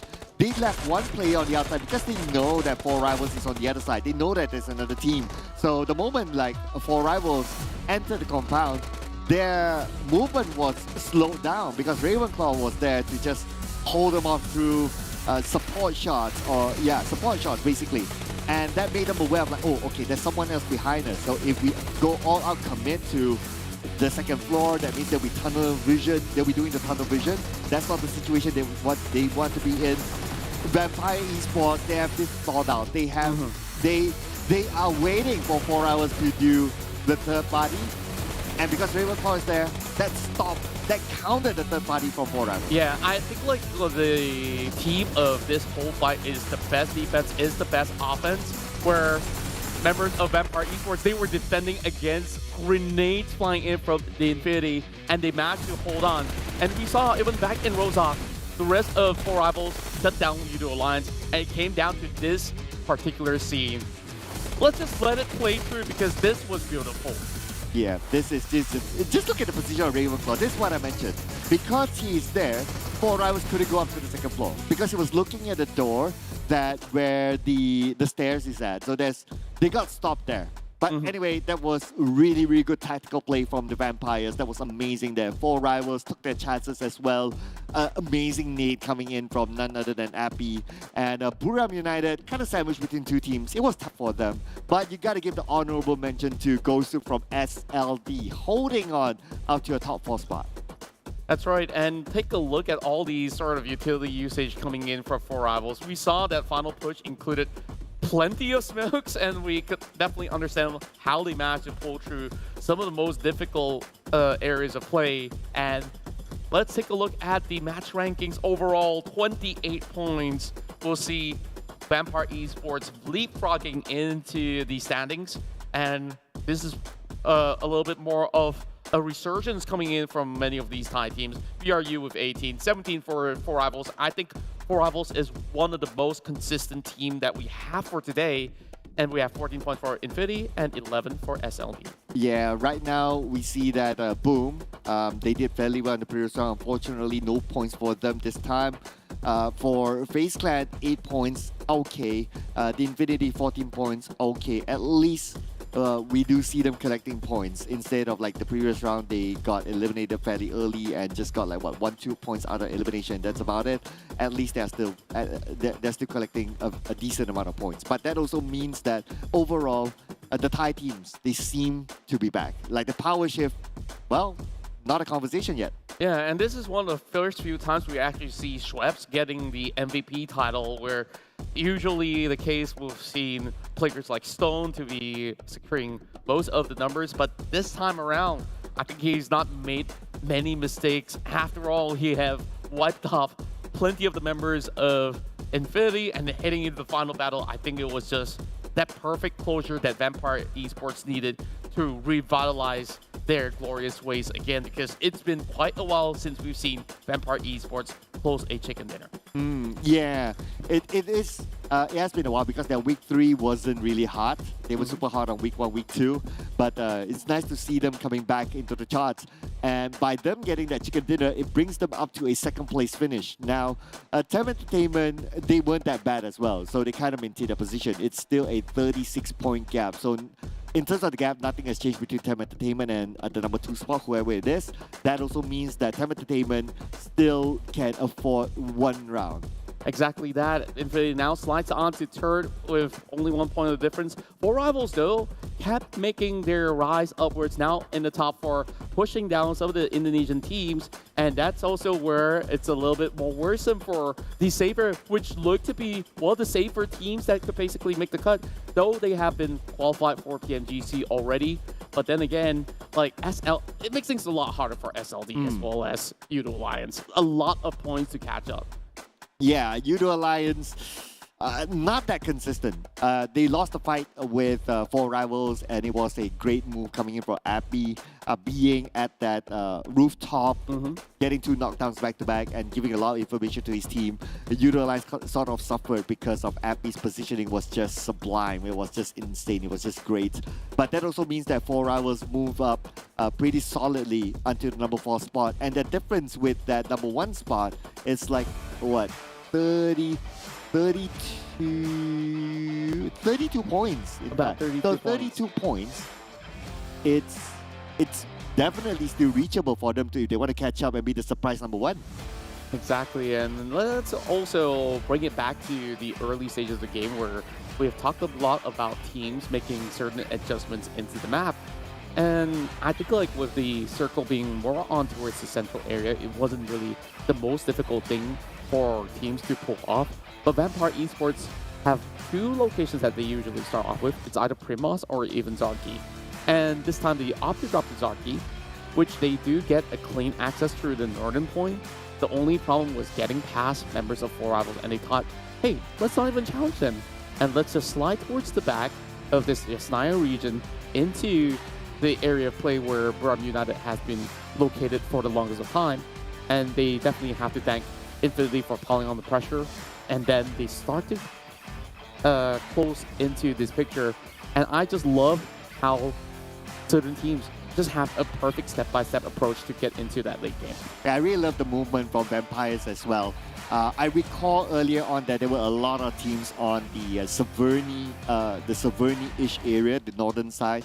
So looking at the replay of how they traveled through there, coming back to Yasnaya and into the circle, it definitely wasn't an easy feat because I guess that's how they got their 13 elimination points as well.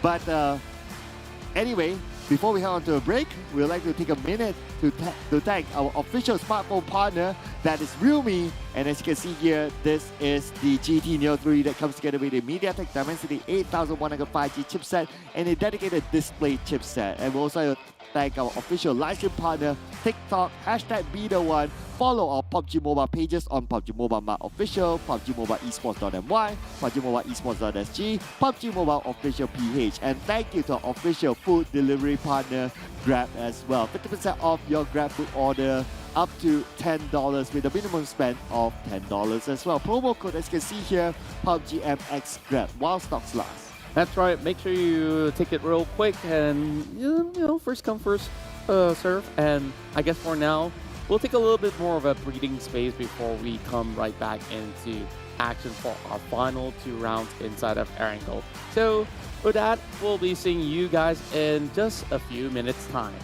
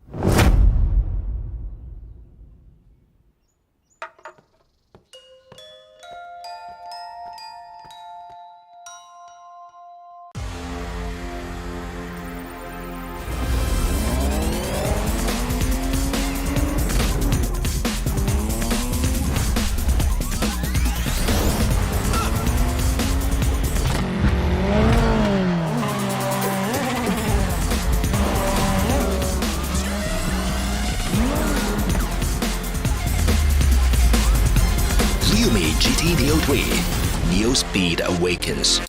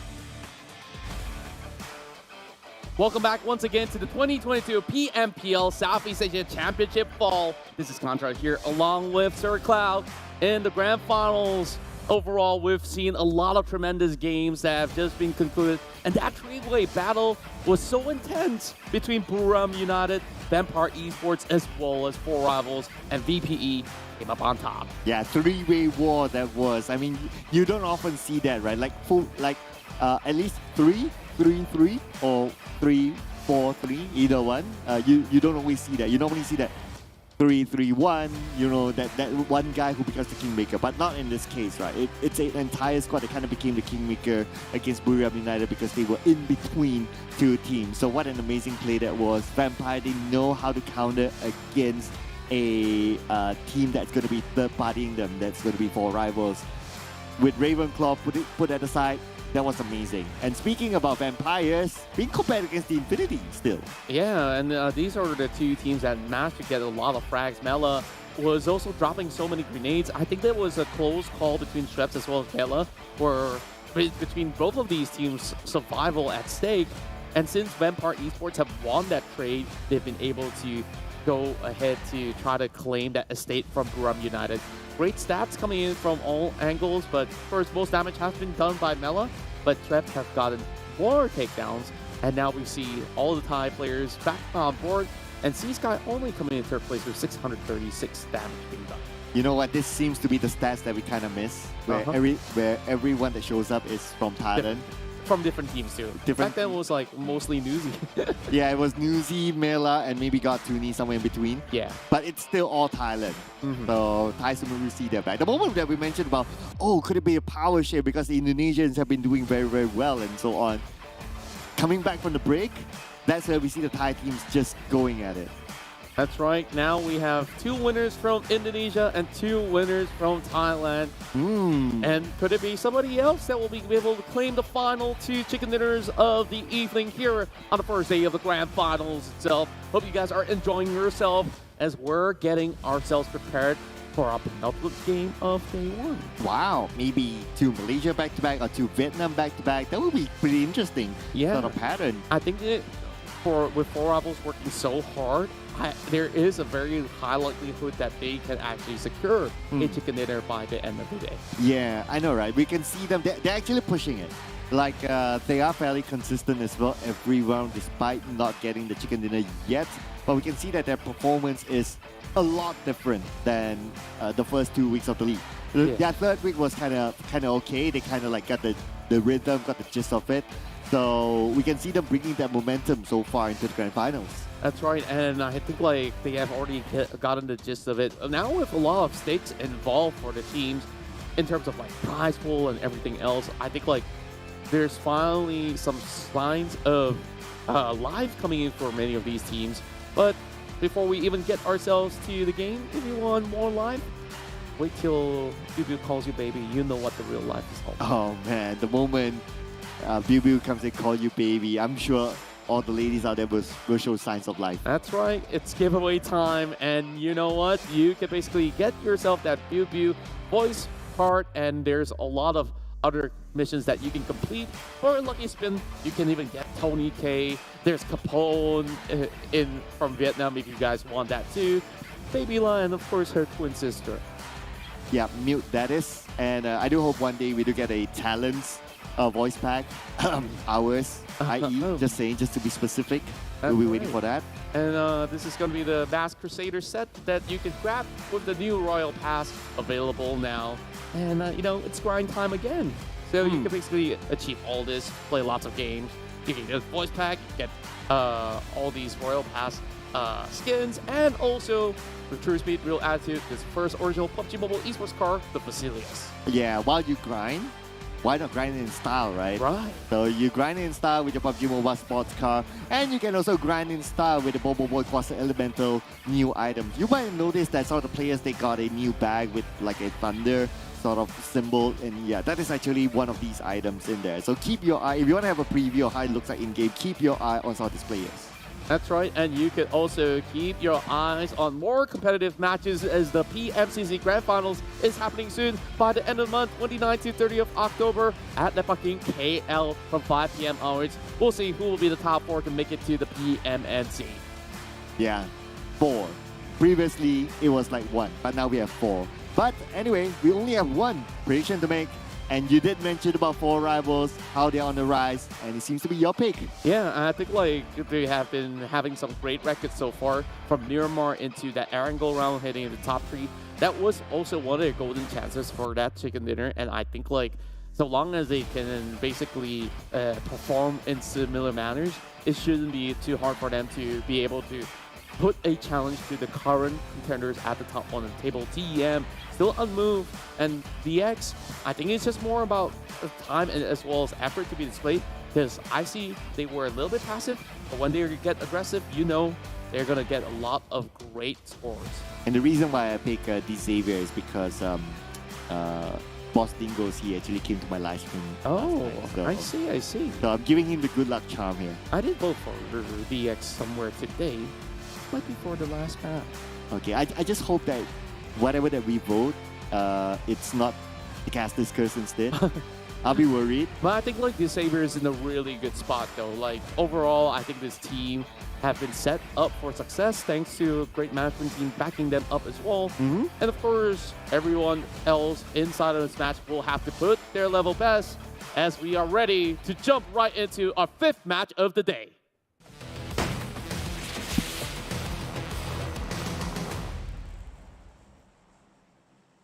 And number 5 in Esport today, coming back to Erangel, 2nd time around.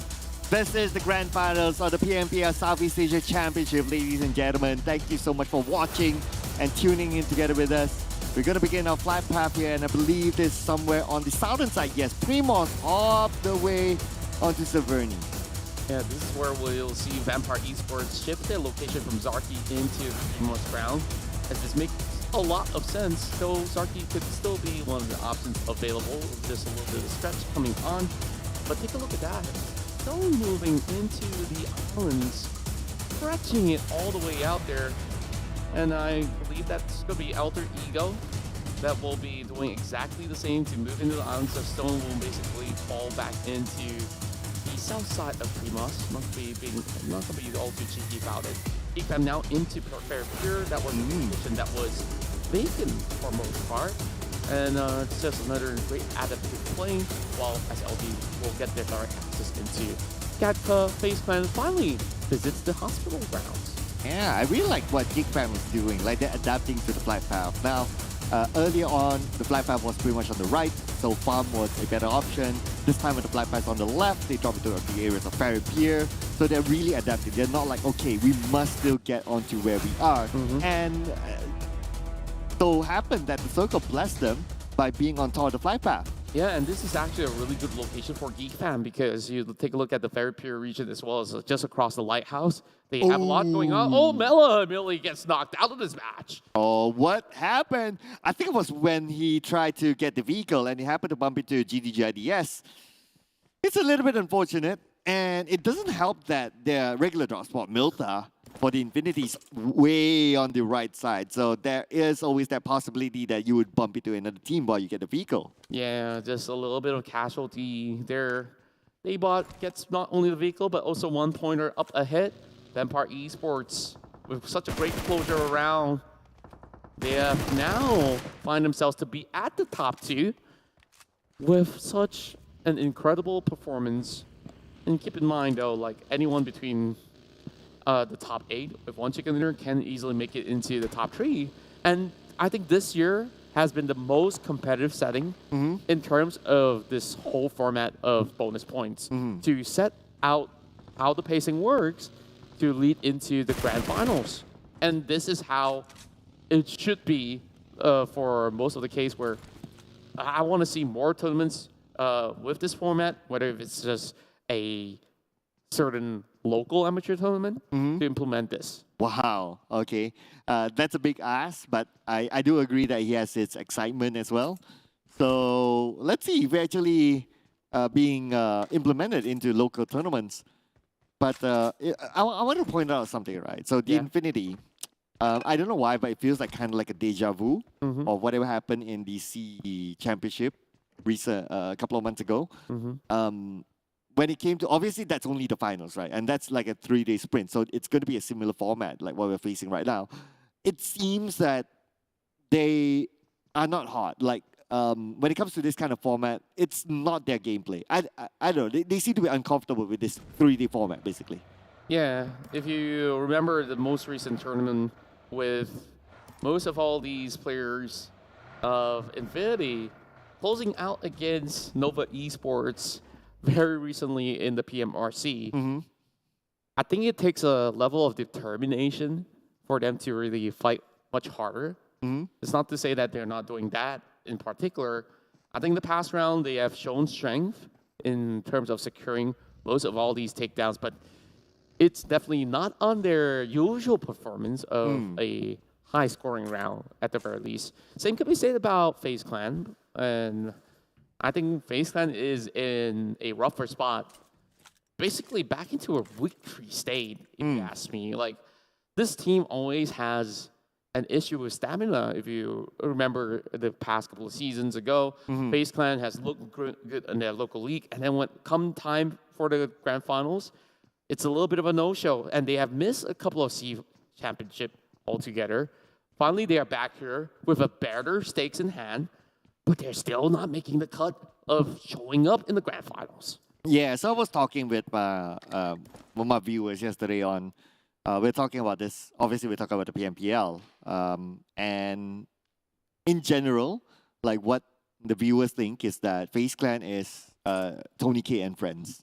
It's like if Tony K gets eliminated or if Tony K doesn't perform, FaZe Clan doesn't perform in general.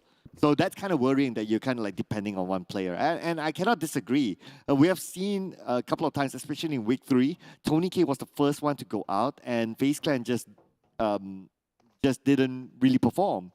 So that's worrying if you are that kind of team who really, really depends on one player. That's right. And I think like a lot of teams have adapted into playing very differently. And we've seen a little bit of shift of focus coming in from FaZe Clan as well, where we've seen other players trying to rise up to scene like Lycan. And we've also seen Beer 11 playing on week 3, which have an interesting dynamic into the roster. But the thing that have remained to be constant, of course, MR5. I think most often than not, Tony K really relies on MR5 as well as Ventorius to be activated. And if none of these guys are showing up, it's not a good look for the entire squad. But of course, I could be absolutely wrong, where you could say all you want that it's a Tony K show. I kind of beg to differ that it's not just him. So it's more of his teammates not activated that makes Tony K not activated. In the way. Right, okay. So that's an interesting angle. With good backup, you can get as much confidence in storming buildings and making sure that you have supplies of smoke, and there's always quick pickup if you were to be knocked down. So that's what I'm looking at. Okay, so I'm going to be the devil's advocate here, right? So when FaZe Clan doesn't perform, you're saying that Tony K is actually okay, and it's not his fault. Yeah. I think like overall, I think his performance have been great through the season. Okay. And MR5 has been relatively great as well. It's just that it's the lack of coordination that kind of leaves them in a really awkward situation many a times. Geek Fam, though, they have been guarding this bridge for a long time. Not gonna be seeing anybody pass by the western corner of the Sonovska Bridge. SLD can just wait out about by the corners of Gatka. While we are seeing 3 teams currently playing outside of the blue zone. Yeah, interesting. Well, the circle's on the left, right? So the Infinity, Buriram, Boom, they're kind of like on the right. So that's why they're tanking out a little bit more. But anyway, it's the first phase of the circle, so that's kind of still okay. And we do see teams do that. And that's kind of common as well, especially if the circle is towards one side. What I'm interested to see that if whatever the Geek Fam is doing, playing the bridge trolling on the left side of the bridge, the area with the lighthouse, will they get anything out of that? We do know that there are 2 teams inside the military base island. They may go through the right bridge or they may go through the left bridge, depending on how they want to play. But that also means that is still opportunity for Geek Fam to secure a couple of points in the bag. Now, they are just waiting for the fishers to come towards the area, and if they do come, looking at how they're spread out at this moment, I do think they stand a chance of blowing up some vehicles. True enough, and they're just waiting for the perfect timing to do so. As TEM, they're going to be absolutely fine throughout this course of the battle. I'm looking at both Boom Esports as well as Ego Esports now sitting at 50 points for Eagle and 59. I think Boom stands a really decent chance at getting back on track. Of course, in a day's work, it's going to be very difficult unless if they do close out with a chicken dinner, then the likelihood of them basically chasing up to everybody else is going to be significant. DX inside of the city of Pochinki, and we are already seeing GD, 4 rivals, as well as FaZe Clan surrounding the sector. Most of them have been able to predict it really correctly. But is it going to be inside of the city? That's going to be a little bit of a tough ask because we have never seen an urban ending in Pochinki in a long time. Yeah, that's true. That's true. The entire league, we haven't seen that. So it's going to be interesting if it ends there. I hope not, though. I'm not a fan of urban warfare at the final circle because it gets a little bit slow. Everyone will be like, just, but it's intense. Just like how, the past chicken dinner was inside of that compound. Well, it's just that you amplify it by 5 fights happening in a different sector, and then it will take a while before the full fight erupts. Yeah, and I guess that's where I'm not really a fan if that's like an entire city. If it's like just one compound or 2 compounds next to each other, that's kind of okay. But if an entire city, then you get like one person in one house and they'll only be forced to move because of the circle or because of the blue comes in. If not, everyone will be like just by the window, looking out, using a TPP and all that. So it kind of gets a little bit slow when that happens. It does. And while we are waiting for more action coming in, we've already got only the first blood onto Mela, who was snatching the vehicle early on, if you guys might have actually missed it. Now, 4 rivals on the lookout. Speaking of Infinity, they've already lost 1 member. Now they are driving side to side against Buriram United members. It's a little bit concerning, though, but none of these players have a pillion rider. Therefore, they make it out safely without shots being fired at them. On to another 2 Thai side. We have both VP as well as FaZe Clan. Locking horns down to Venturas here to make some calls. And I wonder if they actually find those results, though. Smoke's being popped out coming in from Ravenclaw as he tried to reposition. Empire Esports hot off of that chicken dinner. Let's see if there's going to be possibilities for back-to-back chicken dinners for today. Yeah, they're playing a little bit of a different style right now. Looking at the current situation, they're playing straight into the circle. And we are still the second phase, so there's still a lot of room to play. And that's why they kind of open up 2-2. They try to secure as much perimeter as possible within the guard car circle. So 2 of them on the outside and 2 of them trying to find a compound or slope to play with. And that's pretty smart as well, because when you send 2 people onto a certain area, they kind of become your marker. And if the circle shifts away, at least you know that you can go to wherever the marker is safely, because you know that someone's there securing that area, and you don't need to really think of where you want to go in a short period of time. That's right, and of course, all these checkpoints will be really important throughout the course of the game, where if they need to fall back to something they will actually ping it to, so that they would know what exactly to do in a desperate situation for most part. Boom Esports, they don't see themselves to be in a troubled state, but we have the blue chasing them for quite a while now. You know, today the circle has dropped upon areas where the crate is at. Could this be an SLD circle? Ooh, wow. Remember that double crate in Crater Fields earlier today? Like, it could happen. It's called crate the fields for a reason, right? That's how you get the double crate. Right. Yeah, that's where they were born. The greater craters. The crate the field. But if any team were to get like a chicken dinner, okay, if any team were to get a slot into the next round, I would want SLD to do it. I would want to see the Cinderella story happen. Yeah, and this could be the game where they're in a really great spot, though. Maybe I could change my thoughts because shots are being fired from DX towards the direction of SLD. FaZe Clan on the approach to by the corners of the outskirts of the farm of Gatka, and Geek Fam have trailed in from the southwestern end. As the Alter Ego takes their sweet time, we see Infinity make a move too. The rest of the Savior find themselves inside of that shack, or should I say the warehouses, drawing some exchange. GD is going to be up close and personal. And Frankie 007 got to see if he could basically land that sniping target. And Buriram United planted inside the city. I don't think any of these teams are willing to commit to any fight. Yeah, especially if you're in the circle and you know for sure you have 63 players. You surely know that you have 16 teams still intact. So if you don't have a reason to crash into a certain compound, you normally won't do it, especially, like I said, you're in the circle. Unless you're on the outside circle, you need to get in, you probably don't have any other way, your rotations are stuck, you need to crash into the compound. Totally understandable. Last we saw the map being opened out, the Ego was still on the outside the circle, Geek Fam was on the left, and on the right was another team. It feels like their entry point might be a little bit limited. They might choose to do that at some point, but if they're able to find another way in, I think they will still try to avoid fights because it is still 16 teams. Overall, they're just trying to rotate into the best area of play.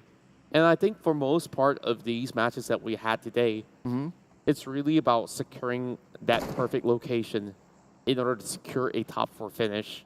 We've seen a glimpse of TM getting the chicken dinner, and past round, BRU made it to top 3 as well. And here goes, shots fired at Boom Esports as they try to rotate through the hills. Bacon Time stops them on their track. And this is just a little bit of a rough call, and that only leaves 2 more members standing as they are still on that vehicle moving about. Unfortunately, Boom have to leave Yummy on the outside, and Yummy, one of the players that do perform for Boom alongside Octa. At least they still have Octa though, but then again, playing as a duo is not the best situation to be in. Bacon Time, on the other hand, they managed to get into the circle unchallenged. They have a marker, they have someone inside the compound, so they have a fortress to play with at this point. But can't say the same for FaZe Clan. Right in front of them, SLD is waiting. SLD is keeping good measures here. They're just by the corner of the circle. Yoodo Alliance, though, have been waiting in ruins, and they have benefited from that wait. Same goes to Infinity, as they have already repositioned, but they are going really close against Yoodo Alliance. Shots being fired playing from FaZe Clan, hoping to land the target onto Boom Esports, who have just arrived. And the X, with a little bit of shred of damage, Stone does get a takedown onto Octa. I just mentioned about him being one of the star players for Boom. Unfortunately, he's taken out by Stone from the Vampires. Frankie will be gunned down by Booms. And if you kind of think about it, looking at the earlier rotation where the map was shown, the Infinity came all the way from Milta, and now they're in the middle of the circle on the outskirts of Ruins. Their rotation is insane this round. Indeed it is, but I think like they really have to start picking up some of these fights as well between these 2 teams. Or the grenade exchanges can get a little bit frustrating, where there's not much angles that you could squeeze through these windows, and most likely than not, they'll be able to make a run. But C-Sky only, he's running towards the direction of the Wow. You can't think about it, it's across the smoke. Like there was a smoke stop covering his view, but yet he mentioned that nade and a counter nade coming from my name P. One on my buddy, one back to you. That's the revenge that they want. And that also allows both sides to quickly go in for a reset where they will quickly go for a pickup. But Boychill is still asking for help, so Vel is just going to be the loitering around, taking a quick look. But Alter Ego versus Geek Fam now. Alter Ego has a little bit of leverage here. They get one knock. Oh, Alter Ego, this was the team playing on the outside of the circle. Their trend is they like to play from the outside a little bit slower, but now Geek Fam happen to be right in front of them. Alter Ego has the advantage with the knockdown to Geek Fam, and they're moving in. They could probably secure a couple of elimination points. And here it is, Renare spraying on the Geek Fam. Mika is still alive, 40% health. Alter Ego having such a great advantage through these hills. The smokes are not really helping him all too much as Micah is still trying to trade right back. Renalre trying to hold on, but here comes GRU finding that spot on target with a little bit more shots coming in from the back. Batman was surprised, but he will be dropped nonetheless by Kengzo and Sky. Sky only using only bandages. But boom, number 16-0 elimination points, unfortunately. That's what we did talk about this, right? Yummy and Octa carrying Boom. If the both of them are out, that's where Boom will struggle. And unfortunately, he had to be the first one to go out. Now NFT not in a comfortable position as well. Sorvel caught on the outside, taking out the blue, while Geek Fam, no points for them too. And look at the circle ping-ponging back towards the location where FaZe Clan is currently at. Infinity is also inbound. This could be a classic warfare between some of the finest Thai teams. On the outskirts though, Vampire Esports is battling their way inwards. More nades coming in from the side of SLD. They try to flush out the rest of Alter Ego over on the bottom side. And they have been making some drastic measures. They run over one player, but that's a lot of damage being done. Alter Ego trying to fend off for himself. Potato, the last one to fall. Trongzin gets it for the team. And SLD is the one that wins the fight. SLD now have time to reset. They have about 5 more seconds on the clock before the zone closes in. They need to make it quick as GIDS passes by them. But GIDS will ignore SLD and focus onto the circle. They have to really make a move fast though. Buriram United, we've seen them play this game before, where they play into the corner and managed to win. The exact same team to Saber inside of the shack. And they're going to repeat history yet again. But the circle definitely is not in the favor of the Saber. There is a supply of a crate dropping right in. Lambo, he wanted to take matters to his own hand. He's pushing out towards BRU with a great nade. Oh, there's a nade coming in from the other side from Newsy. In fact, now the nade from Lamborghini could secure that elimination point for their team. Keizo is still alive, but they need to be aware that GIDS is on the left side. They're playing by the edge of the circle. Lamborghini prepping up into the nade. It's his final nade, in fact. Tossing it on to Buriram United, hoping to secure that elimination point. Sky only 40% of health left, but Lamborghini switches to a molly, and Sky only maybe burned to death. Sky only couldn't really do all too much right there. Lambo just having the daredevil mindset. He's walking out. He's holding a grenade. No chance whatsoever against Lambo on that DPS. Oh, beautiful DPS there for Lamborghini. He had the high guy advantage, and because his opponent was holding the nade, that was the advantage that Lamborghini took. And now Tiger right in front of him. The nade will be tossed out by Lamborghini. It does connect onto Tiger, in fact. Down to 10% health, but Lamborghini doesn't know that, and he couldn't take the opportunity to finish off Tiger. DX with such a drastic measure here coming in from Lambo. He's going to basically shut out the entirety of Buriram United, but now only one lies beneath the smoke. Vampire Esports crashed out early, and here comes Bevy, shutting down one more player coming in from the Infinity. And that's 4 elimination points for Buriram United before bowing out. TEM still committed to this fight. Finds Bravo trying to spray through the trees, but he's running into his zone first and foremost. There's no time to lose, and TEM, they're trying to make the cut. They've got 3 takedowns, but how much more can they get? Got tuned in, knows exactly where TEM Entertainment is at. He sees Baby on the right, but then again his crosshair needs to move as well. Moment's gonna come in from the other side, but the nade from looks like it's gonna be Tony Kid taking up making time, but TEM Entertainment is the one that takes out the Infinity. 10 elimination points now for FaZe Clan as the ties are coming back to the game. FaZe Clan Well, after some dismal performance coming in from the past few rounds, they have finally returned with double digits on their name. And this is basically their best round so far. I talk about the support system. It's working well in shape. TEM, 2 players though. Same goes to DX on the opposite side of the street. They're trying to reposition with the vehicles left. 5 more teams left available. Yoodo Alliance, full squad ahead to challenge FaZe Clan, but they're nowhere to be seen at the moment from this angle. We take a close glimpse onto GD. They're trying to take the central stage. They do have Circle TM now tagged up. Yoodo Alliance try to force their way inwards. Oh, Yoodo Alliance, let's not forget about them. They are still a full squad, TEM Entertainment. SOZIP needs to pick up Baby just close by, just next behind them. But then again, Red Bull Voice wants them out. TEM Entertainment is out, taken out by none other than Yoodo Alliance. He's even Lamborghini down to the last second belt, and Luke is there to blow up his vehicle. Lamborghini will be knocked out. We still need to get a little bit of a pickup coming in from the rest of his teammates. DX playing with 2, but they feel like they have that confidence to shut off this round. Keep in mind, Lambo is still lethal in all these late game skirmishes.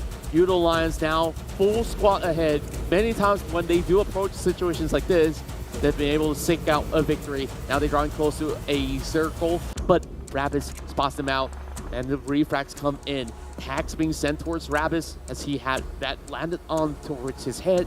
Adik Luke, the king of snipers of Malaysia, only having the M4 in hand though. Oh, things have been a little quiet coming from FaZe Clan, but Shamil will find one from GD. Oh, now the Xavier down to the last man standing. This server will be dropped by Tony K. Tony K wants those elimination points in the bag because he's chasing for the FMVP. Rabis, now he's in trouble. His life is too low. That means the Xavier is out. And now we're down to the top 3 teams. FaZe Clan versus Yoodo Alliance is possibly the match of the hour, while GD to be able to force some fight. They find him. Allen gets one, knocked out. Get another. Allen does it again. And the nades are not connecting coming from Yoodo Alliance. Finally, FaZe Clan has chimed in. These shots not exactly landing, but Lycan will be able to find him instead. Torres with some sharp shots. 13 points in for FaZe Clan. All they have to do is to close out against the 2 remaining members of Yoodo Alliance. Oh, FaZe Clan, they don't have an active vehicle. Maybe they got one, but they're not using it just yet. But there's going to be Yoodo Alliance. Now looks like their active vehicle has been blown out, so FaZe Clan is on foot at this point. But that also means that they couldn't rush in onto Yoodo Alliance. They'll be sneaking in slowly onto Yoodo Alliance. That also means that Yoodo Alliance has the opportunity to reset themselves. The match should come in with the full pickup, but the players do have very little room to basically make it all work out though. With all of them being clumped up together, they're relying on all these sort of smokes. While FaZe Clan approaching this with all the caution in the world, Repo's going to be trying to create a bunker of his own. He knows that some of these players are by the corners of the tree. Lycan though, coming in with a deep angle along with MR5. 20K spotted out jumping. Olio should be able to at least mark him for now. FaZe Clan, this is an interesting way of taking this fight. 3-1 positioning. While there's Olio. Could this be the moment here for Yoodo Alliance representing Malaysia to get that chicken dinner? They got 2 knockdowns back to back. 3rd knockdown! This could be it for Yoodo Alliance! Going in on to Tony K. 1v4. This could be the moment for Malaysia. And it is Yoodo Alliance securing the chicken dinner. What on earth? We thought that there is an opportunity for FaZe Clan, but everybody lined up all together has made it all work for Yoodo Alliance there, securing back-to-back knock. And the moment that MR5 fell on that side flank, everything crumbled up. We saw it's basically 3 players holding same angles. It shouldn't have been the case for FaZe Clan. Yeah, I know, right? It's a little bit of a off angle for FaZe Clan somehow. Man, my oh my. And they also allowed Yoodo Alliance to reset. Like they didn't have enough, it's either they didn't have enough information or they didn't make the right moves, because there was a lot of opportunity for Yoodo Alliance to reset. If only like, okay, they don't have a vehicle, I totally understand that. But if FaZe Clan kind of like pressured Yoodo Alliance, while they move, they shoot, they crouch, they move, they shoot, they crouch, at least they get closer and closer to Yoodo Alliance. Because the final circle kind of favored Yoodo Alliance. FaZe Clan had a little bit of it, but it's more towards Yoodo Alliance. If only they kept that pressure onwards, they could have ended the round. But because they slowed down the pace, they allowed Yoodo Alliance to reset, and that's where they took advantage of it. Right, and there were so many of all these close battles on the outskirts. And this circle itself is in such an awkward spot for many of all these teams that they were being forced to play out in the open. And by then, players from the side of Yoodo Alliance, they just congregated, they found players out of TEM, and there's so many great shots coming from Shamil that has opened a lot of room for fire. And if it's not because of FaZe Clan shutting down Allen, I think there would be more opportunities for GD to actually wipe out Yoodo Alliance first. Yeah. If only they allow Allen to like kind of do his thing, then FaZe Clan might have an easier ending. But it is what it is, right? I mean, you can't really pick your opponents. Whoever you see, you just shoot. But the final circle, my God, I felt like FaZe Clan could have done more during the final circle. I felt that they should have. Indeed, you think so too? Yeah. Like the way that they positioned was a little bit questionable, but I think like out of that final run, who could really blame them where they were trying to be a little bit more careful, and this time, of course, Chicken Dinner might have actually slid out of their hands, but they've got themselves quite an amount of takedowns in this match. So later we'll take a look at how many points they have accumulated overall. DX did make the top 4 along with GD in the top 3. So great stuff being shown by all these teams, and Yoodo Alliance of Malaysia claims the first one for the nation. And you know what? It might just be another one in the bag on the final round. Yeah, but anyway, despite Yoodo Alliance getting a chicken dinner, what matters is the points, right, at the end of the day. So FaZe Clan coming back at the top of the charts with 25 points because they got themselves 13 eliminations. But we also did talk about like the pattern of teams getting chicken dinners, right? So the first 2 games was Indonesia, second set of 2 was Thailand, and well, maybe the final set will be Malaysia. Just putting out there. Yeah, just putting out there. That's right. And you know, FaZe Clan, it was still a really important round for them to revitalize their points because they were slowly sliding down the charts, and they have sensed that urgency to put these points back on the board. So there's still one more round to go. We'll see who else will be able to step up, while Ventoris was the one that has been able to dish out the most amount of damage coming in from FaZe Clan, I do believe, with 5 takedowns apiece. And that's actually a really long shot, 350 meters. I know, right? Just look at the, as comparing with the average data, it's like way ahead.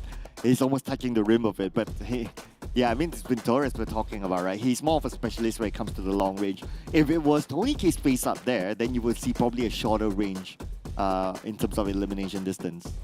That's right, and let's take a look at the overall rankings. Because of this second place finish, FaZe Clan now moves up ahead and will take over the second spot, and it's Infinity as well as VP that gets pushed down. Meanwhile, GD consistently surges upwards with a top 5 finish, and 4 rivals will have to give that spot away. Yeah, just looking at this as an overall, right? Basically, you will only have 4 teams not seeing the light of PMGC. Yeah. 4 out of 16.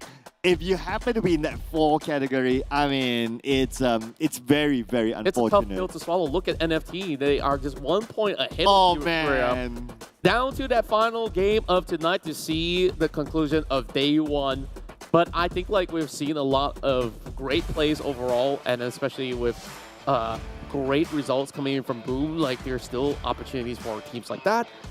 And well, final chicken dinner though, we'll have to wait for that as we go on the recap first and foremost. Yeah, don't go anywhere, ladies and gentlemen. We have a 6th game, so an extra game as compared to the league. So you want to stick around and don't want to miss out on the action. Now, just a little bit of a recap. Of course, Yoodo Alliance, we know that they got that chicken dinner, but then again, because FaZe Clan, they got 13 eliminations, their overall points were more than Yoodo Alliance. That put them at number 1 in the overall points charts. The circle, fairly kind, I must say, to all these teams. From the start till the latest stage of the circle, they always got the circle. So it's kind of comfortable for all these 4. That's right, and we saw GD playing from the furthest end, and eventually when it does shift, look at that advantage given over to FaZe Clan first and foremost. And then I think like the decision to take the lower ground might have actually affected them a bit, or else they could basically challenge Yoodo Alliance for that high ground instead. Yeah, looking back at this, right? Just look at. I'm still kind of reminded by FaZe Clan could have finished this off, and imagine if FaZe Clan finished this off, it would have been like, so they got like 13 eliminations. Okay, so it will be +4, so they would have gotten like 17 eliminations. It would have been the biggest so One of far the biggest in rounds today. the today in the grand finals, right? I just felt like they didn't take their chances well during the end. Yeah, I think like at least like they managed to regain their form at the very least. I think that is the biggest factor that they have been able to achieve for today. And it's far from over. We still have one more match to go. So who is it gonna be, Sir Cloud? It's not prediction time yet, but we can start talking about it. Yeah, okay. I don't remember who I predict, but I think right now, let's put that aside. But if at the current moment, if I were to predict, let's make it cool, let's make it nice, let's keep the pattern on another Malaysian team. Probably like, I think 4Rivals stands a good chance. We did talk about why, and they are fairly consistent as well. So yeah, I guess if any other team were to get the chicken dinner, I guess for me, I will pick 4Rivals. Yeah, 4Rivals definitely looking very on form for the day. Despite them having a little bit of a rough around this map itself, we'll just have to keep an eyes watch onto some of these players out there. Venturas as well as Tony K both has gotten 5 frags each, and Lambo have also secured 5, and that push towards Buriram United, I think, is the gutsiest thing I've seen all day. You know what, the thing that all these 3 players have in common is that they color their hair. Yeah. Oh, that's an easy job for our graphic designer. Like, it doesn't need to change the picture, it just change the numbers. Pretty interesting, like, all of them have gotten 5 frags each. It's just a difference of the output, I guess. So I think it's fair enough. Lambo, most often than not, you see him coming into most of these fights in short range, while Venturas, I think he has done quite a significant attack onto many of these teams. Now, we have already gotten all these chicken dinners on board, one more remaining, so the list goes from NFT Esports, GD, TEM Entertainment, Vampire Esports, and of course, the recently concluded Yoodo Alliance with their first chicken dinner here in the grand finals. Let's talk about the improvement of Yoodo Alliance, like from their debut a couple of seasons back, and now fighting in the Southeast Asia Championship and showing up with the first chicken dinner from Malaysia. I think like this team just keeps on improving. Yeah, I do agree. And I've watched them since they were a community team, since they were known as Farang Legend back in the day, right? And they have this miracle story as well. They came through PMNC, they get into the PMPL. And in fact, for them to come to PMNC, it wasn't like, okay, straight up one PMNC and that's it, and then into PMPL. They had to go through two seasons of PMNC to get themselves into PMPL. And the first time around, it was close for them. They were in the running until that final day. They dropped the ball. I remember it clearly. And that allowed, I believe it was R2K or some other team to actually climb back up onto them and making themselves back onto PMPL. But what a journey it has been in general for Yoodo Alliance, or back then used to be known as Farang Legend. Oh yeah, I've witnessed this story as well. Like, I remember even casting my first ever tournament for the PMCO qualifier. Wow. Like, they almost make the cut into the grand finals in Malaysia. And it was just really slight margins that didn't allow them to qualify to that round. And we saw them taking a long time before they finally make it back into the PMPL. So I think like this is a never give up attitude that we absolutely love, and I think it's been like 3 years or more that they've been together. A lot of these players might be new to the SEA Championship, but there's just so many stories to tell, and I wish we could basically fish out more information about SLD, because these guys have not been ever set foot into the Southeast Asia Championship, and they are doing remarkably. Yeah, I am impressed with how SLD is performing so far, to be honest. All other teams we've seen at least a representative from that team inside, like in previous editions. But for SLD, to me, is totally new.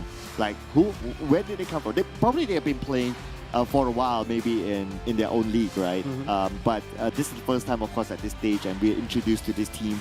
And they don't have like staple names from the Vietnamese from the Vietnamese league or the scene, it's interesting to see that they are doing even better than some of the other Vietnamese teams as well on this stage. And I do believe that they have what it takes to bring themselves on the PMGC.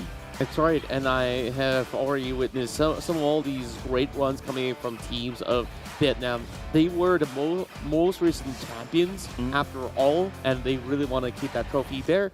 But first, it's time for us to look at the predictions while we chat about it. And this is the reason why we've been talking about Vietnamese teams, right? There you go. This Xavier, I've been keeping a close watch for the past couple of games, and you know, that round itself, they managed to secure top 4 finish. Or at the very least, we have Lambo that actually does a lot of work. It's securing 5 pointers back to the team. I just want to see a little bit more feistiness again, the hunger to basically close off those rounds, because DX, when they basically play on a faster tempo, they look just as scary as Infinity. Yeah, I think the Xavier does stand a good chance as well. They kind of give me the feeling of like 4 rivals. It's like if they are okay, they're performing, they're fine. It's just that they haven't got the breakthrough moment, like getting that chicken dinner and just putting it, sealing it on the board, right? And I think it's a matter of time for them to do that, because they have been all right. And of course, the limelight is not on them because other teams getting chicken dinner, and that's about it. So I do like your prediction as well. And overall, you know, like, let's talk about your prediction again. Oh yeah. So, well, I'm a little bit late to the party. I'm just saying. One game late, huh? 1 game late, just like how you were. I was 1 game late too. Yeah, we haven't really got it spot on just yet. But then again, and I think my closest one was Buriram United. Oh yeah. And yep, that turned over real quick. Yeah, that was really, really close. That came close.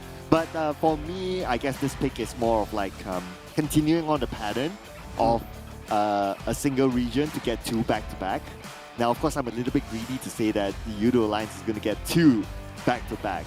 But we did talk about like 4 rivals maybe having their chance as well. But we'll see what happens as we head on to our final game, our number 6 game, which is going to be in Erangel.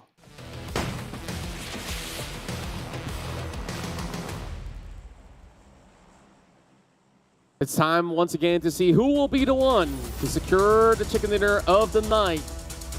And this is Contra as well as Sir Cloud on the mic. We've been your storytellers for the entirety of the evening. We'll continue to do so for tomorrow as well. If you guys are looking forward for more action here in the grand finals. It's been some long day for all these players out there. They've been accustomed to 5 maps per day. And keep in mind, even with 5 maps, they were only playing 4 in those rotations of the league. So having 6 rounds does put them to the test on their stamina, on everything that they've been working so hard for. How much more work can they put in this final hurdle of day 1 before we move our way into day 2? You know what? For a second there, I thought your opening would have been a rhyme. Trying to do a rap battle or something. Kinda. Okay. We still have day number 2 and day number 3 for you to practice or to more like to showcase your rapping skills. Your open mind skills. I can rap presents, but I can't rap on the mic. Okay, I like that. You gotta wait. You gotta wait. Well, speaking of presents, some of these teams are showing heavy presence over onto the eastern side. Wow. That's an upgrade to the Segway. Yeah. Well, that still rhymes. Something you like, huh? Oh yeah. The Xavier 4 rivals being quite close to each other as always. SLD floats their way into Gatka. Nothing out of the ordinary. It's just that VPE decides to move all the way up to Zarky since Primos is inaccessible. Geek Fam though, I think this is an interesting conversation we're going to dive into. This is a team that have always had the potential, but it's a little bit of a lackluster performance coming in from the champions of M1 SGPH. Yeah.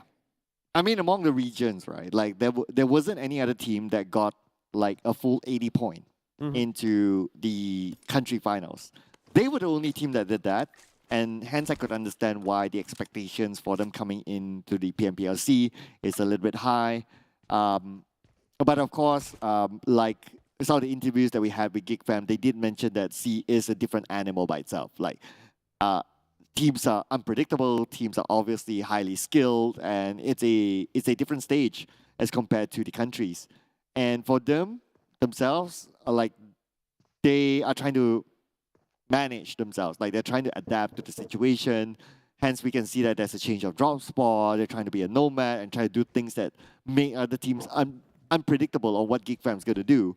And hopefully that is able to give them the results that they want.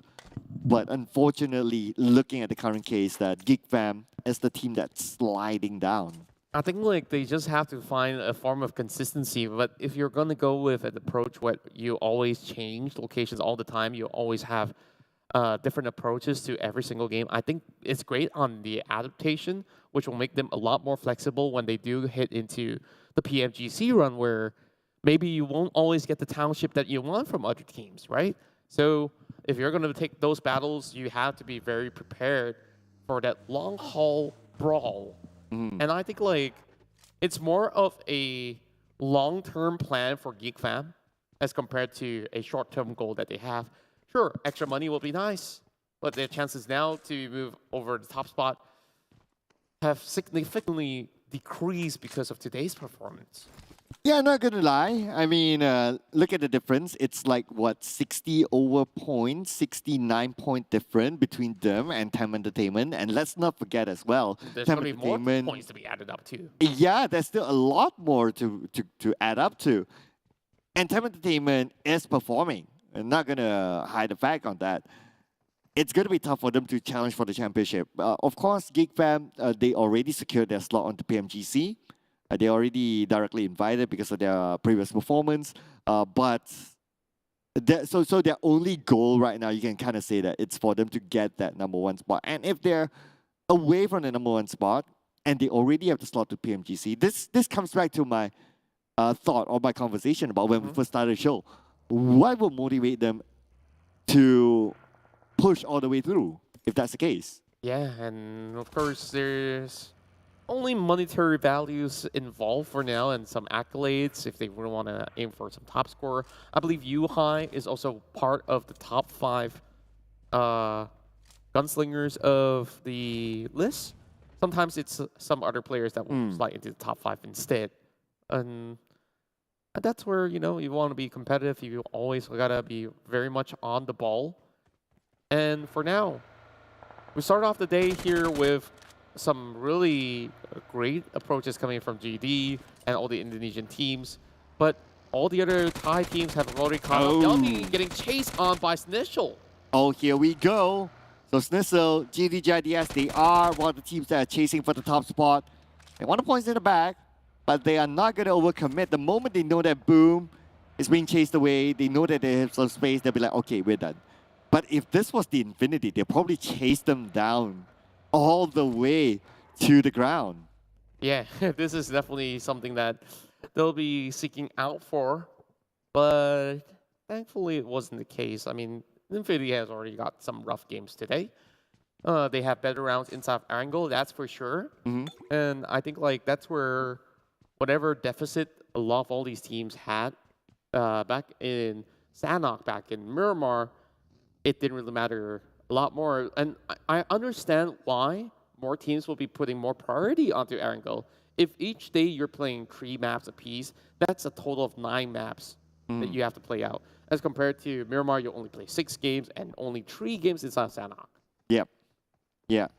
True. It's a lot more games if you kind of think about it. Then you did point out like, okay, actually in the league, yes, for us as casters, as viewers, we are watching 5 games. But to the players, they're watching 4 games. So it's not a +1 when it comes to the country finals. It is a +2. And not only that, I just add in onto the mix, right?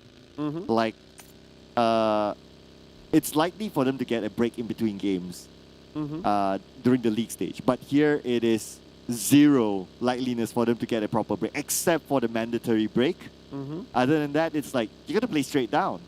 And that is definitely going to be challenging when it comes to the stamina, the mentality of these players.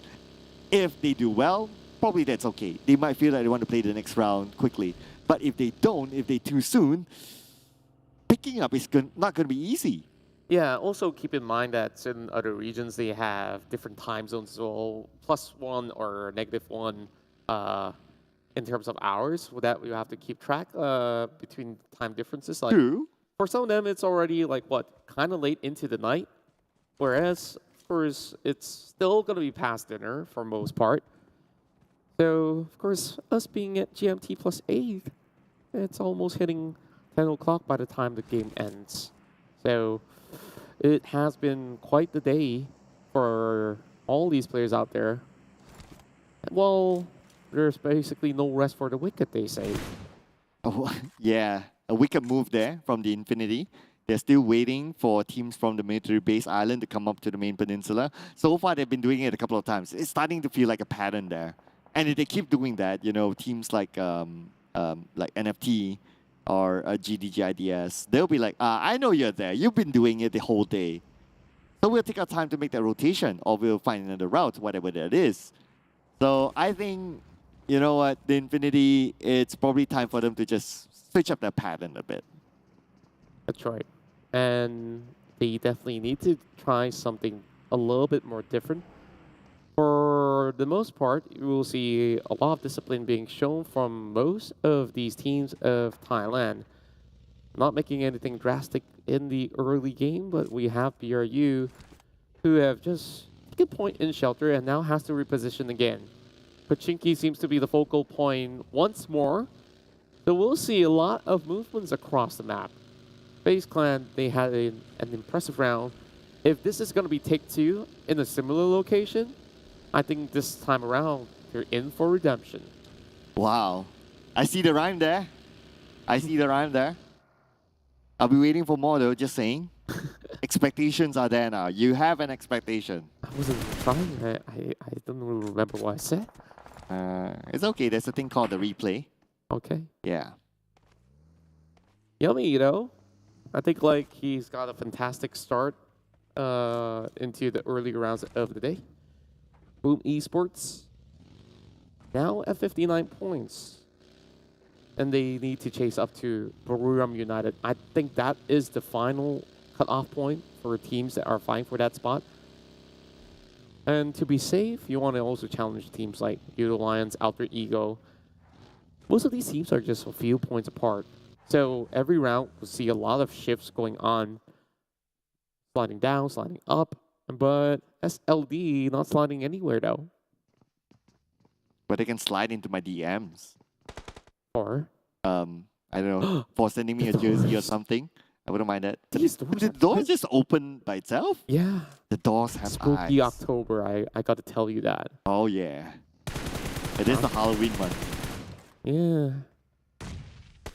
And Bevy immediately getting naded from a good distance coming in. Adik Luke secures it as that, or should I say, Olio comes in with the first pointer for the team. Most often than not, you don't expect players to suddenly move into Watertown, so I wasn't too sure what the player of TM was thinking. Yeah, considering that this kind of circle, that's not like really centered. And let's not kid ourselves, right? Like Watertown is not the most ideal or favorite sort of area. But okay, if I want to be like the devil's advocate to say that, yeah, because it's not ideal, because it's not favorite, that's why the possibility of not having a team there is higher. Hence, that makes teams like, hey, you know what? Let's try to rotate ourselves there instead of like common places. And I'd be like, yeah, you're right. I'm talking to myself right now. Exactly, but don't worry. I guess I could see through the wave of communications. Speaking of which, April just going for a little bit of a hunch exercise. Well, gotta keep those knees strong because he's gonna need it to run the mile throughout this school area of play. SLD still getting man mark. I don't think it's gonna be wise of them to challenge because honestly, you're not gonna be able to land those kind of shots. I could be wrong, but try as you may. Ego Esports though, 50 points. I think like Ego Esports consists of such a strong, talented roster, but I wonder what is the case of their hardship overall. I think like they had a good run today back in Miramar, but they didn't secure enough points during the league. Perhaps that's the biggest struggle that they will have to face. Yeah, and that's the cruelty of this format, right? It's you need to do well in the league to have a good start. And if you don't have a good start, I'm not gonna lie, it's gonna be disheartening to see like, okay, you're like 40 points, for example, and the one on top has like 70-ish points, and then you'll be thinking to yourself like, oh, okay, that's like 2-3 games in hand. Like, how am I going to catch the #1 spot? And let's not forget as well, they are on top of that for a reason, and they'll still continue to collect points. And how are you going to catch up? Just like what the live score is, it's going to be 50. It's not 50. It's 81 points difference between the Eagles and TEM Entertainment. I just love this kind of format because it reminds me of maybe Formula One. I know it's an entirely different sport, but just like you're racing on the qualifiers, when you do get that position start, then on race day itself, if you finish first, you should start off as first. Then to go on a full reset where it's anybody's chance to win, like, then what's the point of having a league to begin with? So it makes significant sense, but then again, it is a cruel system where teams at the bottom, they need all the miracle they can get to pull through. I'm going to add on to the thought process of having that sort of system, right?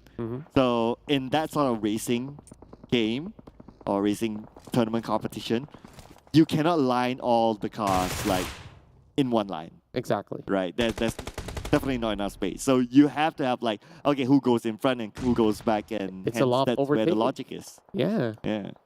And sometimes certain teams will have to take a pit stop. And that's Lamborghini that's not pulling any stops though, but he will stop some players out of GD. Trying to make a cross through the city of Pochinki, and we see more and more of these players swarm into the city. GD, they're stuck by the corner, and that is a huge frag coming in from TEM as well. Not leaving any room of a chance for GD to even go out for a peek. Yeah, I know, right? How are they going to get onto Snizzle? There's no way. And speaking about that, oh, wait a second. TEM Entertainment is the one that actually eliminated Snizzle. So a steal happened, but not too sure from where. Oh, yeah, now we do see TEM Entertainment. But imagine that this is a steal away the elimination. That's something. Frankie now with the grenade onto Allen, though. Quite the distance that he managed to lob it. While there is also Gatini arriving into the further side. This is going to look very interesting with Infinity being involved in this skirmish. DX, the only team inside Pochinki hoping for this to close into the city, and this might just be our first urban ending for day one, and let it be epic if it will. Let's see. Okay, just by this side, I think like this is fair enough. Geek Fam, Infinity, DX, they have the advantage. Yes, they do, and the circle kind of move away from Pochinki, but there is still a slight possibility that the circle might hard shift into it. Right now, Geek Fam in a really good spot, a prime position I call it. Because of this high heels, they can see the movement from FaZe Clan, they can even shoot them down if they want to. At the same time, they can see movement out of Pochinki. But now we put focus onto NFT and Alter Ego. Boyshil did quite a significant damage at the Indonesian side, clocking horns yet again. He does get the angle build, he gets him down on his knees. Fnatic did not stand a chance, even with the smoke being prime. And Alter Ego quickly goes in for a little bit of a free position. That's outside of the hill is not really safe for Alter Ego. They will try to reposition. Now on the sprint up to the hills, Geek Fam, they can basically challenge them though. And remember this, we were talking about potential chicken dinners for Malaysia. If it's going to be back-to-back, Geek Fam stands a real good chance here. It could be 4 rivals too. Yeah, well, not gonna lie. 2 teams, 4 rivals does well. Geek Fam has a good record in the country PMPL, so both of them have their own status of why they deserve the chicken dinner inside of this Erango round. It's a matter of whether they can be the ones to do it or not. That is going to be the bigger question, because there will be other teams stopping them from getting that chicken dinner, that precious chicken dinner. And one of them is going to be the Eagles. They managed to get 2 knockdown onto the Vampires. Looks like a good start for the number 16 team. Ravenclaw getting tagged up, and we've seen members of Vampire Esports dropping like flies. Only Fluke is left, and I don't think there's anything to be done here. Bacon Time will be able to find that final pick from the back, and they're just being cornered up everywhere they go. Oh my goodness, that spray transition! How did he hit that to Arctic Luke? I know, right? That was like, what, 200 meters away? Something like that, or maybe 100 meters away. That was a really long shot coming in from Shirley. And now he's not done yet. Taking the high ground advantage. Wow. He sees O'Leo. 2 knockdowns back-to-back for Bacon Time. It's a full clip connecting onto two, and finally he was brought down by Shamil. Sharp enough, but there's only one more play left from Yoodo Alliance. Not off a chicken dinner, and now being pressurized by the rest of Bacon Time. That nade might actually do some significant damage, but so long as they're being held back, that's all that they needed. Shamil has to be left out. And same goes to Oleo. There's nothing much left for Yoodo Alliance. Oh, not much left. Even not much room for them to play with, as they'll be pressured by the zone. 200 meters away from the circle. Rebel Boy tries to get 147. Rebel Boy will be able to do it. Coming for the flash. Managed to get a knockdown to Shirley. That's a beautiful flag coming in for Rebel Boy. They still managed to get that one knockdown. Rebel Boy is the only one remaining. He's trying to scavenge for any sort of loot. I think he doesn't have enough time. Can he wrap up in time though? Yes. 3, 2. Okay, that's good enough. Octa finds one. Tries a little April. He just dropped him onto the ground while that nade flies towards Bogey. One Molotov set into place. He's running through the fire. Octa will be gunned down. It's going to be 4 rivals. They're winning this fight against Boom. 2 knockdowns back to back. It's going to be Happy getting the second one. But Boom still has active players. They need to reset quickly.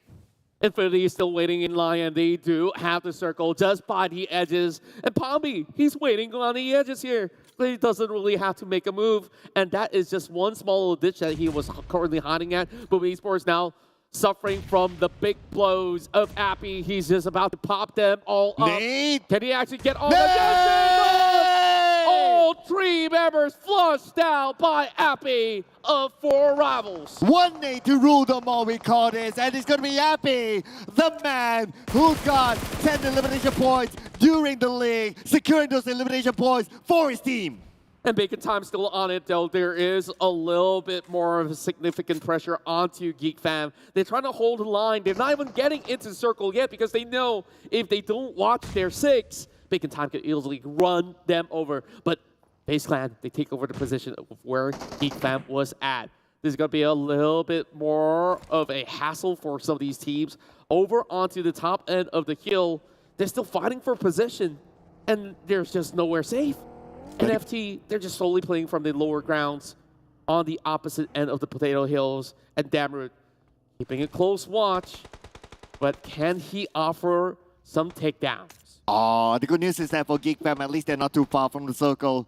But they have the opportunity to stop Bacon Time from going into it. Damroot knows exactly where Ice is. He sees him, but not pulling the trigger just yet. At the same time, we can see that TEM Entertainment seems to be fighting against Buriram United, and they seem to be winning the fight. 1 more to go. Kengdo almost getting it. And so Zip comes in, but Kengdo seems to be the one to clutch it onto their opponent. Now Kengdo needs to recover quickly. The zone! Oh, he still fell.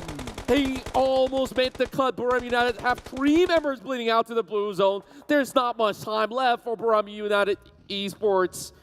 And now only 1 member left remaining. Bacon Time trying to all they can to take out the rest of Geek Fam. But Geek Fam currently way too strong. They do have 4 takedowns. Isis tries to book it out of the way with the vehicle that he has.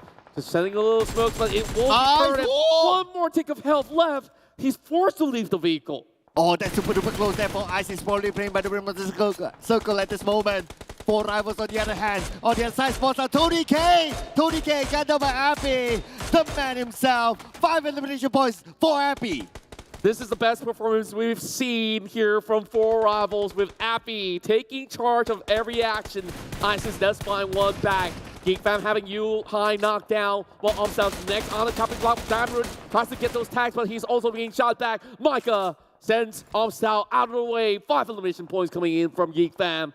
And FaZe Clan still holding on. They have 4 frags. And there's not much healthy members left available. Isis still fighting back against Geek Fam. And there is not much room left. Oh, and he has to do it quick. Now against Damroot, that only has about 20% of health. That's probably still active at this moment. Damroot managed to reset himself.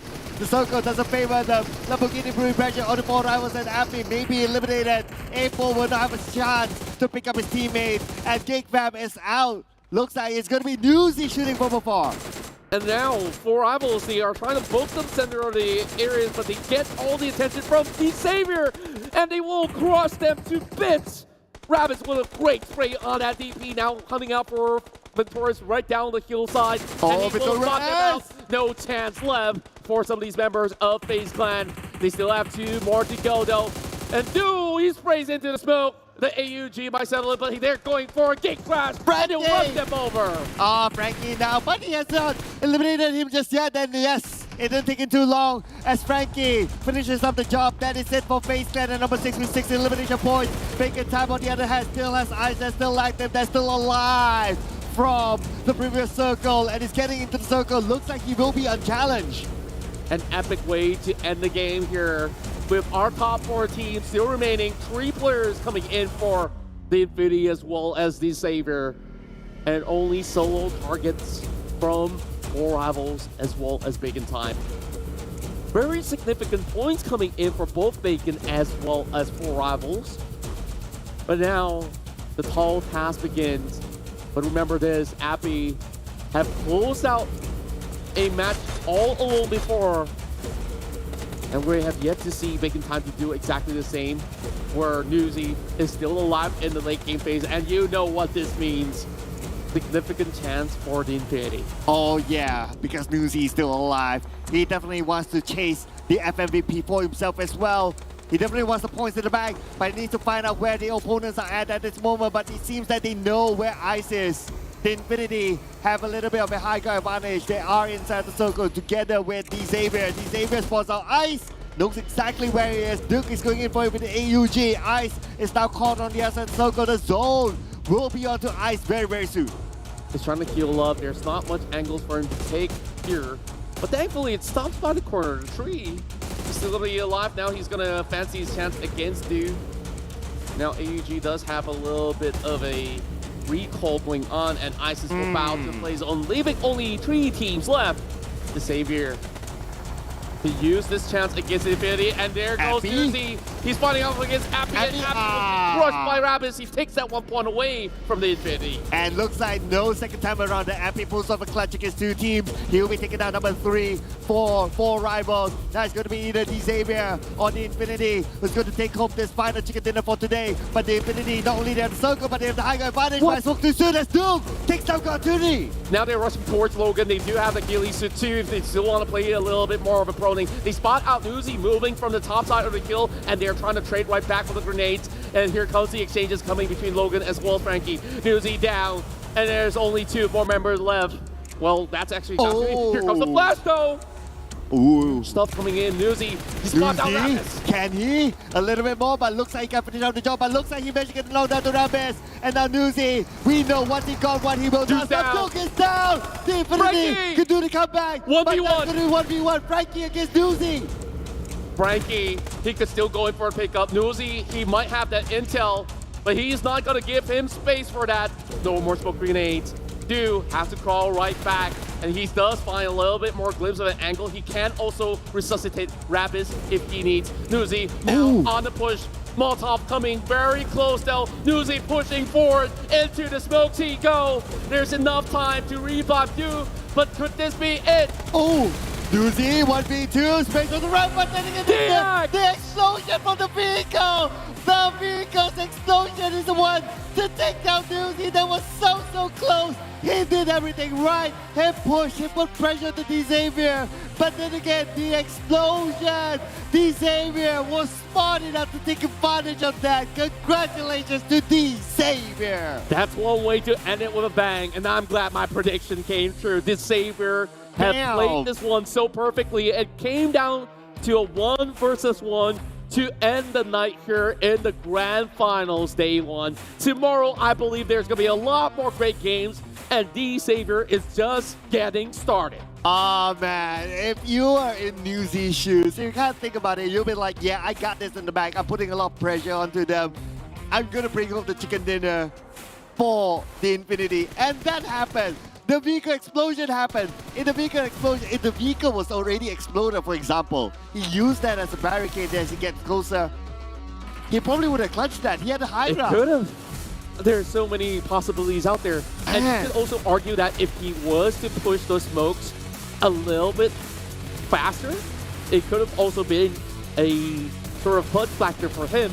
But then again, in such a rowdy round, the battle for the hills of control, some of the big highlights was that great grenade coming in from 4 Rivals to wipe out 3 members of Boom, and that clutch moment against BRU. And we've seen so many interesting things happen in this battle round where DX, they didn't get so many early frags, but on phase 6, that's where they started farming up. Oh, man. Yeah, Xavier, they were super active in this round as well. We saw how many elimination points that they tried to get because they know that they still have the opportunity to chase for the #1 spot. So it looks like the big teams are back in this round. You kind of think about it, like the Xavier, like the Infinity #1, #2, doing really, really well. That's right. And Newsy down to the explosion of the vehicle to close off that round in such a peculiar fashion. I think DX just love to do things very differently, and you see they got resources for days with 21 frag grenades and 35 smokes to play out, and even some stuns. I mean, what's the love for stun grenades, right? Like, we see Molotovs. Yeah. Don't we have graphics for this stun? Yeah, we need a stat for that, you know. Like, that'll be interesting, right? That will be. I do wonder sometimes, like, why isn't it, like, how many use? Maybe because, like, the backpack is limited or something like that. But anyway, so we have the Xavier with 9 elimination points, 24 total points. The Infinity, 19.5 points behind in this round. But on the flip side, though, SLD had a good start today, but they seem to be kind of slipping down. Yeah, losing that sort of momentum. I would say the same. It's been a really long day for many of all these teams, but I think the big winners for some of these rounds, once again, look at that. 4 Rivals, another 17 points. And when we talk about 4 Rivals, we have to talk about Appy. Yeah, this is like Appy Esports by now, you know? It's so... this man is just too good.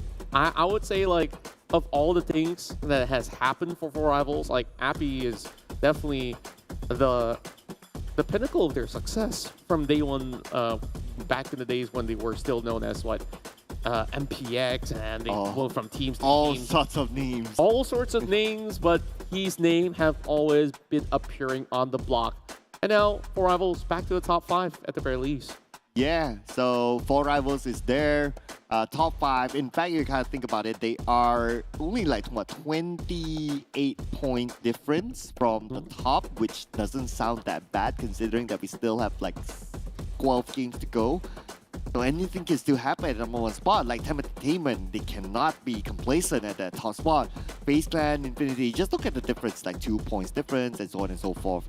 But I also wanted to highlight on the other side as well. Like SLD, they were hard, but unfortunately they're slipping down. Now they are not within the spot, the reach of going into PMGC yet. And here are the top eliminators for today only.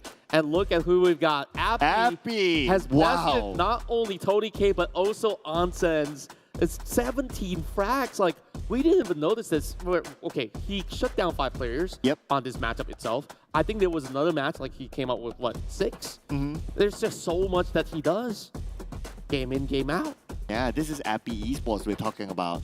Like, and the fun fact about Appy, right? So among the players of 4 Rivals, he's actually the quietest one. Yeah. He wouldn't talk to anyone. He does have a very calm and collected face. And now let's take a look at the individual awards. Currently, the Gunslinger title goes to Tony K with the highest average elimination. It's actually tied with Newsy. It's actually that close. Moorman also steps up. And you know, we were talking about Tony K needing to chase up against Newsy. And finally, he does with that 16 frag that he achieved today. Newsy got the grenade title, though, so I think, like, at least that's something for him. And Tony K is just behind him. But they have the same amount of grenade elimination, so I just want to point it out. But other than that, this is also going to be important. The season MVP race. Looks like Tony K is back on at #1 spot. Newsy dropped onto 2nd place. Mela, as usual, is always behind Newsy. And just look at the gap between them, right? It feels like it's going to be down to either Tony K and Newsy. It has to be. But then again, in the top 5, we are also seeing both Moorman as well as Onsens to be making a lot of great plays, and we've also seen both Mormon as well as Onsens who have also had some long survival time into most of all these matchups. So TEM, they're up there on the board for a really good reason, where it's not just a two-man squad that you're talking about. The whole roster of TEM have been able to have significant pull into the game where it just gravitates around them. And there's just so many great things to talk about this team who is currently sitting at top 1. But teams are also chasing him, so TEM, they can't afford to just sit still. Yeah, and what I really like about TEM Entertainment is that they don't have like one player that stands out or one player that really carries the team. It does feel like every player carries their own weight, and they are a very balanced team. If like you compare with like GIDS, we talk about like, okay, you gotta have Alan. If you talk about like Boom, for example, you need to have Oktar. And if you talk about FaZe Clan, you need to have Tony King. But if you talk about TEM Entertainment, it feels like everyone is the same. And that's where when it comes to the season MVP charts as well, you can see that those two, they are there, but they are really close and they're fairly similar. Yeah, that's right. And of course, with all that talk, we definitely want to speak to some of the players out there ready for this interview, so please welcome them on board.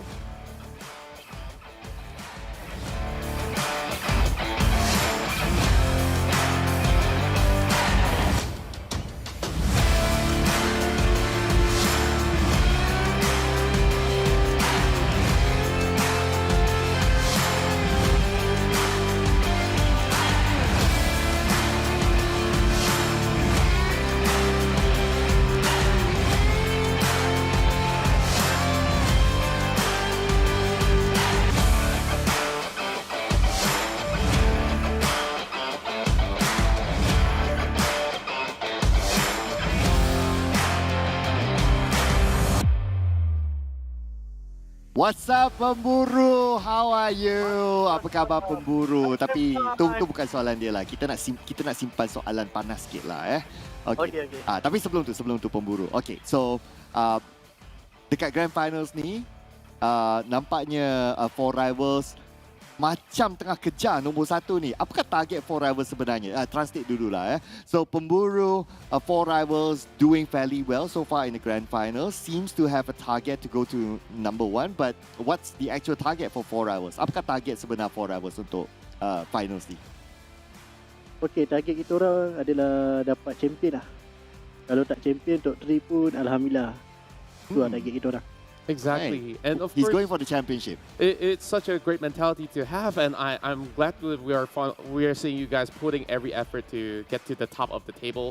And also, there are so many slots that are available to go into the global rounds. Sure, I think it's more than just the slots right now. Other than that, like when we look into some of these matches on the league, do you think that there are certain things that you guys have managed to fix going into the grand finals?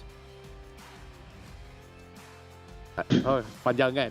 Okay, Yeah. Saya sikit dulu. Yeah. Alright, relax sikit pemburu. So, Bahasa Melayu. okay. So, daripada apa yang kita nampak, memang ada banyak perubahan yang improvement yang kita nampak daripada setiap player lah. So, is there something that you guys have managed to fix dalam kadar waktu yang sangat singkat sebelum masuk ke grand finals? Kiranya apa yang Four Rivals dapat perbaiki lah dalam waktu yang singkat ni. Kita ada 4 hari je kan untuk masuk ke dalam Grand Final ni. Kita orang perbaiki cara main je lah. So kita orang tak main takut lah. Kalau caster semua tengok, kita orang main buka lah. So kita orang beranikan diri kita orang untuk check circle ke depan lah. Okay, so for the benefit of our international audience as well, so Pemburu says that what they fix during their break time is that they fix their courage. They play a little bit more aggressive, more confident, right? So that's how they improve in the past 4 days. But for Pemburu, before we wrap up the show or before we pass you back and to take a good rest, one last question from me is that when will we see Jumper play? Bila kita akan dapat tengok Jumper main? Bila tu saya tak tahu. Mungkin sebab Jumper dia rehat. Dia kata penat nak beraksi. Okay. So Pemburu says that he's unsure because Jumper says that he is exhausted. So yeah, he's unsure right now. For fans of Jumper, just keep an eye on 4 Rivals. Untuk peminat-peminat 4 Rivals, ya perhatikan je lah bila Jumper akan main nanti, okay? Anyway, terima kasih Pemburu untuk interview pada hari ini. All the best untuk hari kedua nanti. Thank you Pemburu for the interview. Alright, take care. All the best.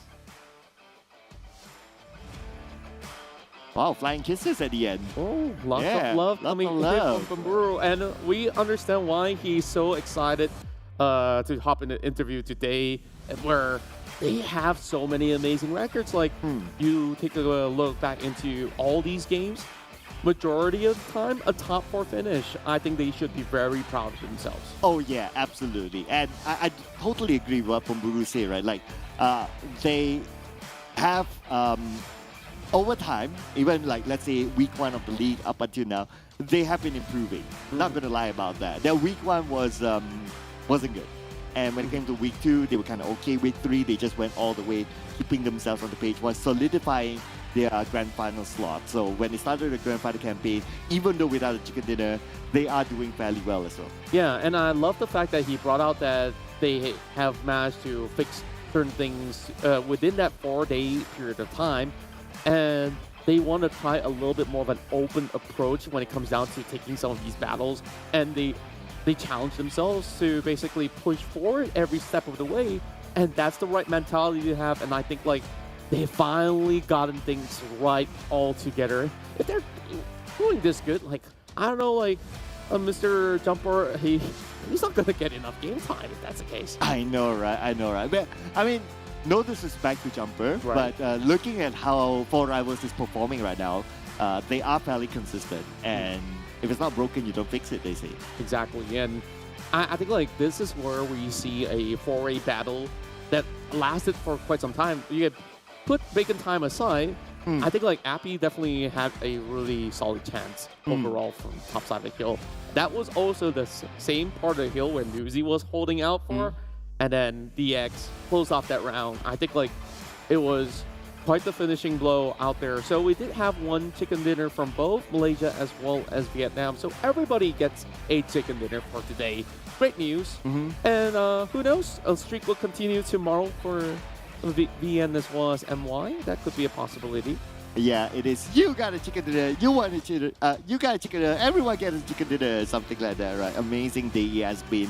That also shows that the competition is tight as we continue on this C finals tomorrow, ladies and gentlemen. So that will be all for today. Make sure you continue to follow the pages wherever you're watching this live stream. You don't want to miss out all the action tomorrow.